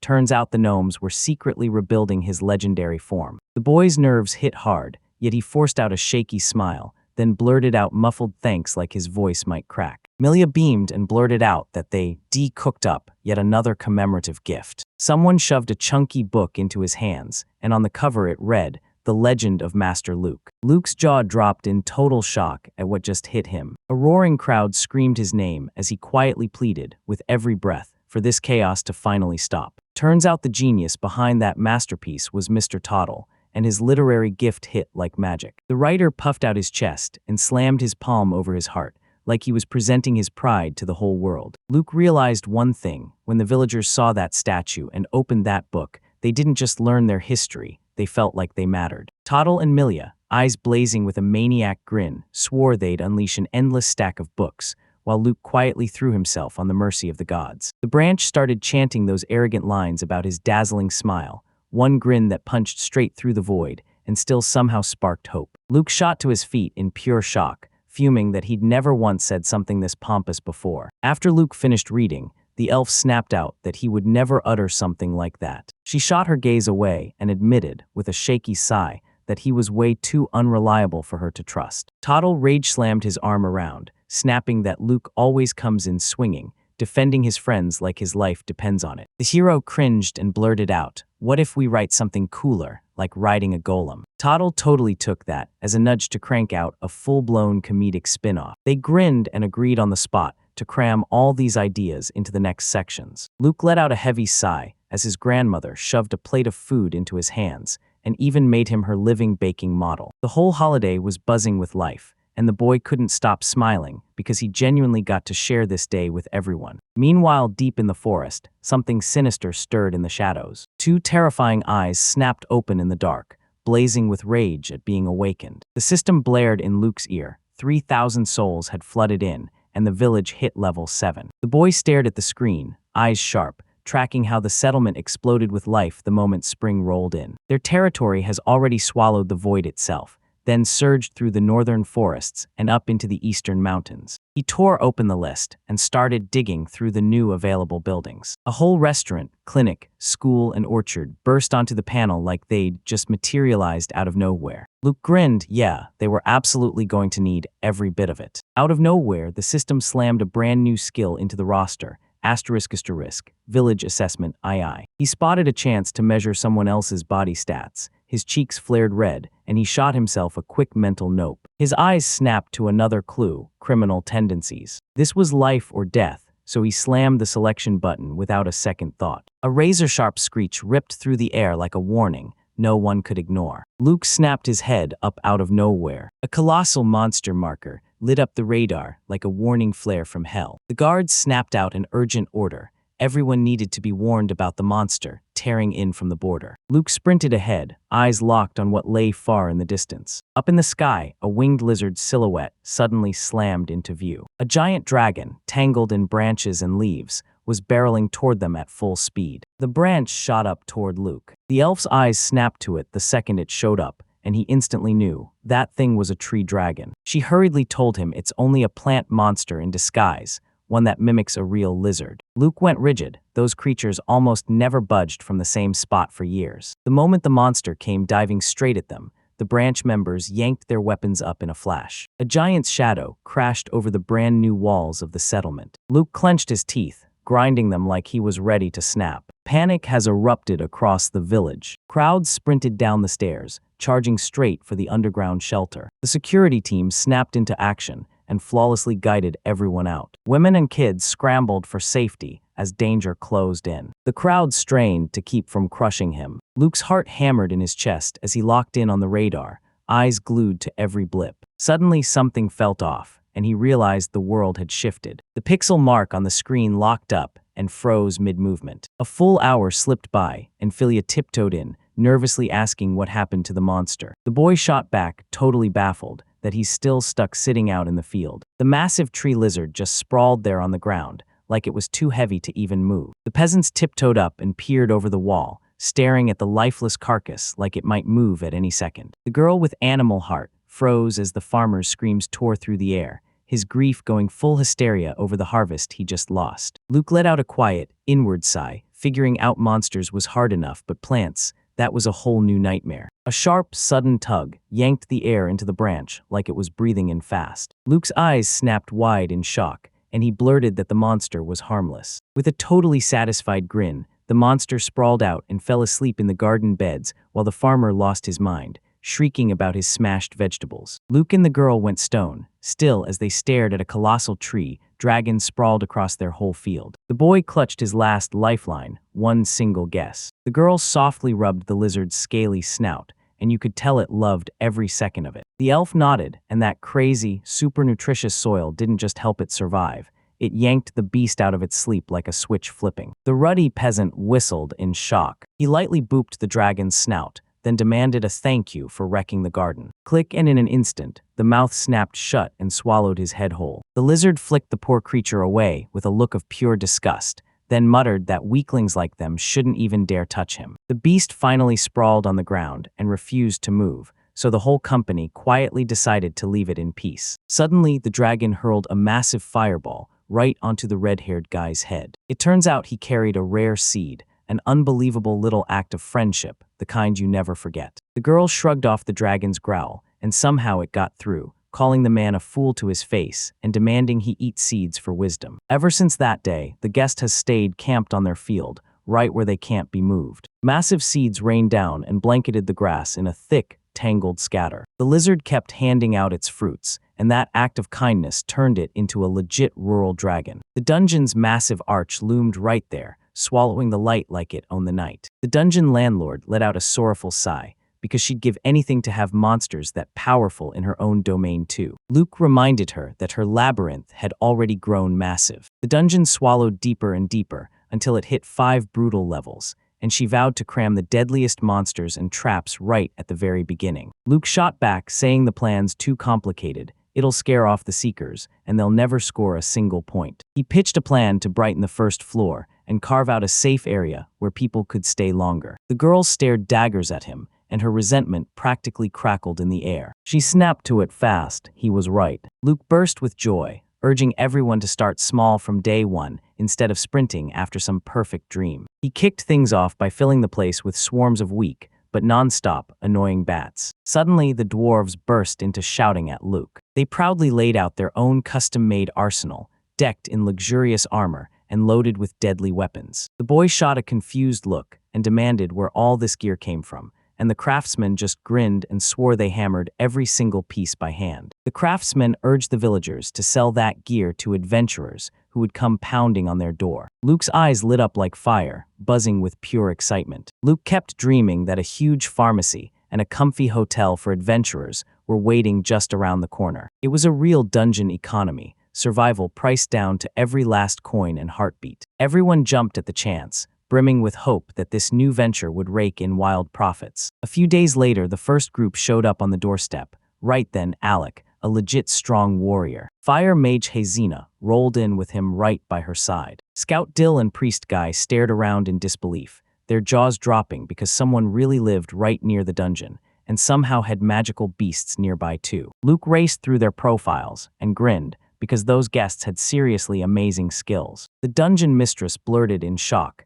asking if he'd learned it all through telepathy, but she clocked the truth instantly. The boy shot a guilty glance away, because he'd secretly let the aliens into the village. He bolted from her kicks, screaming that the curse would vanish the second the travelers slipped out. Luke barreled forward, charging to greet the guests as soon as they arrived. At the gate, he flashed a warm smile and introduced himself to the elder like it was no big deal. Alec blinked, stunned. Those rumors about the kid leader weren't rumors at all. The adventurer gripped his hand hard and locked in the truth. He'd come for the dungeon. Luck smiled and suggested they start by exploring the settlement like true guests. He marched them past the weapon stalls and straight into a cozy hotel. Travelers stood there, jaws dropped, staring at the equipment's flawless quality. And with those laugh-out-loud prices, the scout nearly flung his helmet off his head. When Hazen asked about the supplier, Luke didn't say a word. He just nodded toward the side like he already knew the truth. Gnomes poked their heads around the corner, all of them glaring with heavy, angry frowns. Alex stared in disbelief.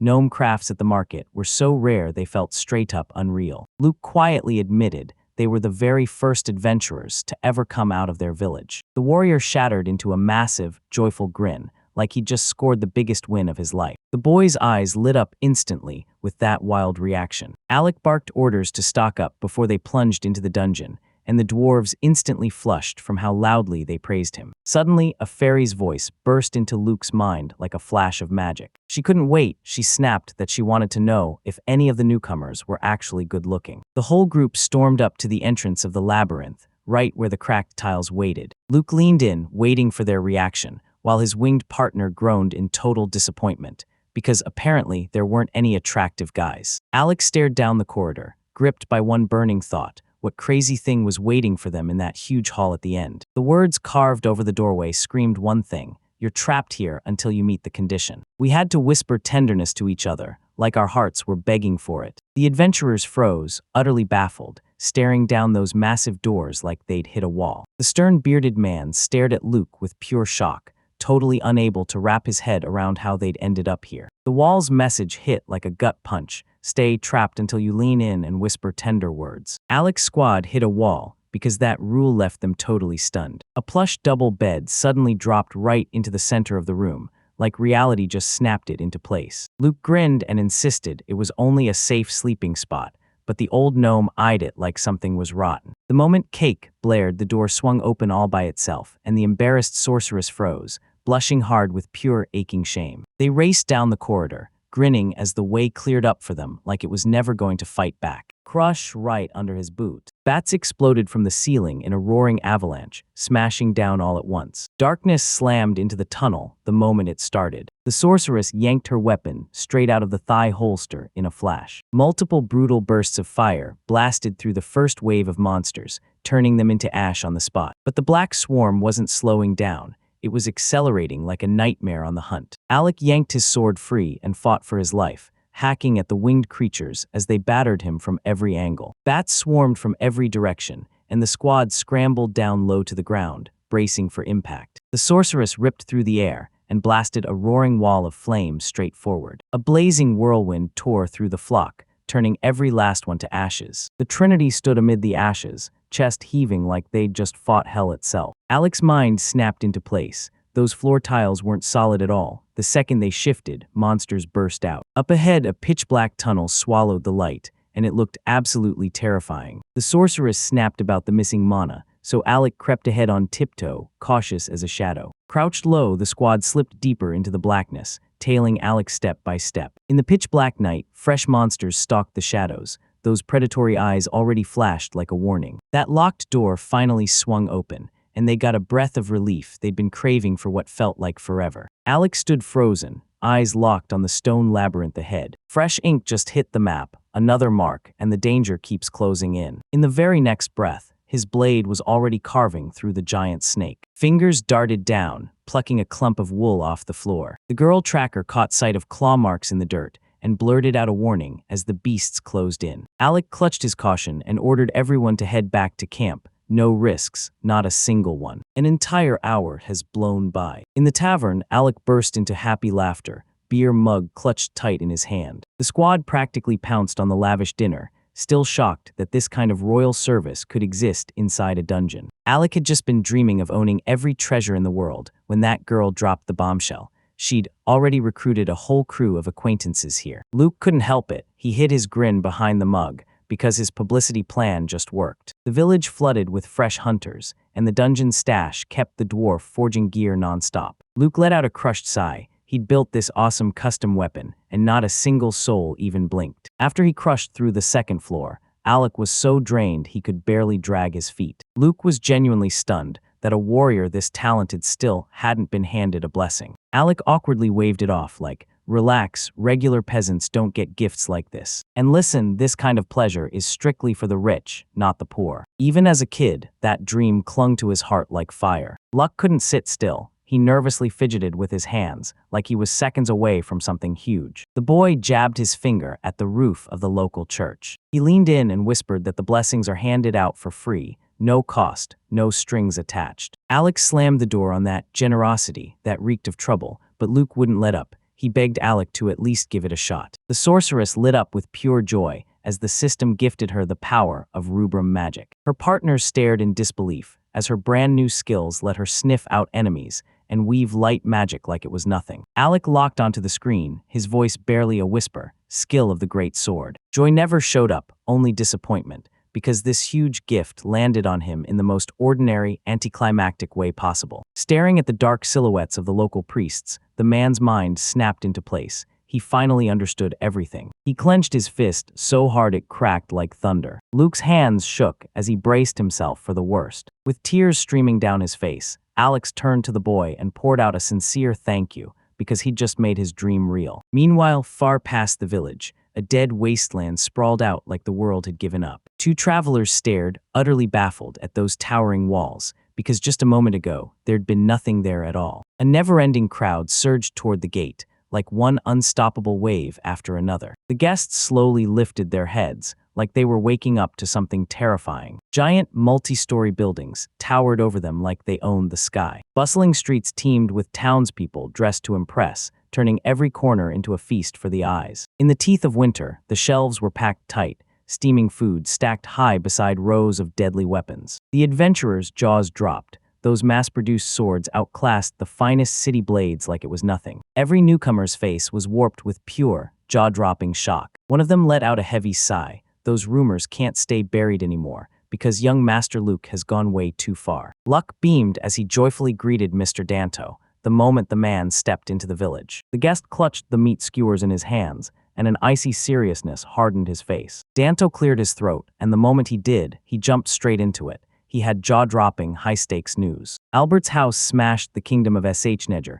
so hard it crumbled into total devastation. The guys shot each other stunned looks. No way the war was over already, in just 1 month. Albert's army slammed through city after city, tearing across the map with relentless speed as they closed in on the capital. The Negers threw in the towel right after the bloody slaughter, not even waiting for the castle siege to fully tighten. Luke frowned because it felt totally wrong to end a war of that scale in such a blink. By snatching Neger, Dim Albert seized the kingdom's biggest power, locked in his hands like a crown of real authority and raw influence. Danto got the news Raoul, Luke's younger brother, had been the secret weapon behind the campaign, and now he's set to rule the lands they just captured. Lord Albert shoved every ounce of strength into conquering the new territories, forging his power there like a weapon. Luke tensed up like a wire pulled tight. Danto flat-out warned that the rumors of their thriving village would reach Raoul sooner or later. We've got to fire up immediate countermeasures right now. That thriving, well-fed settlement is too irresistible for an ambitious brother to ignore. Raoul's predatory stare snapped straight into Luke's eyes. The boy barely whispered to himself, wondering if he'd really have the nerve to show up. Maid Milia blurted, "He's coming, no question about it, young sir." She said ice cold that the moment Raoul spots a threat to his brother,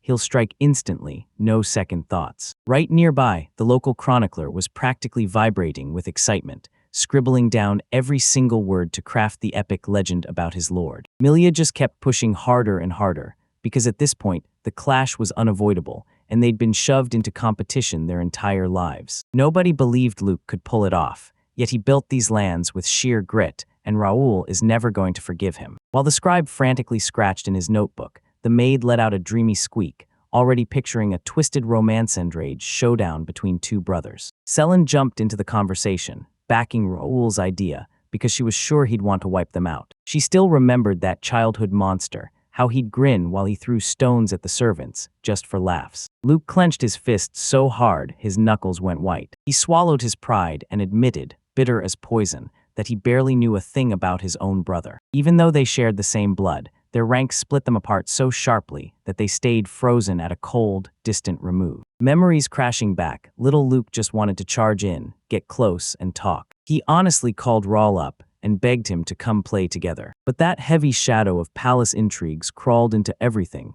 tainting it all. The concubine's mother spat out a venomous hiss, sneering that her son didn't belong anywhere near the legitimate heir. To dodge disaster, their communication collapsed almost instantly. Luke crouched behind the tree, trapped and helpless, while the others rained down free slanders on Raoul. Now the guy openly regretted every second he'd done nothing. If he'd only ignored those rumors and stepped up for his brother right away, maybe Raoul could have grown up into a totally different person. In just a few days, the village's peace shattered when a messenger from Bajrat's house finally tracked down the fugitive Selin. The girl stared him down, then snapped that he wouldn't make it back home. The guest started blasting the worried father with his rant, but Selene snapped her hand and waved him off with pure irritation. Instead, she scooted a gigantic, juicy slab of meat right up to him and casually told him to move over here. The instant they argued about unlimited food and daily hot baths, it all swung. Right then, the messenger showed up grinning and changed his residence on the spot. Somewhere way out in the distance, Father Selin seethed and slammed both fists down on the table. He was howling across the whole office,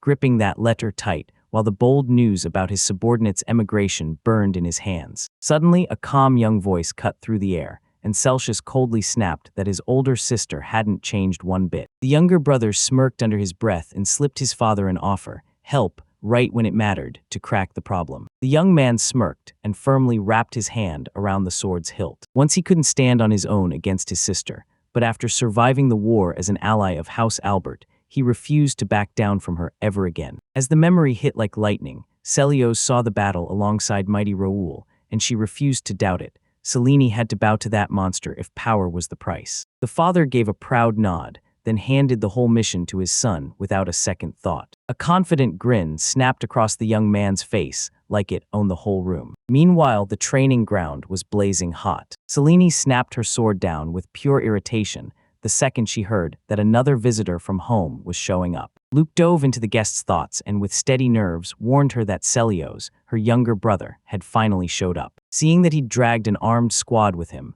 the girl grinned like a hunter. She couldn't wait to start that fight. The villagers swarmed together in seconds, yelling at the top of their lungs that Captain Selen was seconds away from an epic family showdown. While the girl was desperately trying to soothe the chaos, people were already slamming bets in the middle of it. Outside stretched a barren rocky wasteland with nothing but dust and stone for miles. Young Celius stood before that towering wall with 2 servants at his side, staring in disbelief, because a whole city had somehow sprouted in this nowhere spot. They surged through the streets as the crowd stared in stunned silence, whispers bursting from every mouth. A guard lunged in front of them, face set in stone, barking, "Who sent you, and what's the real purpose of this visit?" Celius narrowed his eyes and stared, locking in every tiny detail. The guard's face hit him like deja vu. He swore he'd seen it before. The young man stood tall and proudly announced he was a representative of the House of Bajrat, then said he'd come for his older sister, Selene. The massive gates groaned open with a bone-rattling rumble. The guests hurried toward that crisp 2-story house, straight ahead like they couldn't wait to see what was inside. The servants gasped. This town was buzzing like it had places to be, and the local guards. They looked like bandits, but their gear was top tier. A familiar voice hit Celios like a slap, freezing him mid-step. Selene stood on the doorstep with her arms locked across her chest, while little Luke bounced beside her like he couldn't sit still. The girls sliced the silence and cut off any hope she won't be going home. Celius erupted out of nowhere, and it hit like the grief of a father breaking his own heart. Selena just snapped her gaze aside and spat that her father didn't want a daughter at all. He wanted an obedient tool to serve the Albert House's alliance. Her brother leaned in and reminded her that an aristocrat must follow the patriarch's command. The girl just snuffed it out cold. She didn't want any of this so-called freedom, and she had zero fear of losing her inheritance. Celius' hands shook as the blunt refusal hit him like a slap. He snapped his sword free in an instant, roaring that he'd take her by force. The peasants' crowd erupted in cheers out of nowhere, soaking up the thrill of the family brawl about to blow up. The young man recoiled, startled by that ferocious outburst. Crowds surged in from every side like it was a festival, shouting and jabbing their fingers at the servants' exposed blades. Celius sneered at them as a vulgar crowd, mocking how they turned someone else's drama into trashy entertainment. Selena snatched up a weapon too, then taunted her brother for always leaning on brute force. While Luke begged them to cool off, the locals were already gearing up to explode about the match. Celius burst ahead first, shooting forward like he'd been waiting his whole life for this moment. Steel met steel with a thunderous ring, and both fighters battled like masters, each roaring forward with 2 blades. The young man tore forward at unbelievable speed, powered by the magic of the wind. Selene snapped into action, unleashing ice magic and carving through the air with a razor-sharp whistle from her blade. Celsius barely scraped through, barely fending off that brutal frost wave. Ice spikes exploded out of the ground, and every strike forced him to shoot sideways to stay alive. She sprinted right into range, seizing the long-distance edge, and then bam, another fight erupted. Celius's servants stormed the peasants with swagger,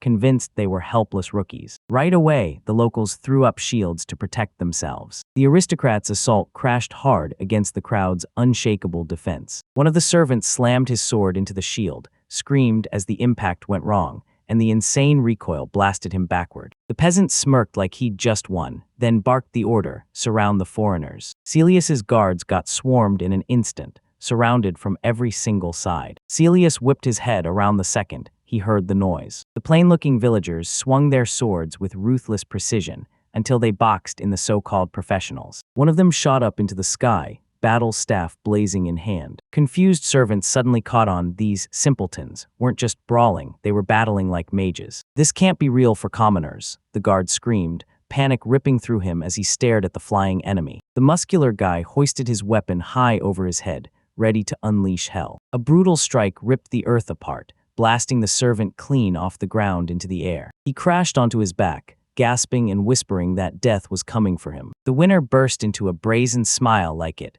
owned the whole room. The air practically buzzed with their smug self-satisfaction. The villagers stood tall, cheering as they posed proudly over the fallen elite fighters. Selen let out a heavy sigh and twisted her face. Again, her people were getting dragged into someone else's show. Right then, Celius slipped in while she wasn't watching and landed a lightning-fast strike. He dragged himself across the floor and taunted his sister, telling her not to look away for even a second in the middle of the fight. Celius barreled straight into the clash, yelling that he'd fought in real wars before. Selena flicked the attack aside with zero effort, then waved it off with a sharp, dismissive, "So what?" She unleashed a freezing blizzard that battered him from head to toe. The young man suddenly exploded forward, launching himself at the moment like he couldn't wait another second. His face contorted with pure tension, like something inside him was about to snap. Selene slammed her blades in front of the swords, locking eyes with her brother and judging his speed in a heartbeat. The village observers stared in pure confusion.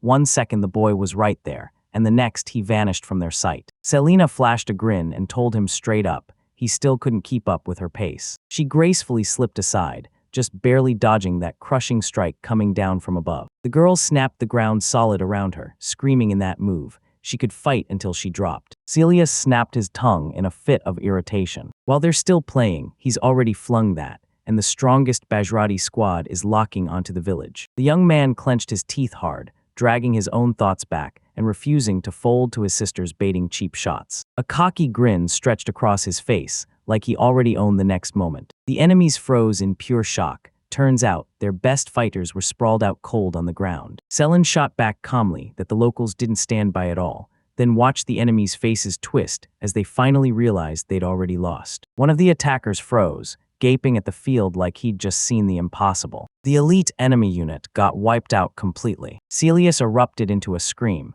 swearing he couldn't possibly believe a village like that really existed. So wiped out, he crumpled forward and face-planted straight into the mud. The young man crumpled into tears, completely stunned that a whole year of brutal training still couldn't help him catch up to his sister. Luke beamed with warmth and commanded everyone to rush over and treat their wounds. "Master Luke," Celios croaked, sounding absolutely wrecked. One of the girls translated his hysteria and flat out called it humiliation, accepting help from the enemy. His companion basically demanded he swallow his pride, but Celius froze in shock, because standing right there was a real elf. She grumbled through her teeth, annoyed that she still hadn't gotten used to talking to people in this village. Celius's panic surged as he tried to remember childhood fairy tales, because he couldn't wrap his head around why an elf would show up in a place this far from everything. Selene shot him a sly look, dredging up his childhood obsession with elves, and her brother erupted into an embarrassed squeal. The boy kicked off a painfully long lecture about the elven people's history,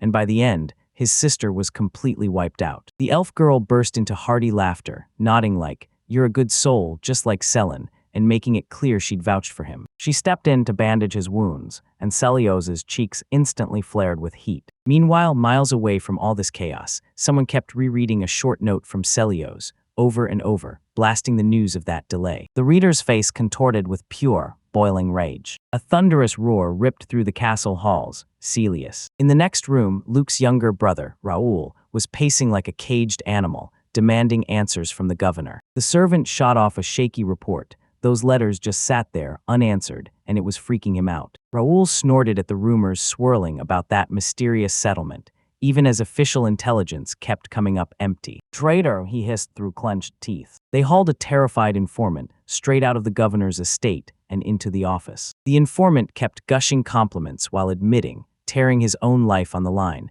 that he'd discovered Lord Danto's betrayal. Raoul snapped his praise in half and demanded hard proof that Danto had truly betrayed him. With hands trembling like a live wire, the man shoved the real, hidden intelligence report into your grip. Raoul skimmed the message. Double walls, stacks of food, and nearly 10,000 people huddled inside. He snorted, pure nerves eating away at his composure. The informant panicked, blurted out a string of curses, and insisted, no way could anyone build a whole city like that in just 1 year. Raoul clutched his head, completely shell-shocked by just how massive the lies really were. Out of nowhere, a cold sweat erupted across his skin. This story felt wrong in a way he couldn't ignore. "It's totally impossible, so why does this awful premonition keep clawing at my mind?" Raoul muttered, sinking back into his chair. The subordinate tiptoed in and called out to the master, careful, respectful, and bracing for whatever came next. Raoul's voice went icy as he commanded undercover spies to move in. Soon, 3 scouts froze in place, right before the colossal stone gate of the village. The commander lined in and hissed the order, "Split up now." Suddenly, the earth buckled under their feet, and the whole world jolted. The spies dove out of the sky with a blood-curdling scream. All 3 of them slammed hard into the pit's depths, screaming as they hit bottom. The local old woman let out a creepy grin, and the elite saboteurs froze, blinking like they couldn't believe what they were seeing. Three strangers huddled in the unfamiliar room, jittering as they stared around like something was about to jump out at them. Through those thick bars, the elderly woman beamed at them like everything was going to be all right. A bone-chilling silence gripped everything, like the whole world was holding its breath. The men shot each other startled looks. How in the world did a gentle old lady like her even wind up in prison? Suddenly, the old woman's eyes blazed with fury, and that predatory grin snapped onto her face, because the cages weren't for her at all. They were the ones who'd walked straight into the trap. She leaned in like a storm, bluntly demanding they tell her the real reason they came, right now. The Trinity's courage crumbled, and she started mumbling heartbreaking stories about her vanished home and their lost trade. The guard crossed his arms tight across his chest, like he was bracing for trouble. His icy stare cut straight through the strangers like a blade. Grandma burst into laughter, straight up calling them spies of the Albert house right to their faces. The moment the old woman let out that creepy chuckle, the men snapped with fear. She vowed to unleash brutal trouble on the liars. In the dark, behind her back, the torture tools caught the dim light and glittered like a warning. Massive stone doors slammed shut with a thunderclap, and the inhuman scream got snuffed out instantly. Luke let out a breath of pure relief as the threat marker vanished from the system screen. In the pitch-dark room, a lone prisoner cowered in fear, still trapped and too scared to move. Before he could catch his breath, a fresh crew of the same failed spies rolled in right beside him. Luke stared at the monitor with a heavy heart, shocked that Raoul had actually pushed this far. Suddenly, the young man jolted awake, snapping his eyes open in pure shock. A razor-sharp radar suddenly blared. Something massive was closing in, and it wasn't one person, it was a whole crowd. Meanwhile, in the Albert household, Raul's soldiers stormed inside and started smashing through everything in their path. Shaking with fear, those merchants who'd once glimpsed the desert city were dragged to spill every last detail, no matter how tiny. A local resident slumped in despair as the order hit: confiscate every scrap tied to the Wasteland, then rip through his house from top to bottom. The scouts they threw into the desert vanished into the unknown, and not a single squad ever came back. Despair crushed her as she clutched her daughter tight, because they had no choice left. The weapon clanged hard against the floor. The warriors froze in place when they finally realized those brutal rumors were 100% real. The swordsman ground his teeth hard, refusing to quit without a real battle. The guard in the hatch burst out through the gates, and the moment they arrived, they clocked that flawless, top-tier military discipline. On the horizon, perfect rows of soldiers stood shoulder to shoulder, stretching as far as the eye could see. The aristocrat Danto stepped up and blurted out that he'd bolted from Raul's lands, freaked out by terrifying rumors. Luke shot an anxious look at the army, and Danto snapped that Raul had already clocked him, so he had to bolt fast before they caught him. The young man froze cold when he heard it. Raul had spun a rumor that Luke was secretly gathering a rebel army. The guest warned that this naked lie would soon turn into the perfect excuse to raise the village. Cold sweat soaked Luke's skin. Turns out the danger was even bigger than he ever dared to imagine. Danto smiled like a promise, because that was the whole point. He brought his own private army right here. He grabbed Luke's attention and boldly proposed they battle side by side. His people openly cringed at the thought of ever standing up to the mighty house of Albert. But those mind-blowing memories of how warmly the village welcomed him washed away every last doubt. Danto stared at the young man with total, unshakable trust. Luke shot back a grateful look at his ally, thanking him like he'd just saved the day. Then bam, a system window lit up in front of my eyes, and the numbers jumped past 10,000 while the village shot up to level 8. The young man jerked back, totally stunned. He never saw the sudden jump in development coming. The young man dove into the system settings, hunting for fresh skills that could toughen his defenses. And just like that, he casually dropped the news about the captured spies, so chill it nearly sent Danto's heart straight into panic. They had to yank the captives in for questioning fast before the storm hit. Grandma Nema jumped back into the case again. Luke stormed toward the dungeons, mind racing. How did the mercenaries get so obedient all of a sudden? He froze dead in his tracks, because instead of those ruthless killers, 3 perfectly round, chubby dumplings were sitting on the floor. The spies practically shimmered with joy, begging him to hand over even more of that divine food. That kind grandmother pushed them to dig in right away, her voice trembling with sympathy as she watched Raul starve those poor souls. With tears streaming down their faces, the captives wove sweet delicacies and begged everyone to see it.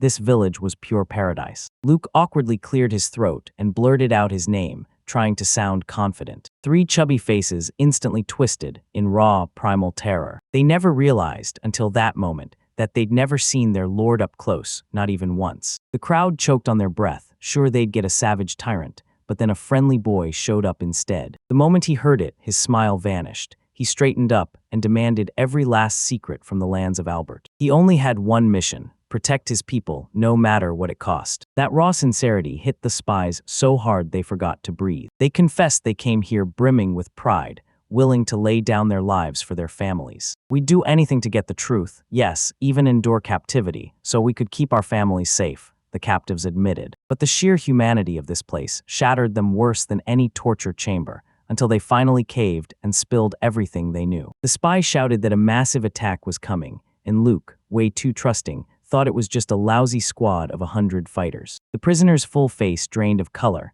because 5,000 soldiers were charging toward the village, and they were close. Elves have vanished from the world for centuries, hunted by people who craved their beauty and would kill for the secret to living forever. Steel screamed as the blades collided, and Celia stared, locked in on every brutal second of the fight. The girl honestly thought that this gentle elf despised violence. Beneath the battle cry of the elf Celia, she swallowed her fear and quietly swore she'd become her shield. The demoness's voice snapped her out of her daze without warning. She gave the girl a chilling warning: go back home now. The demoness sneered that handing over to Rawl's 5,000-strong army was, of course, the most bloodless choice. No point in quitting, Rawl wouldn't back down, and we still had to protect Luke. Celia got what everyone wanted: no more bloodshed, and she quickly asked them not to panic. But it was abruptly cut: if you fear Rawl, run, get out now. She jerked back in shock when the elf cut in with a gentle voice. With a warm, steady smile, she promised them they'd handle every problem on their own. Celia's eyes nearly filled with tears after that gesture. Her friend's care hit her straight in the heart.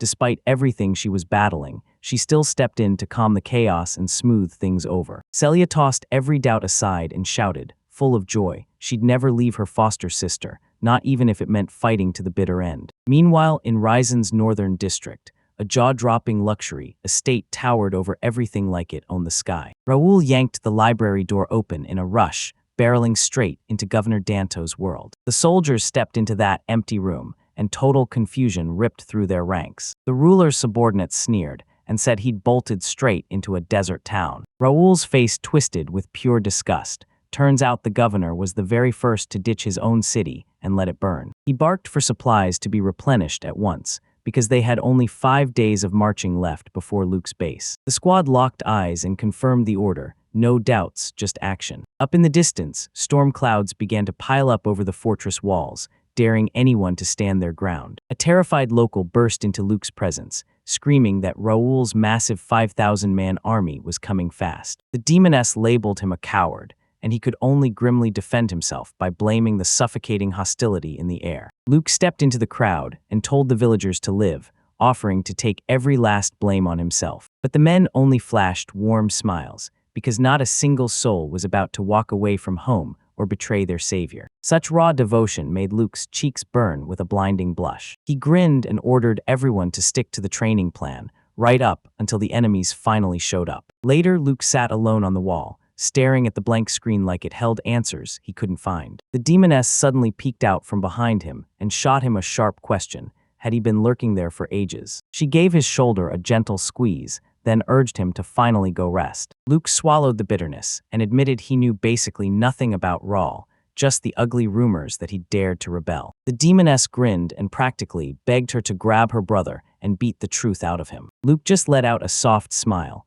because he was determined to crack the mystery behind Raoul's real motives. That boy genuinely longed to talk to him face to face. Suddenly, he slammed to a stop and froze dead in his tracks. A wild, insane idea lit up in his eyes like a spark about to ignite. Under the cover of night, Raoul's camp sprawled across the wasteland like a shadowy fortress. The scout crashed into the commander's tent, shouting a report about a fortified city they'd just uncovered. The soldiers huddled and muttered, panic buzzing in their throats when they heard about those impenetrable 5-meter walls. Raoul clenched his teeth with pure irritation, instantly convinced Luke's magic was behind it. He barked, "Sleep now." By morning, everyone braced themselves, certain the peasants were about to hit them, and sure as ever, they had no real army to stop it. From inside the command tent, a barely there rustle crawled through the silence. Raoul sank to the ground, shut his eyes, and let out a calm breath to finally rest. Luke stared at him, eyes locked from behind the canvas. Raoul snapped his eyes open wide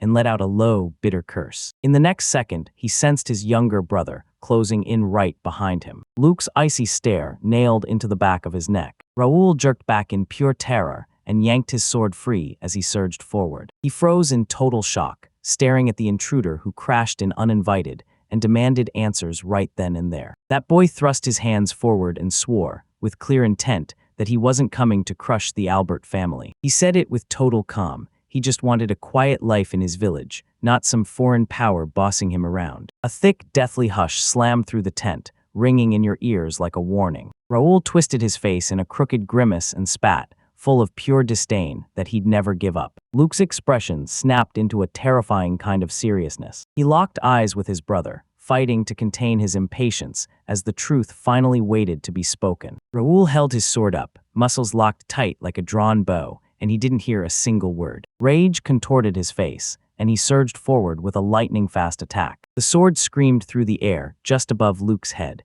and Raoul couldn't stand anyone else forcing their ideals on him. A brutal slam hit the ground and sent up a choking cloud of dust. Then the boy vanished on the spot. The real Luke bolted away along the cliffs, crushed. His hopeful plan for an easy chat blew up in his face with a brutal crash. Raoul's eyes went wide, then he just froze in shock. The enemy shattered into thin air, and all that remained was a stretch of empty ground. Suddenly, a dull rumble crawled up from beneath his feet. Luke slammed his ear to the raw ground. He leaned in hard, ears burning as the underground vibrations throbbed through the ground. Raoul shoved aside the tent flap, scanning hard for the path that bold spy must have fled through. His guards kept flicking nervous looks back and forth, like they were bracing for something they couldn't control. The commander screamed for the whole camp to be ripped up right now, from the ground to the last tent. At the commander's command, the soldiers erupted into frantic shovel work, tearing into the dirt like their lives depended on it. The soldiers gawked at the brand new pit,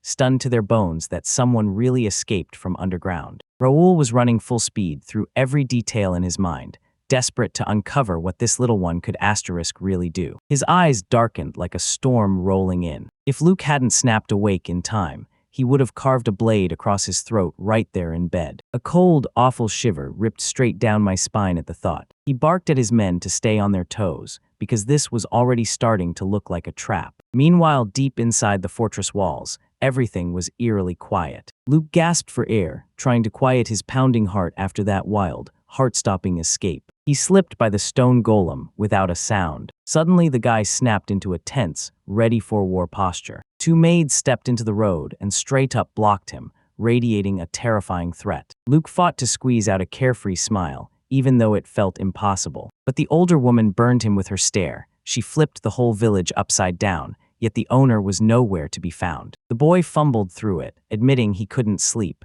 so he'd been stuck out on a night walk. The maid flashed a creepy grin and pressed him hard, straight up asking if he'd slipped past the village limits. He couldn't deny it anymore. He'd already been to Raoul. The girls nearly went pale from the shock of that news. The younger one snapped into a rage, hurling curses at him for charging to the enemy by himself. Turns out, the day before the big battle, Luke only managed to light a fire of rage in their opponent. He slammed his point down hard. He regrets nothing at all. The maid let out one deep, exhausted sigh. Their talk got ripped apart when the guards screamed that the enemy was closing in. On the horizon, a never-ending line of soldiers stretched out, and it was darkening the horizon like a living shadow. Luke snapped into a serious mode. Raoul charged forward with his army at his back, eyes locked on his target the whole time. Two commanders roared the attack order at the very same moment. A deafening roar crashed across the whole field. Raoul leaned in and drove the horse forward with pure, unstoppable force. Meanwhile, Luke stepped right up onto the fortress wall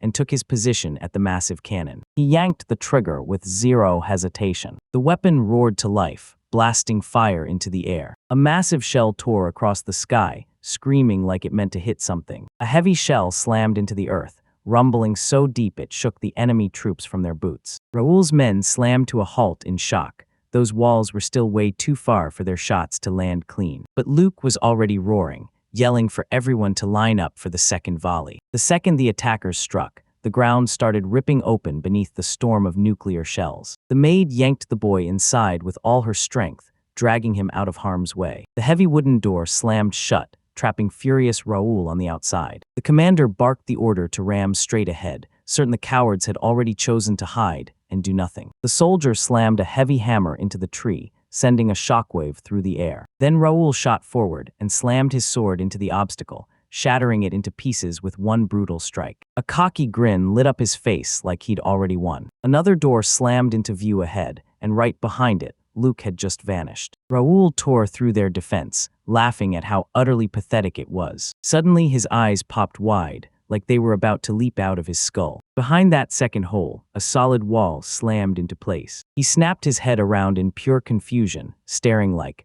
where did all these obstacles suddenly come from? He tilted his head up and saw something that absolutely shouldn't exist. The sky and the walls around them suddenly slid away to the side, like the whole world got yanked off course. Raoul snapped to it. Turns out the walls weren't sliding at all. The ground under his feet was shifting. His battle horse shrieked and reared back in pure terror. The commander bellowed for everyone to smash a path ahead, because the ground was yanking them farther from the village at breakneck speed. Panic-stricken soldiers barreled through the brand-new passages, only to slam into dead ends again and again. The whole army slammed into a giant moving labyrinth and got trapped inside it like it was alive. A 5,000-strong enemy army pressed in tight, boxing the city in as they ringed the multi-level walls from every side. Luke sucked in a sharp breath and locked in his focus. With a sly little grin, he slammed the control panel, and the earth shattered open, throwing up a massive new maze of walls all around him. Squashing the whole crowd into one tight space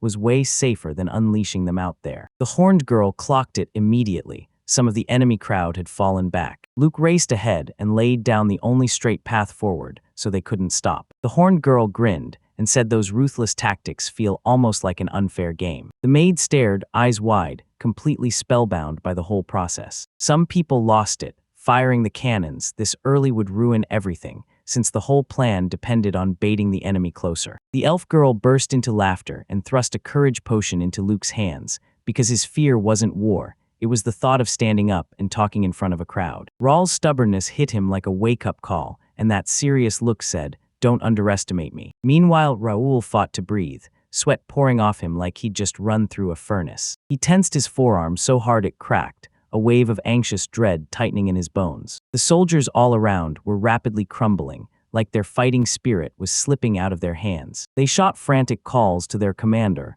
desperate to get his attention. The mages finally proved the nightmare was real. Those giant walls weren't an illusion at all. They were a brutal wall of fate, draining colossal mana straight from the creator. Raoul nodded, jaw tight with tension. Suddenly the shaking ground just stopped. A predatory grin snapped onto his face, and suddenly, this was their one shot. He barked orders at his troops, then they surged forward and smashed every wall that stood in their path. One of the commanders spotted a crack in the defense and snapped an order to unleash fire at the fortifications hugging the citadel. But the longer he stared, the more this place's architecture snapped into a wild, mad maze. The next corridor slammed into a dead end, and the soldiers had to yank themselves back in retreat. The commander snapped his body around in an instant. The path they just raced down disappeared like it never existed, vanished without a single trace behind the solid stone pavement. The walls started to rumble again, this time muted, but you could still feel it in your bones. A colossal ceiling slammed down from the sky, trapping them as it sealed shut overhead. Luke let out a shaky sigh of relief. His exhaustion plan was finally crushing it flawlessly. Even his own companions couldn't hold back anymore. They started openly sympathizing with the enemy fighters. Under those conditions, the enemy army just kept shrinking, melting away right before our eyes. Luke pushed for one thing: wear them down completely before they ever got near the village. The elf girl smiled sweetly, and then practically forced the truth into their skulls that only a peaceful solution would work. The sun clawed downward, toward the horizon without mercy. Raoul was fuming on his horse, staring down the shattered remains of his army. He tore open the air with a brutal scream, clueless how long the enemy's magic would hold out. Teeth clenched, he snapped to the truth. If they didn't crack an exit right now, they'd all be finished. Sweat kept pouring down his grimy face, drop after drop. At the very end of that massive corridor, one lone figure suddenly snapped into view. Luke froze in place, holding his breath as he waited for them to come. Raoul's eyes flared with wild, animal-level excitement. With a wild, gut-punch scream,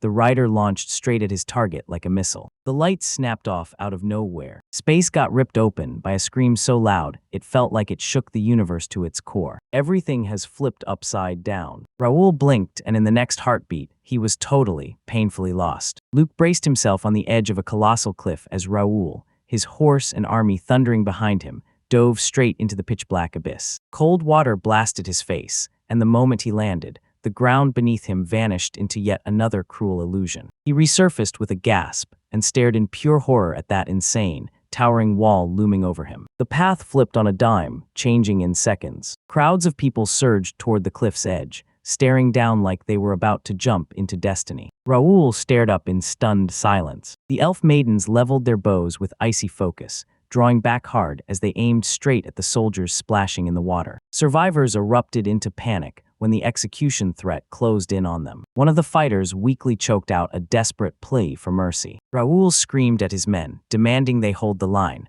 like the whole world depended on it. Their target sat straight ahead, and there was no way they were backing down. A boot stomped the abyss's edge, and a calm voice declared, flat out, that they were done. Raoul snapped his gaze up, and Luke loomed over him, towering against the sky like a giant. Raoul's eyes went wide the moment those words hit him. The boy stared at him with heartbreaking sadness and admitted, through trembling honesty, that he only wanted peace. He never asked for this battle at all. But Raoul's face twisted into a brutal grimace, his rage burning hot and refusing to back down. Raoul stormed ahead, and his raging scream tore through the blinding emptiness like thunder. The observers stared in shock. Hours of wandering through that brutal labyrinth did nothing to drain his thirst for battle. Out of nowhere, he snapped the direction around and barreled straight toward them. With a single bound, Raoul rockets into the air, hurling his sword over the guard like he's about to end the fight. The guard snapped into action, throwing himself between danger and little Noel. Midair, the attacker ripped the skies apart with a ferocious roar,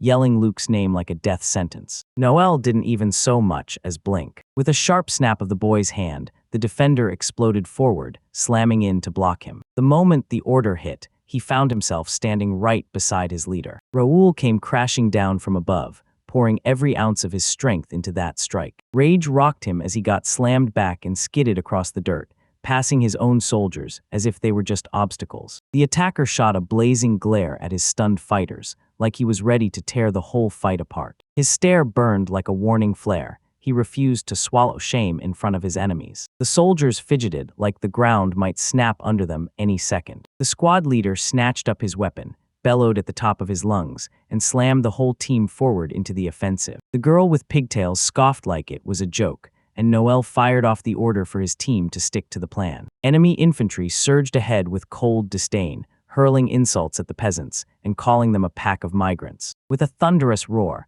the soldiers slammed into the defenders like a wave hitting shore. The peasants quietly steadied themselves, getting ready to unleash the strike. One of the attackers just stalled, utterly thrown off and frozen in confusion. His weapon slammed into the target and ricocheted away like it had hit a brick wall. The very next second, the residents snapped into action and unleashed their elite fighters for a full-on counterattack. 3 archers snapped their bows back in perfect sync, then loosed their arrows all at once. The enemies scattered in full-blown panic, completely clueless about what kind of terrifying power they were facing. Noel studied the brawl in silence, because the labyrinth had sucked every last drop of energy right out of the attackers. And the kid finally triggered a skill he'd unlocked once the village hit 10,000 residents. 3 peasant bodies erupted in a blazing, fiery aura as enhancement took hold. Their powers exploded, boosted by 1.5 times for 10 minutes, or doubled for just 5. The whole deal hinged on one thing: whether a village resident was involved. Noel could rally 300 of his men at once, like it was nothing. The defenders burst into cheers, taunting the weak enemy as they mocked them right there on the spot. With a brutal crunch, his fist smashed straight through the defense. The girl with pigtails snapped at her fighters, furious.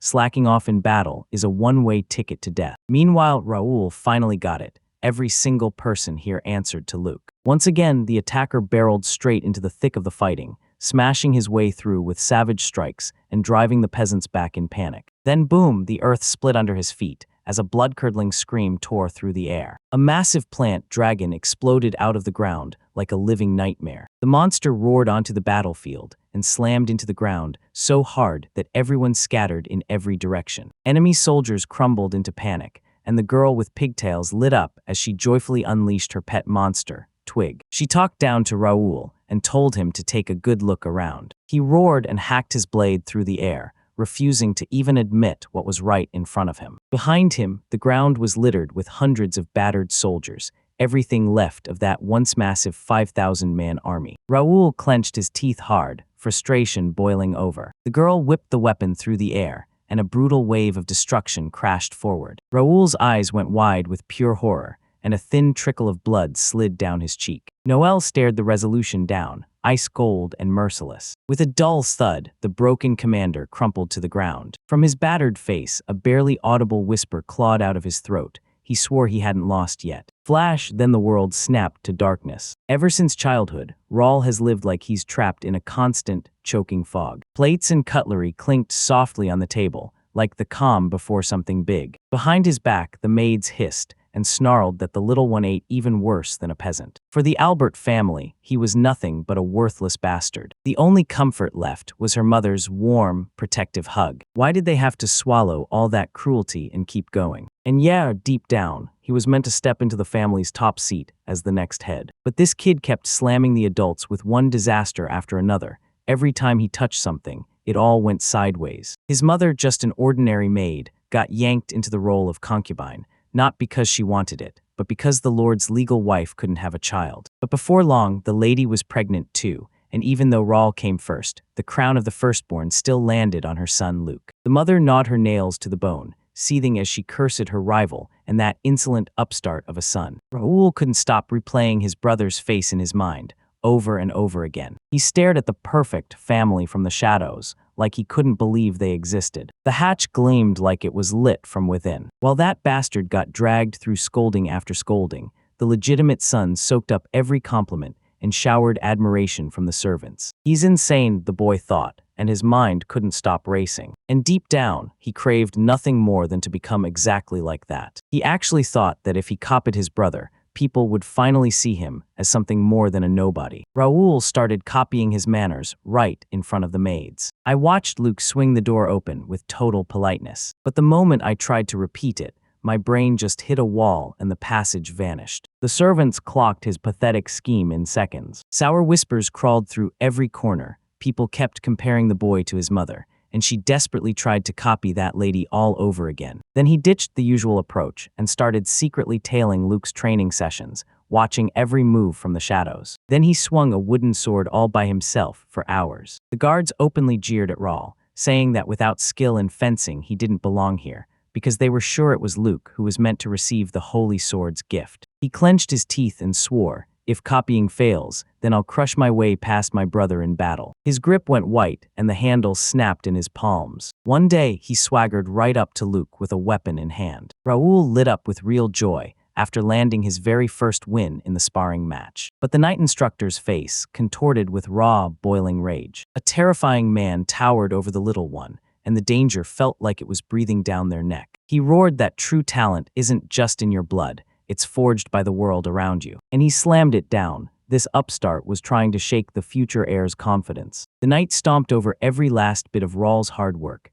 then roared that his skills were trash unless the divine stepped in. The boy trembled uncontrollably. The instructor swung hard and slammed him straight to the ground. A brutal storm of heavy punches rained down on the kid, pounding their body. A desperate scream of agony ripped through the air. Beaten and drenched in blood, Raoul crumpled in the grass as that man smirked and savored his breath. The boy fought for air, trying to catch his breath before the world spun out of control. Then, out of nowhere, the fog in his head vanished. Rumors ripped through the whole estate like wildfire. Servants were horrified by the bastard's brand new behavior. Raoul calmly slammed the table right onto the terrified woman. Then the servants started calling him a monster to his face, right out in the open. He crushed men and hauled them by the hair with zero mercy. People hissed that he actually loved watching the smaller, weaker ones suffer. Shaken to his core, Luke crouched behind a tree, staring at the chaos unfold. And Raoul just grinned like a maniac, swinging in for yet another crushing hit. The bound boy sobbed on his knees, begging,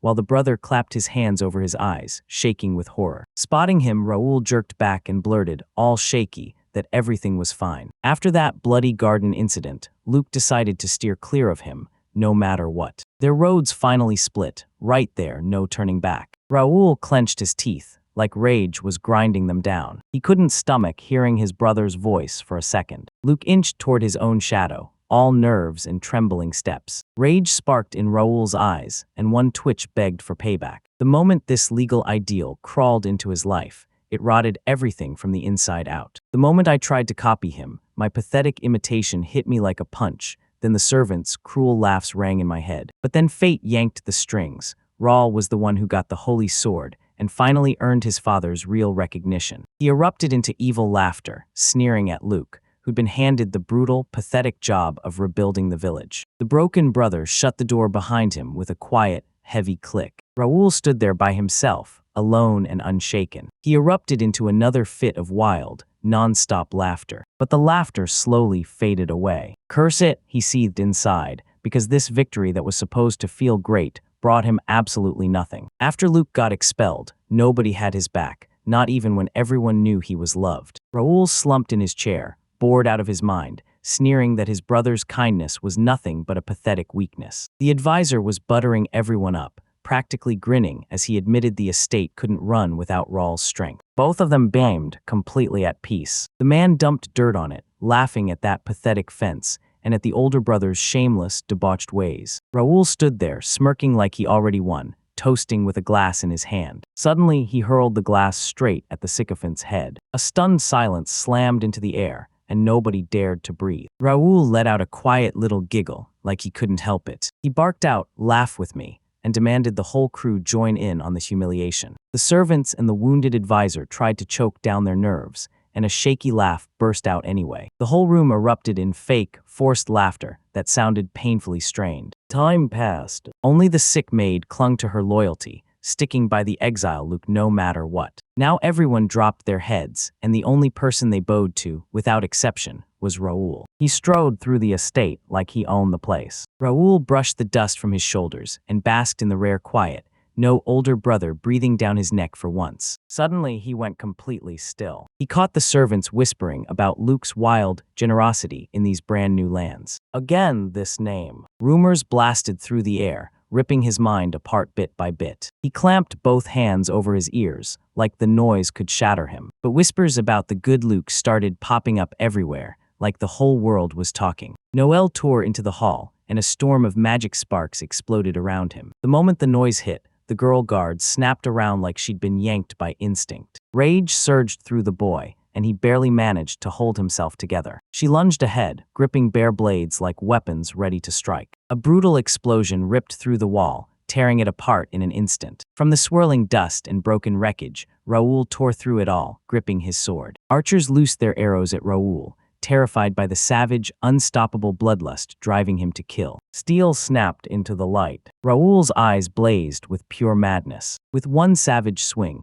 he smashed every arrow out of the air while they were still flying toward him. Noelle froze in pure, jaw-dropping shock. The girl's voice vanished, then she forced Lord Luke to slam the brakes and retreat, right now. Zidorovany threw himself in front of Noelle, shielding her with his own body. He slammed up a colossal shield, blocking everything in his way. Raoul's blade slammed into the metal with brutal, bone-rattling force. The defender barely managed to stop the blow from landing. Deep cracks spiderweb across the shield's surface. In the very next instant, the defense crumbled into scrap, and the giant got flung flying aside. Raoul flashed a sly grin, like he'd already planned the next move. The girl lunged in from the side, striking before anyone could even react. She whipped the daggers through the air like lightning. Steel slammed together with a thunderous clatter that rang in the air. Raoul clenched his jaw, forcing her pressure back with sheer will. Suddenly, he flipped the whole game plan. Tactics changed in a snap. He dragged the blade along her weapon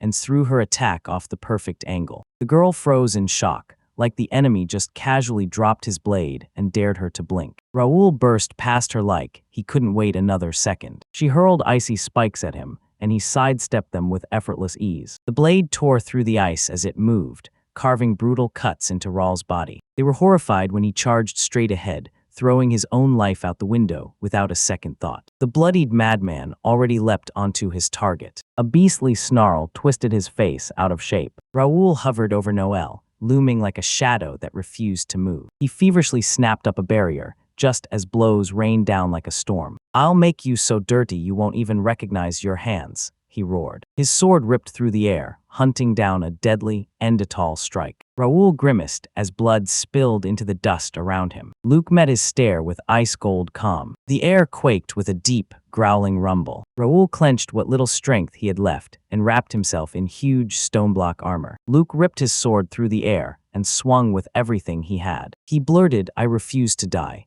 but I'm not out here trying to kill my brother either." A thunderous blow ripped through the stone defense, freezing Raoul in shock as an unfamiliar skill hit him like a punch to the soul. The giant swung back, but Luke just swerved out of the way and slammed his block right into the strike. He clenched his teeth and shoved the enemy back with pure force. "Let me go," Raoul roared, choking on tears and his own blood. The hatch stalled and froze shut in an instant. Raoul snarled that this was a fight to the death, and if he even stepped back, he'd never forgive himself. Luke shot a guilty glance away. He always figured his brother didn't just dislike him, he straight up hated him. But underneath that crushing despair, something darker waited, something even more brutal. Luke huffed out a heavy breath, like all the pressure finally cracked loose. He admitted it, trying to prove he was right at Albert's place, only fanned the flames and made everything spiral out of control. That memory stabbed him hard. Little Luke cowered behind the maid, convincing himself that doing nothing was the safer choice. He confessed he was guilty because fear swallowed the truth, and he never once bothered to understand his brother. The blade's swing froze midair, like time held its breath. "Shut up," Raoul screamed like his lungs were on fire. Then he launched straight into the fight. Sweat and tears hung in the air like trembling, burning droplets. The giant stone hand exploded into a storm of shattered chunks. Raoul crumpled to his knees and erupted in hysteria, smashing his fists into the ground. He sobbed through tear after tear, screaming that Luke was nothing but a pathetic hypocrite. All those gorgeous words hit like wind now, because none of them can change what's coming. Luke listened in stunned silence as the harsh truth hit him hard. If he'd never been born, Raoul would have had a normal life. The brother dropped to the ground, letting out a scream so inhuman it chilled everyone's blood. Luke watched the sword's hilt crumble to dust, then quietly slid down beside him. He calmly said that titles and wins had never even bothered him. Now he's fighting on his own, raging into action to protect his village, instead of just drifting along with the current. Luke flashed a warm, genuine smile that lit up the whole room. He built this place for peaceful living,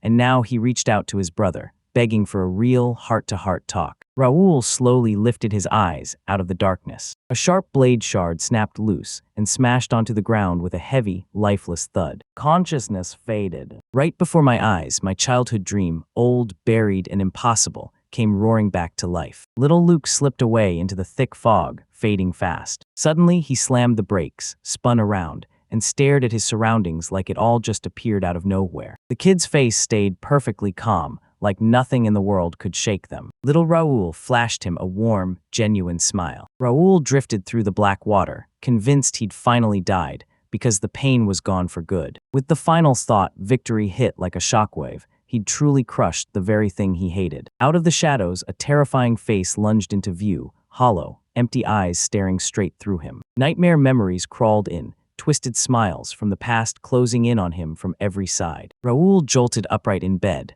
eyes blazing wide with pure horror. A crowd of onlookers had circled him, quietly drawing him up like he was some living statue. Raoul snapped in panic, yelling, "Who are you people?" Luke jerked back in surprise, then burst out with pure joy, shouting his brother's name. Luke hovered nearby, insisting the potion worked and they should hold off, because it was way too soon to get up yet. Raoul's eyes went wide in pure shock at his target's hands, so they really dumped a priceless potion on him. After all that chaos, Luke strutted around like nothing ever happened at all. "What are you thinking? You didn't even bother to contact me," Raoul snapped, his eyes blazing with pure fury. That summer, a peasant woman softly begged him, "Don't panic," while his mind reeled at how utterly clueless his brother was. Injured Raoul jolted upright in bed the second he saw Luke and the old woman standing right there. Luke couldn't shake the feeling that after that battle, reconciliation wouldn't come easy. The elf coldly declared that she'd already done everything she could, then snapped the rest over to fate. The girl with pigtails nodded,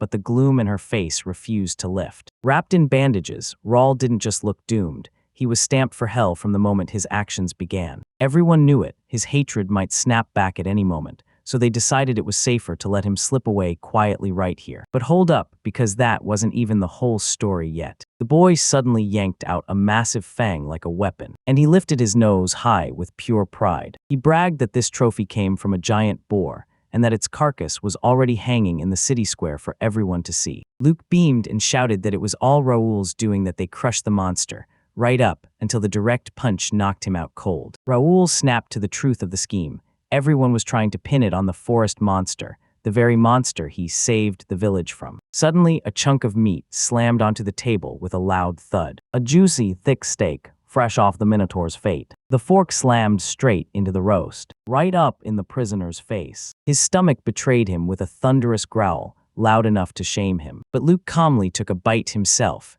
then left Raoul with nothing, not even a crumb. He froze because that kind of audacity was straight up unreal. Raoul erupted in a storm of curses as the boy kept chewing, while the old lady just smiled and calmly praised the meat's taste. She flashed a sly smile. He wouldn't get his cut until the negotiations were done. Raoul nodded along to the story about the monster's murder, just to keep the peace and avoid getting any louder trouble. Luck warned everyone with a hard stare that once the boar bones were in there'd be no more freebies, no more concessions at all. Too many hands got grabbed by this mess, so the smart move was to act like it never happened and slam the door on it, back to normal life. And he smirked, reminding him, quietly, slyly, that he still owed for that potion he'd already used. The old woman cackled like a curse, then warned him that this rare elixir would drain his life savings. Finally, she shoved the plate right up to the boy. Luke beamed and lifted his mug, toasting the moment the deal was finally sealed. Raoul snapped back that he didn't need their pity one bit. I swore no, I promised with my whole soul to repay that debt 10 times over. Luke and his grandmother locked eyes for a quick moment,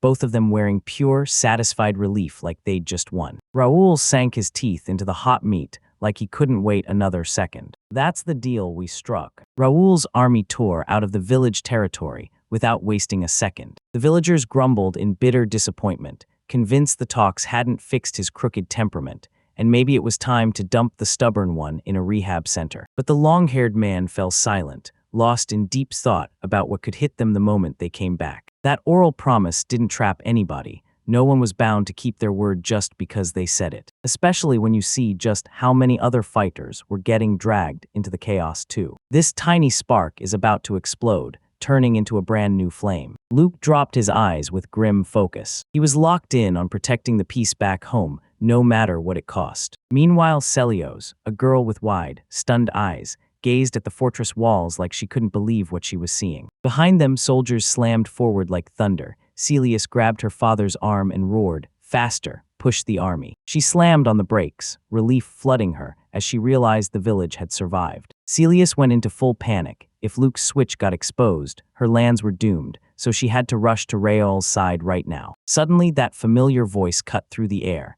and when they turned, they realized it was alive. The girl finally exhaled in pure relief when she heard they'd won and rescued Selani. She finally came clean to her father and admitted, straight up, that they'd chosen to come here of their own free will. He couldn't believe it. His daughter gambled her entire territory on saving them all. But he grinned, pride blazing across his face. Meanwhile, the kitchen was already in full blaze, feast prep steaming and sizzling like it was about to explode. Luke lit up with gratitude, thanking the villagers for standing strong against the looming threat. Wooden mugs crashed together with a loud clatter as the whole crowd toasted him in one big cheer. During the holiday, elves, dwarves, and fairies all spilled into the noisy village together, and for once, everyone stood as one. The dark-haired woman gave a gentle smile, while her light-haired companion stared with blunt, unmistakable annoyance. Thick plumes of smoke surged up over the battered ruins of Menel. Amid the wreckage of the shattered room, the man collapsed to his knees and wheezed. The rebel army, they're completely wiped out. Right before his eyes, his wife and children flashed past like a cruel, unstoppable memory. Tears streaking down his face, he choked out an apology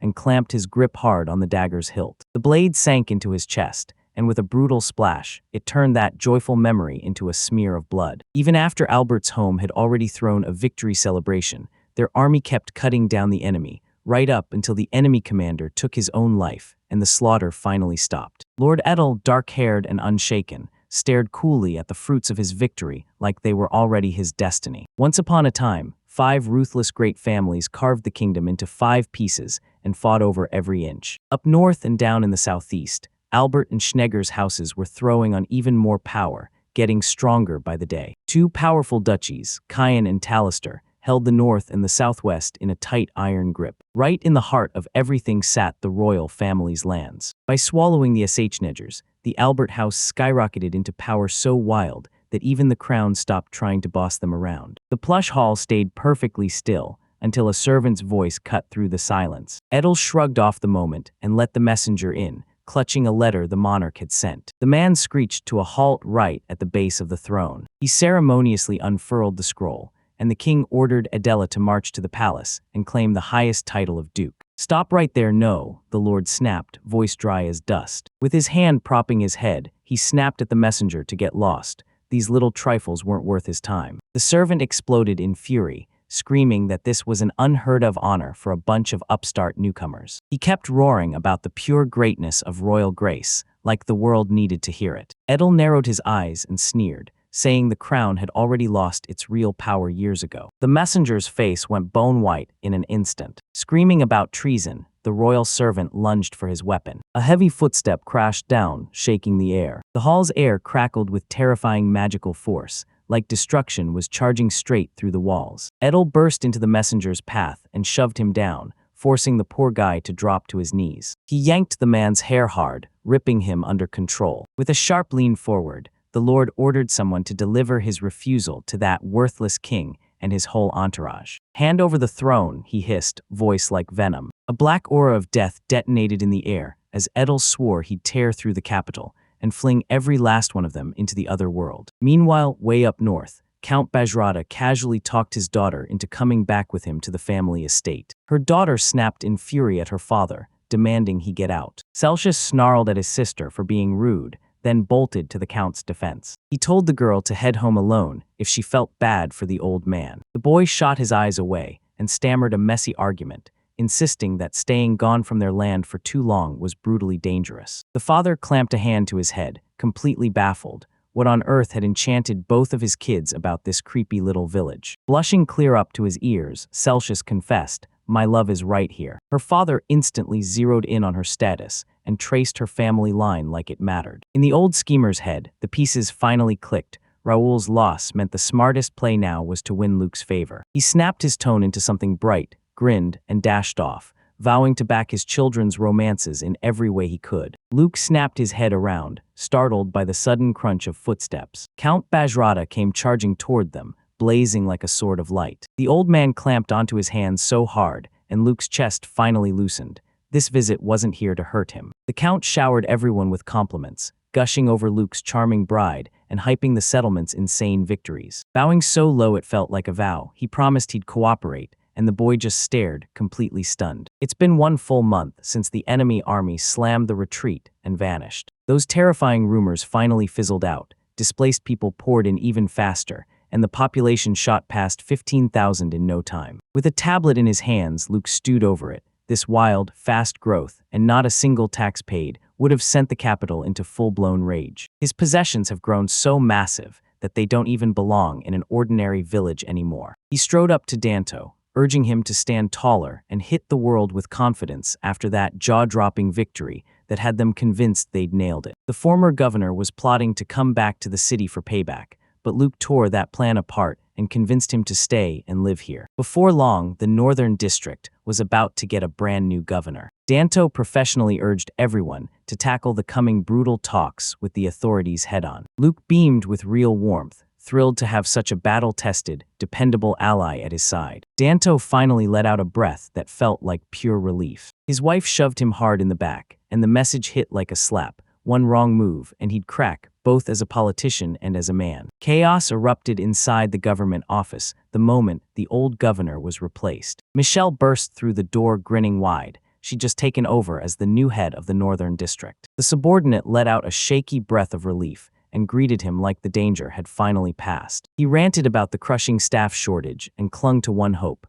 a brand new boss would finally step in. Mitchell wasted no time. He leaned in and grilled him about the wild rumors surrounding that desert settlement. Someone shoved a fat stack of documents into his hands, packed with everything he needed to know. The governor swept his gaze over them and couldn't hide how much he was impressed by what they promised. The subordinate let out a weary sigh. Every investigator they sent there just dropped the mission, quit for good, and chose to live right where they landed. Mitchell's smile snapped off like a switch, and his eyes turned predatory. No way he was letting that theft of his citizens slide. That eerie glow just yanked the whole battle to a brand new location. Luke just got word from a messenger sent by Risen. Apparently, the new governor wants a meeting, and now it's coming straight for him. The elder's assistant shot back with a grim look. Those guests wasted not a second. He spread rumors that this Mitchell wasn't an aristocrat or a warrior at all. He snagged his position purely because of his real-world skills. After the scandal in the Western District blew open, they shipped him here too, and it only proved what he'd always been, a crafty mastermind. The assistant didn't just suggest, it basically told Luke, "Be careful," like it was a warning he couldn't afford to ignore. The boy nodded with fierce seriousness. Mitchell popped up out of nowhere, flashing that same too-friendly grin like he owned the place. He casually reached out and shook hands with the little elder, then introduced himself as nothing more than an ordinary servant of the Albert family. The guest rained praise on their thriving settlement, so spotless not a single beggar lurked in sight. He admitted he'd be totally fine living here himself, and Luke's assistant instantly felt something was seriously off. Suddenly, Mitchell scooted closer to the boy, and his voice turned ice cold because he had a proposal. The governor snapped into a deep bow, so sudden it felt like a blade dropping. Luke and his assistant stood there, frozen in sheer shock. Mitchell begged, voice cracking, to let the Northern District be folded into their village. Still refusing to straighten his posture, he coldly admitted that Risen had been utterly crushed, both in industry and in military might. The governor demanded they be absorbed fast, because once the district started emptying out, mass migration would wipe out every last soul. The assistant barked in fury, demanding whether Mitchell was abusing his power. Then Mitchell grinned and admitted the managers had told him not to interfere, so he had no choice but to keep everything quiet. That answer lit a fire under him, because this secret agreement let Risen bail out any time he wanted. Mitchell narrowed his eyes and smirked. Once they got the lands, the alliance would pay off for him, and that was the whole plan. Then he boldly admitted he was counting on Luke's construction skills to make the same kind of mind-blowing wonder objects for his city. The assistant snapped. He shot his hand up and swatted down that insolent person who was trying to bully him into the impossible. Luke cut him off calm as ice and said, "Actually, I can do it." The boy bragged that his village management skills had already reached every corner of the Northern District. He flashed a sweet smile and admitted he'd love to build a real connection with the neighbors too. After hearing that, Happy Mitchell latched onto the stunned assistant's back and immediately started pestering him, begging for seeds and demanding a public bath. A system window blasted onto Luke's screen, demanding he confirm whether the residents of Risen would be joining. With one single touch, he instantly stamped over 9,000 new people as official residents of his village. The assistant hissed that this sly fox could stab them in the back,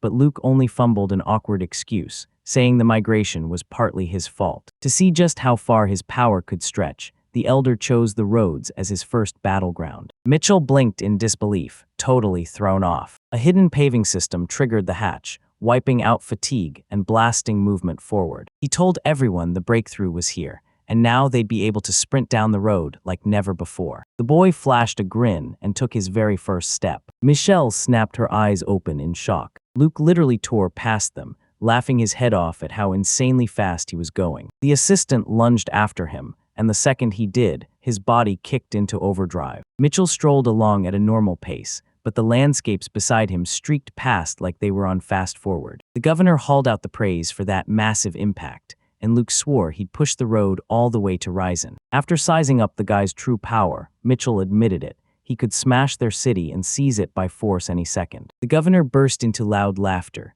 bragging that it was a total honor just to sit down and talk to a monster of that caliber. Fresh pavement raced straight toward the horizon, disappearing as the world ahead glittered with possibility. The Trinity tore toward the gates of Risen so fast, no one could have even imagined it. He couldn't believe his own legs. This trip dragged on forever, and still he felt zero fatigue. He leaned in and whispered to Luke, worried sick, "If we do this, won't it smooth the road for new migrants?" "Wrong," Mitchell snapped, cutting him off like a blade. He clocked the truth fast. Most people never really want to pack up and leave, so if the road turns easy, the whole urge to move out for good just fades away. The governor flashed another sly smirk, and with a chilling tone, labeled Luke a truly frightening man. And he just grinned innocently back at him. The next second, Mitchell was back to begging for fresh new buildings, and it drove the poor assistant straight out of their mind. Luke leaned in and demanded to know exactly which buildings the city is still missing right now. Mitchell, the blonde governor, demanded public baths and latrines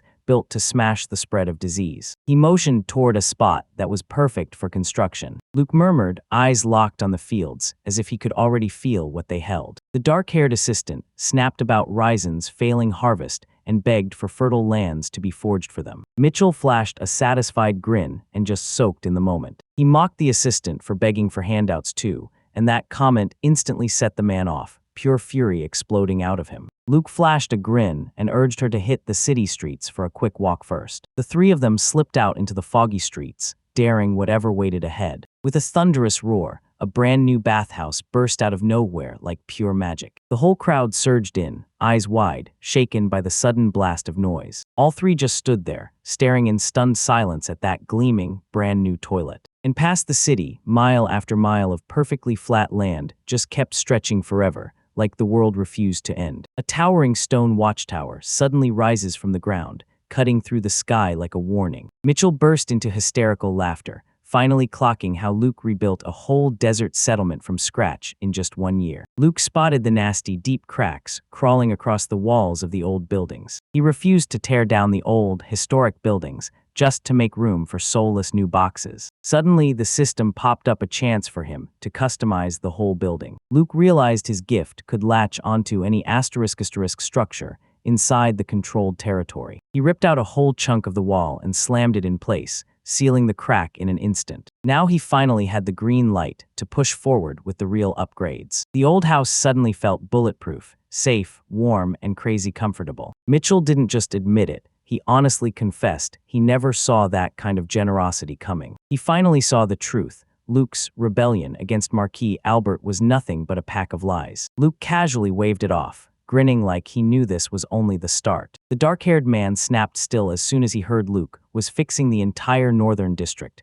No, not just Ryzen. Meanwhile, Luke felt pure satisfaction. Now that the entire northern district had been seized, he could finally boost his village's level to new heights. Mitchell forced a tense smile, eyes locked on the sheer size of the terrifying power. Swearing he'd never turn into an enemy, he gladly snapped up the help like it was salvation. As the sun dipped below the horizon, they brought the guest in and offered him a warm place to sleep. Next morning, Luke was already zapping the leaky roofs shut with one flick of his hand. He carved fresh roads through the district and rebuilt every settlement he could find. With every city he repaired, he didn't just rebuild, he welcomed fresh people into his growing kingdom. The system spit out a chilling count, 30,000 residents, and revealed they'd hit the village's 9th level. They slammed his score by 300,000 points, and somehow, that brutal hit also unlocked brand new features. Among them stood one killer trick, relocating entire buildings across space in an instant. Luke locked eyes on the screen, utterly baffled. Now he could slam structures across the ground,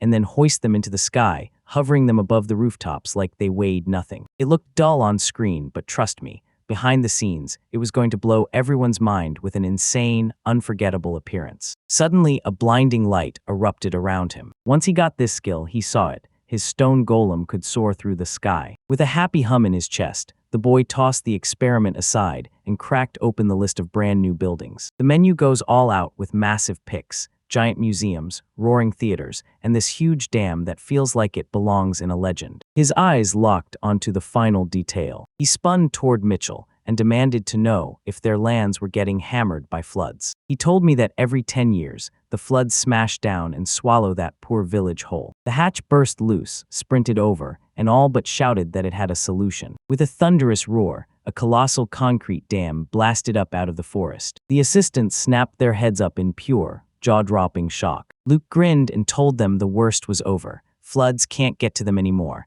and that reservoir will carry them through the drought. Mitchell leaned in and asked, just to make sure, was building something this colossal actually draining him? The boy gripped his fist tight and with total confidence proclaimed that he still had plenty of strength left. With 30,000 residents feeding him every day, he could finally stop hoarding and rack up points for good. They all came back together. Right then, something in the bushes rustled and sent chills down their spines. A colossal bear exploded from the thicket, with a bone-chilling roar that shook the whole forest. One of the peasants bolted into the night. Terror slammed through her as she cowered against the wall. The beast barreled through the crowd like a living storm, smashing toward people at breakneck speed. The dark-haired man bellowed at Luke to sprint and braced himself to take the blow. He froze up and cold sweat poured down his skin. Luke surged forward and planted himself right where they stood. He snapped his arm forward with total confidence and swore he'd take the beast down himself, because he refused to let anything go wrong. His eyes lit up with pure thrill. This was it,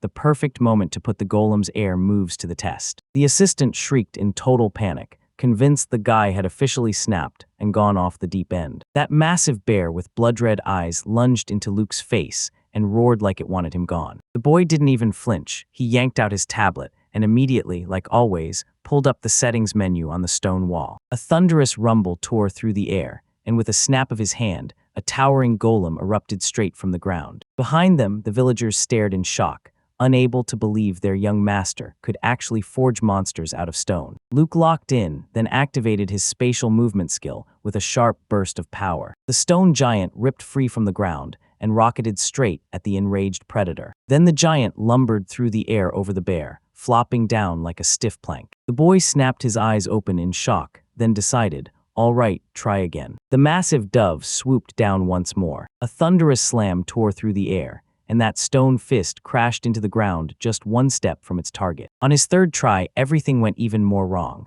The golem just floated in midair, hovering right in front of the stunned beast. The observers shot each other skeptical looks, stunned by how wildly wrong this creature's movements were. Luke clutched his head, stunned by just how brutal it was to control a clumsy wall in three-dimensional space. The moment the room went still, the bear shot upright on its hind legs and blasted out a roar so loud it rattled everything. The boy snapped into action and thrust up a protective barrier in front of him the instant danger hit. Right in that split second, he launched the whole golem straight at the exposed enemy. A massive chunk of stone slammed down and flattened the bear to the ground with a terrifying roar. All that's left of the monster is a perfectly stacked wall. The crowd erupted in applause while Luke himself fought back tears, crushed by his humiliating defeat in skill management. The senior servant squinted hard, clocking the young master's grim, downcast mood even after the win. It all snapped into place in his mind, like every missing piece finally clicked. The man bellowed at the boy, shaking the air with his voice. With a bright grin, he complimented the giant and hyped him up as wildly cool. Luke's eyes lit up instantly, sparkling with pure joy. He grinned and waved them off, because the Northern District inspection wrapped up clean with zero problems. Life in the village of Liuka moved to its own heartbeat. Summer crept closer,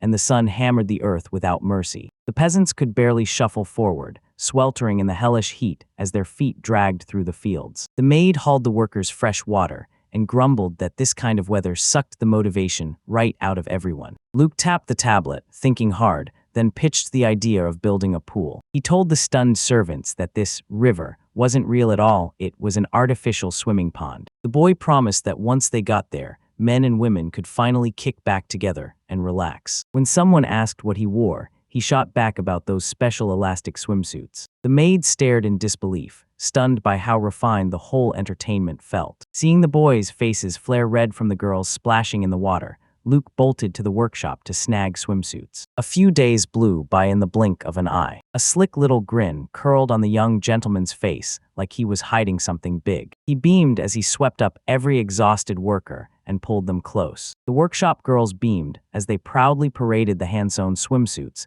they'd finished stitch by stitch for everyone to see. They pulled everyone in and let each person pick an outfit that fit their vibe, and you could tell Luke was the spark. He'd inspired them with a whole bunch of different styles. Luke snapped the skill into place, and boom, his stone pool instantly unfolded flawless and self-cleaning. From the changing rooms, an excited girl's squeal shot through the air. A stranger stormed right up to him in a flash. The maid and the girl marched out to the pool in shockingly revealing swimsuits. Luke flashed a real compliment about their looks, and the others' shock hit them like a wave, while he totally missed it. A villager blurted out that this was way too indecent for kids to even look at. In the middle of the crowd, people were cracking jokes nonstop about whether Philia would finally show up in a swimsuit too. The maid felt mortified being naked, but she forced herself to believe that this was the proper way to dress for swimming. Meanwhile, the maid flashed a sly grin, decided there's no way she'd pass up this moment, and set out to seduce her master, no matter what it cost. Suddenly, Luke jolted and gasped for breath. Around the corner, Philia stepped out, totally naked,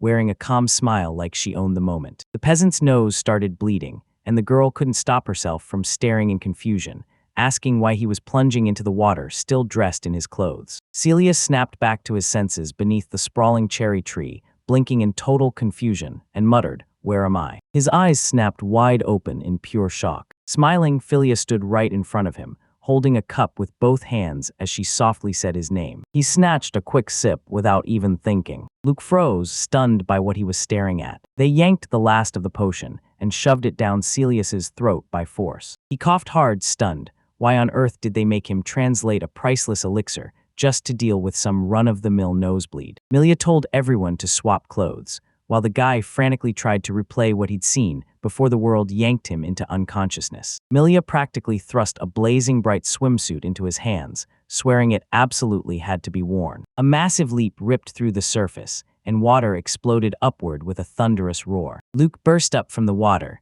grinning as the cool pool water washed over him. Right away, the comrades pushed an idea. Let's organize a swim like now. Luck lunged into a freestyle sprint, blasting through the water like a cannon and spraying fountains of splashes behind him. They stared in shock, blown away by his wild, one-of-a-kind style. The boy snapped his eyes open, stunned to the core. Milia groaned that she couldn't swim at all. Those massive breasts just kept floating right back up to the surface. Luke flashed an awkward little smile, like he didn't know what else to do. He was buzzing with excitement over the whole festival and was already scheming up water slides. Philia slipped out to the pool, rocking a one-piece swimsuit. Luke burst out laughing, realizing her outfit looked almost identical to what anyone would wear every day. He tossed it off like it was nothing. Now Celios had to be safe, no question about it. Blood blasted out of Celius's nose again, like a brutal fountain ripping through the moment. The boy's eyes went blank in an instant, and he dropped like a stone straight to the bottom. Later, they ditched him in the room and left him to sleep. The company around the pool all agreed it was snack time, and they dove in. One of the boys grinned and yanked the icy watermelons out of the pantry like it was treasure. With her eyes shut tight, she took a slow, trembling bite and savored every sweet second. Their friends cooked up a wild competition, spitting pits, and the whole crew was ready to go head-to-head. Luke stepped up like, "Put me next." Milia locked onto his face, staring like her life depended on it. He spun around and demanded what was wrong, but the woman snapped back in pure terror. Suddenly, the chat exploded into the wild game of smashing watermelons. Luke couldn't wait. He spilled the rules fast. Blindfold yourself, grab a stick, then hunt the target in total darkness. That branch didn't hesitate. It declared with confidence that it wanted to try. The boy dropped the watermelon onto the ground. Every single person clutched their breath, like the next second might shatter everything. The berry sat death, still on the sand, like it was waiting for something to happen. The branch shot forward, clutching two swords in his hands. Steel burst into a blinding flash. The lightning hit, and the watermelon exploded in a wild burst of juice and sparks. The boys stood there, frozen stiff,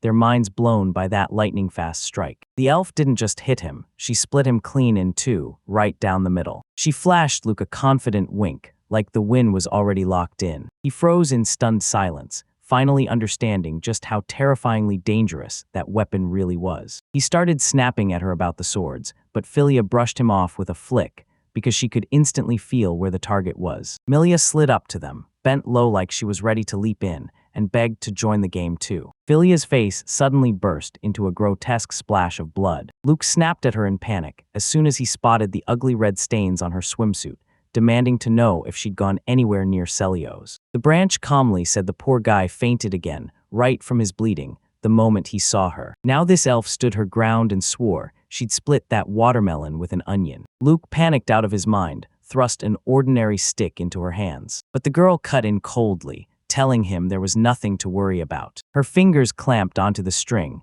like she meant to pull the world itself with it. She hurled the bow over her head, closing her eyes and throwing it blind. Two watermelons shot skyward like they were launched from a cannon. The branch smirked like it owned the place, right there under the bandage. He fired a few shots, and the berries got ripped apart in midair. Luke clutched his head, stunned into disbelief by what he was seeing. Luke let out a despairing groan, telling everyone that watermelon smashing was absolutely not supposed to be done like that. Another girl burst out with pure excitement, shouting that it was her turn at last. She whipped her spear through the air, ready to skewer 10 targets all at once. The blonde kid stood there, grinning, and swore he'd obliterate them with a shockwave. Luke pleaded with everyone to stop, terrified the match would turn into a full-on slaughter. But his words got swallowed whole as the crowd erupted into joyful shouts. He let out a defeated sigh, realizing the old-school entertainment was finally dead for good. Meanwhile, Milia was frantic, crawling through the sand like a madwoman, tearing the ground apart to find the bone Luke had just spit out. A baby's piercing cry tore through the silence,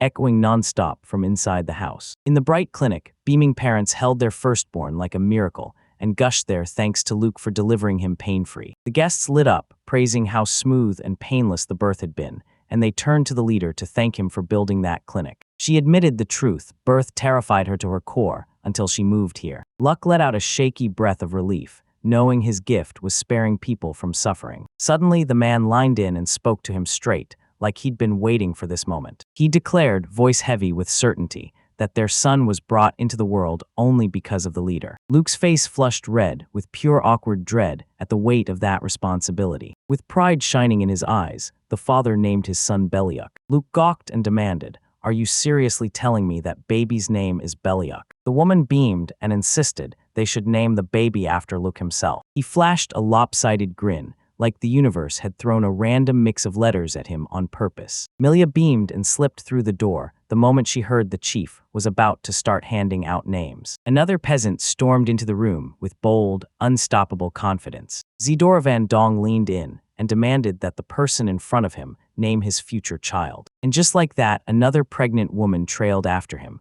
Once those village comforts kicked in, a whole baby boom erupted. A massive crowd of future parents surged toward Luke, pressing in like a wave. Everyone in the crowd demanded a legendary, happy name for their future descendant. Someone straight up demanded something nobody's ever seen before. Someone is absolutely, jaw-dropping magnificent. They all shot down the idea of naming the kids after the golem. Every single one of them voted no. Luke seethed with rage, but the villagers snapped him out of it, because the golem was moving weirdly, and that's a terrifying bad omen for the baby. Milia had already stacked up a whole list of options, and the doomed Luke sank down and started working. The people weren't the only ones waiting. Animal cries blasted from every direction. Luke blinked, completely stunned, like his brain had just hit a wall. He planted himself among dozens of tiny, fluffy babies, all squirming and cuddling like little balls of chaos. The peasant grinned and rushed to tell him. Those dozen animals had exploded into hundreds of cows, sheep, and horses. The secret was in the barns. Luke's buildings unleashed wild growth, flooding everything with life. The boy was dragged to the pasture. He flinched in terror, swearing that beast was nothing but a monster. "Is that our cow?" he blurted, staring like he couldn't process it. Massive horned giants towered over them, blotting out the light like they owned the sky. The peasant smiled and reassured them, smart, silent, and somehow they'd pour out rivers of milk. A colossal shadow slammed across them with a thunderous rumble. Luke squinted, totally baffled, and blurted out if they'd somehow ended up with ostriches. But it turned out that the beast was just an ordinary chicken, only it was the size of a calf. She cradled a whole mountain of eggs, stacked precariously in her arms. The peasant grinned and thrust his finger at the bird, which had just landed and was settling into its nest. A tiny egg, totally normal, rolled out on its own, and Luke finally let out a breath like he'd been holding it forever. Suddenly, the hen unleashed a non-stop barrage of eggs, firing like a machine gun. Turns out every one of those meat mountains spits out 50 eggs a day. No matter the size, it's all about how many. Luke snapped his eyes up to the farmhouse roof. The peasant beamed with pride as he proudly recapped every moment of the excursion. The chief ran his hand over the giant sheep and suddenly understood. Every bit of it came from the power of his magical buildings. He scratched his chin, hopeful as hell. Maybe if he lived here too, he'd finally grow up. He burst into laughter and shattered his dreams to pieces, because this magic doesn't work on people. Instead, he demanded more barns, and Luke's outrage snapped to full power right away. But there was no escape. Those animals kept multiplying, faster than space could ever open up for them. Luck nodded fast and swore he'd raise another dozen buildings and stretch the pastures even farther. Then the peasant's mind snapped to another addition, like a new piece of the puzzle clicked into place. "Just don't say that, wood dragon," Luke flinched, like the words themselves might bite. Right in front of them loomed a massive tree trunk, blocking their path like a wall. They surged straight toward the monster's snout. Twiggy the dragon purred like a satisfied cat, all warm and perfectly at ease. A humble peasant slowly traced a soothing hand over the giant's nose. Luke dropped his eyes, and there it was, bizarre sprouts pushing up like they shouldn't exist. He squinted hard, ordinary. Dry branches jutted out of the ground like they were hiding something. The earth just rocked beneath his feet, like it was about to break in half. The man calmly yanked a wriggling, snake-like tree sapling out of the ground. The hatch flew backward with a blood-curdling scream. Turns out the little ones hide as trees until they finally grow up. One tiny dragon clung to the chief's neck, softly nuzzling and tickling the bark. The boy flashed a smile. Then one horrifying thought slammed into his mind. He couldn't stop imagining how fast those little ears of corn would sprout into a whole flying army, sweeping over the village. As Twiggy purred contentedly, Luke chose to shove the problem aside and deal with it later. The whole tale kicked off the moment the upgraded dungeon hit the scene. With a rugged beard and zero fear, Alex charged up to the registration desk and signed up to take on the labyrinth. Whispers swirled around them as they clocked the legendary A-rank squad, Crimson Lotus. Alec flashed a smug smile like he'd already won. A party member snapped their hand across his back, slamming him down and crushing every last bit of his arrogance. Since we last saw him, Luca's Old Man Village has exploded in size, so much it looks nothing like before. The real draw stayed right there, the dungeon's dark entrance, looming like a dare. This neighborhood packed with a thriving little village, where dwarves forged deadly weapons and served up mouth-watering food, turned the whole place into an instant sensation. Luck opened the first adventurers' guild, ready for people to buy materials, then grinned and swore he was only doing it for the handsome guys. While they registered, the team picked the name *** Crimson Lotus ***, and they shot to fame in battles almost instantly. Now the entire crew could barely hold back their proud grins. Everyone stumbled out awkward explanations, trying to play it off like they were being modest. Alec's joke died instantly. He snapped serious and demanded everyone gather up fast, because one slip down there could get people killed. A grim mountain rose ahead, its dark cave mouth yawning like a black monster. The heroes charged down the crumbling stone stairs, plunging straight into the choking darkness. Alec handed the reins to a man named Kammer and trusted him with command. He had a rare knack for slipping through mazes like they were nothing, so everyone knew he'd make the perfect guide. The young man raced ahead with a grin, basically admitting, "Yeah, I'm pretty useless outside the dungeon. Ever since they first stepped into those labyrinths, everything inside has been totally unrecognizable,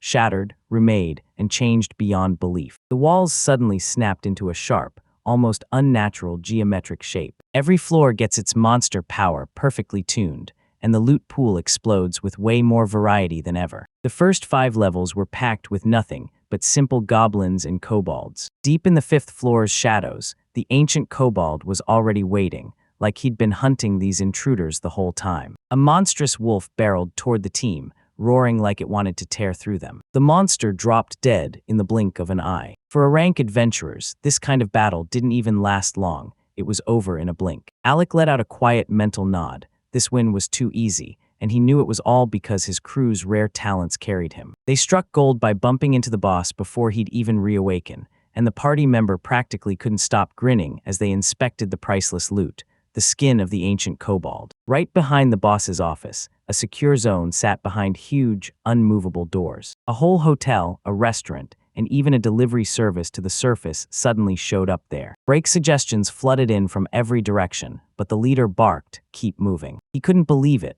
Those regular peasants had marched down here with herbs to trade, and the sheer effort they brought was honestly shocking. One party member said the old man didn't do anything shady. He just struck a deal with the dungeon master. Everyone leaned in and nodded. Luke could pull off way more than that. The team clenched their courage and pushed even deeper into the unknown. They burst through the 6th floor threshold. The space stretching up to the 10th level was choked in thick greenery and wild vines, squeezing every corner shut. On the way, they hunted armored ants for armor scraps and scooped honey from wild bees, even while some people absolutely couldn't stand bugs. Next, the road got slammed shut by Mother Tarantula herself, the boss with a shell so tough it might as well be armor for the gods. The adventurers tiptoed past the sleeping giant spider, holding their breath as they slipped by. Their monster research saved the day. Since there was no real threat staring it in the face, the beast backed off and never attacked. From the 11th to the 15th floor, hulking minotaurs stood ready to crush them. From the 16th straight through the 20th floor, they turned their enemies into ashes with magic. On the 21st level, the gloomy ruins of the undead finally started to claw their way into view, and the 26th floor welcomed them with boiling magma, like the building was ready to ignite. Alec wiped the sweat off his brow, because last time this brutal heat didn't just test them, it made them turn and run. Then they were seconds from keeling over from dehydration, but somehow, that near-death ordeal flipped into their edge. The leader snatched the ice potion the elves brewed up on the surface. The instant that icy liquid hit his skin, the crushing heat vanished like it never existed. Shielded by the power of fire, the Crimson Lotus exploded forward, screaming like war itself was coming. Meanwhile, a sharp, ringing voice cut through the air above. The fairy snapped her gaze to Luke, begging him for advice on how to build brand new levels. The dungeon keeps swallowing space. Now it's exploded all the way to the 35th floor, absolutely gigantic. She freaked out. Alec's crew had already snagged the potion, and they were seconds away from wiping the 30th level. Luke just grinned. He cooked up the whole scheme so adventurers would rush into the village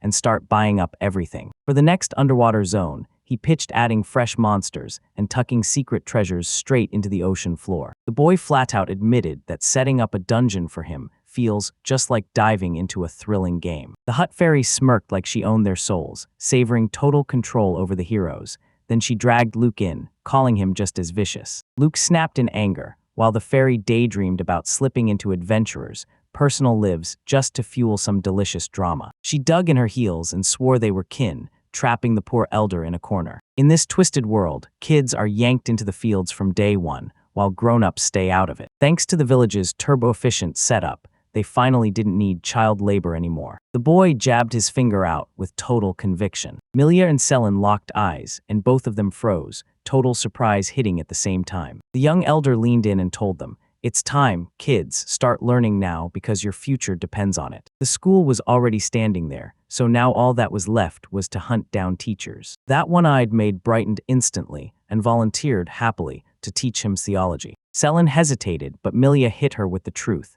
She was the village's only priestess, and there was no one else to rely on. The boy's gut twisted with worry about whether she could juggle this with her service, but she stood tall and declared it her sacred duty. She flashed a sly grin and right then and there, started quietly dreaming up a full-on, brainwashing plan for the little ones. Selina erupted in furious shouts that letting that woman into the school was pure danger. Then the young man spotted old Nema, and new kids deserved to learn for free, with her watching over them. He grinned and sprinted to his grandmother to negotiate, all fired up with excitement. They didn't just stop there, this whole thing kept building up. An art museum and a huge, roomy library have sprung up right in the village. The boy prayed the new residents could lock away their war-salvaged relics safely in there. Suddenly, a wall of powerful muscles surged in and shut the sun out. The young man went stone still, staring down a whole crowd of pumped-up guys. The peasants strutted with puffed-up biceps, acting like they'd been born flexing from day one. The boy gasped, then shockingly jabbed at their hands. Those things were as big as thighs. He spun toward the girls, brows knitted in confusion, and demanded they explain what was happening. The men flat out admitted it. These locals have gone all in on training, and it's absolutely exploded. The boy remembered how, just days ago, he'd built a platform for hunters and guards. A split-second clue snapped right in front of me. Accelerated development. Zdorovny grinned and said, "These muscle mountains are the proof, built from endless training." Milia let out a soft, sluggish sigh, and right then, a blazing idea snapped into the young man's mind. He flashed a proud grin and declared he was hitting the gym too. In his head, he's already picturing himself as an absolute giant of a bodybuilder. From that terrifying fantasy, Selin and Milia went pale as ghosts and sprinted over to stop him before he went too far. The maid blurted out in panic that she loved little boys, and the peasant snapped back not to push the kid's body too hard. The young man shot back, seething at how solid and unbreakable the others seemed. Selene suddenly slammed her palm into her fist and barked,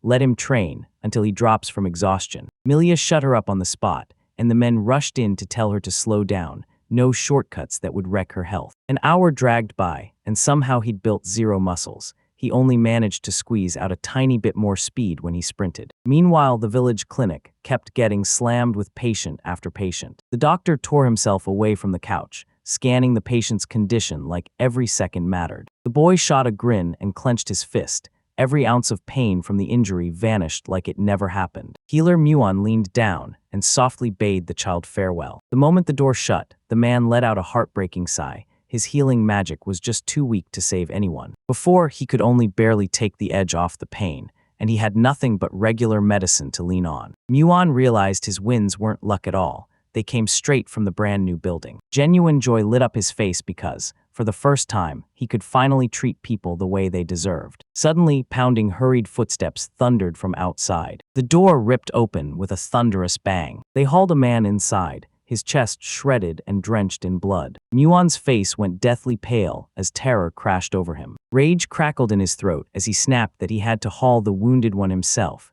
because the girl helper didn't even scream for help. She just bragged about the monsters she'd killed. The healer's eyes widened as he realized that wound was far past anything he could fix. He frantically clamped down on the bleeding and begged the patient to hang on tight until the senior doctor finally burst in. Selene snapped her eyes open in shock and demanded to know why he didn't just dump the potion straight onto the wound. They didn't hesitate, poured the potion straight onto the open wound, and it lit up, healing it in seconds. When Muon heard potions were being hawked right there at the market, disbelief hit him so hard he almost blacked out. In the blink of an eye, the brutally wounded man snapped upright, staring in disbelief as he checked every inch of his body. They sprinted to the shop, and there an elf lounged behind the counter like they had all the time in the world. The Muon and the former patient screamed like crazy. Those legendary potions were just sitting there on the shelf. Selene calmly lifted her finger toward the shelf, and the healer froze in total shock at the unbelievable spread of treasures.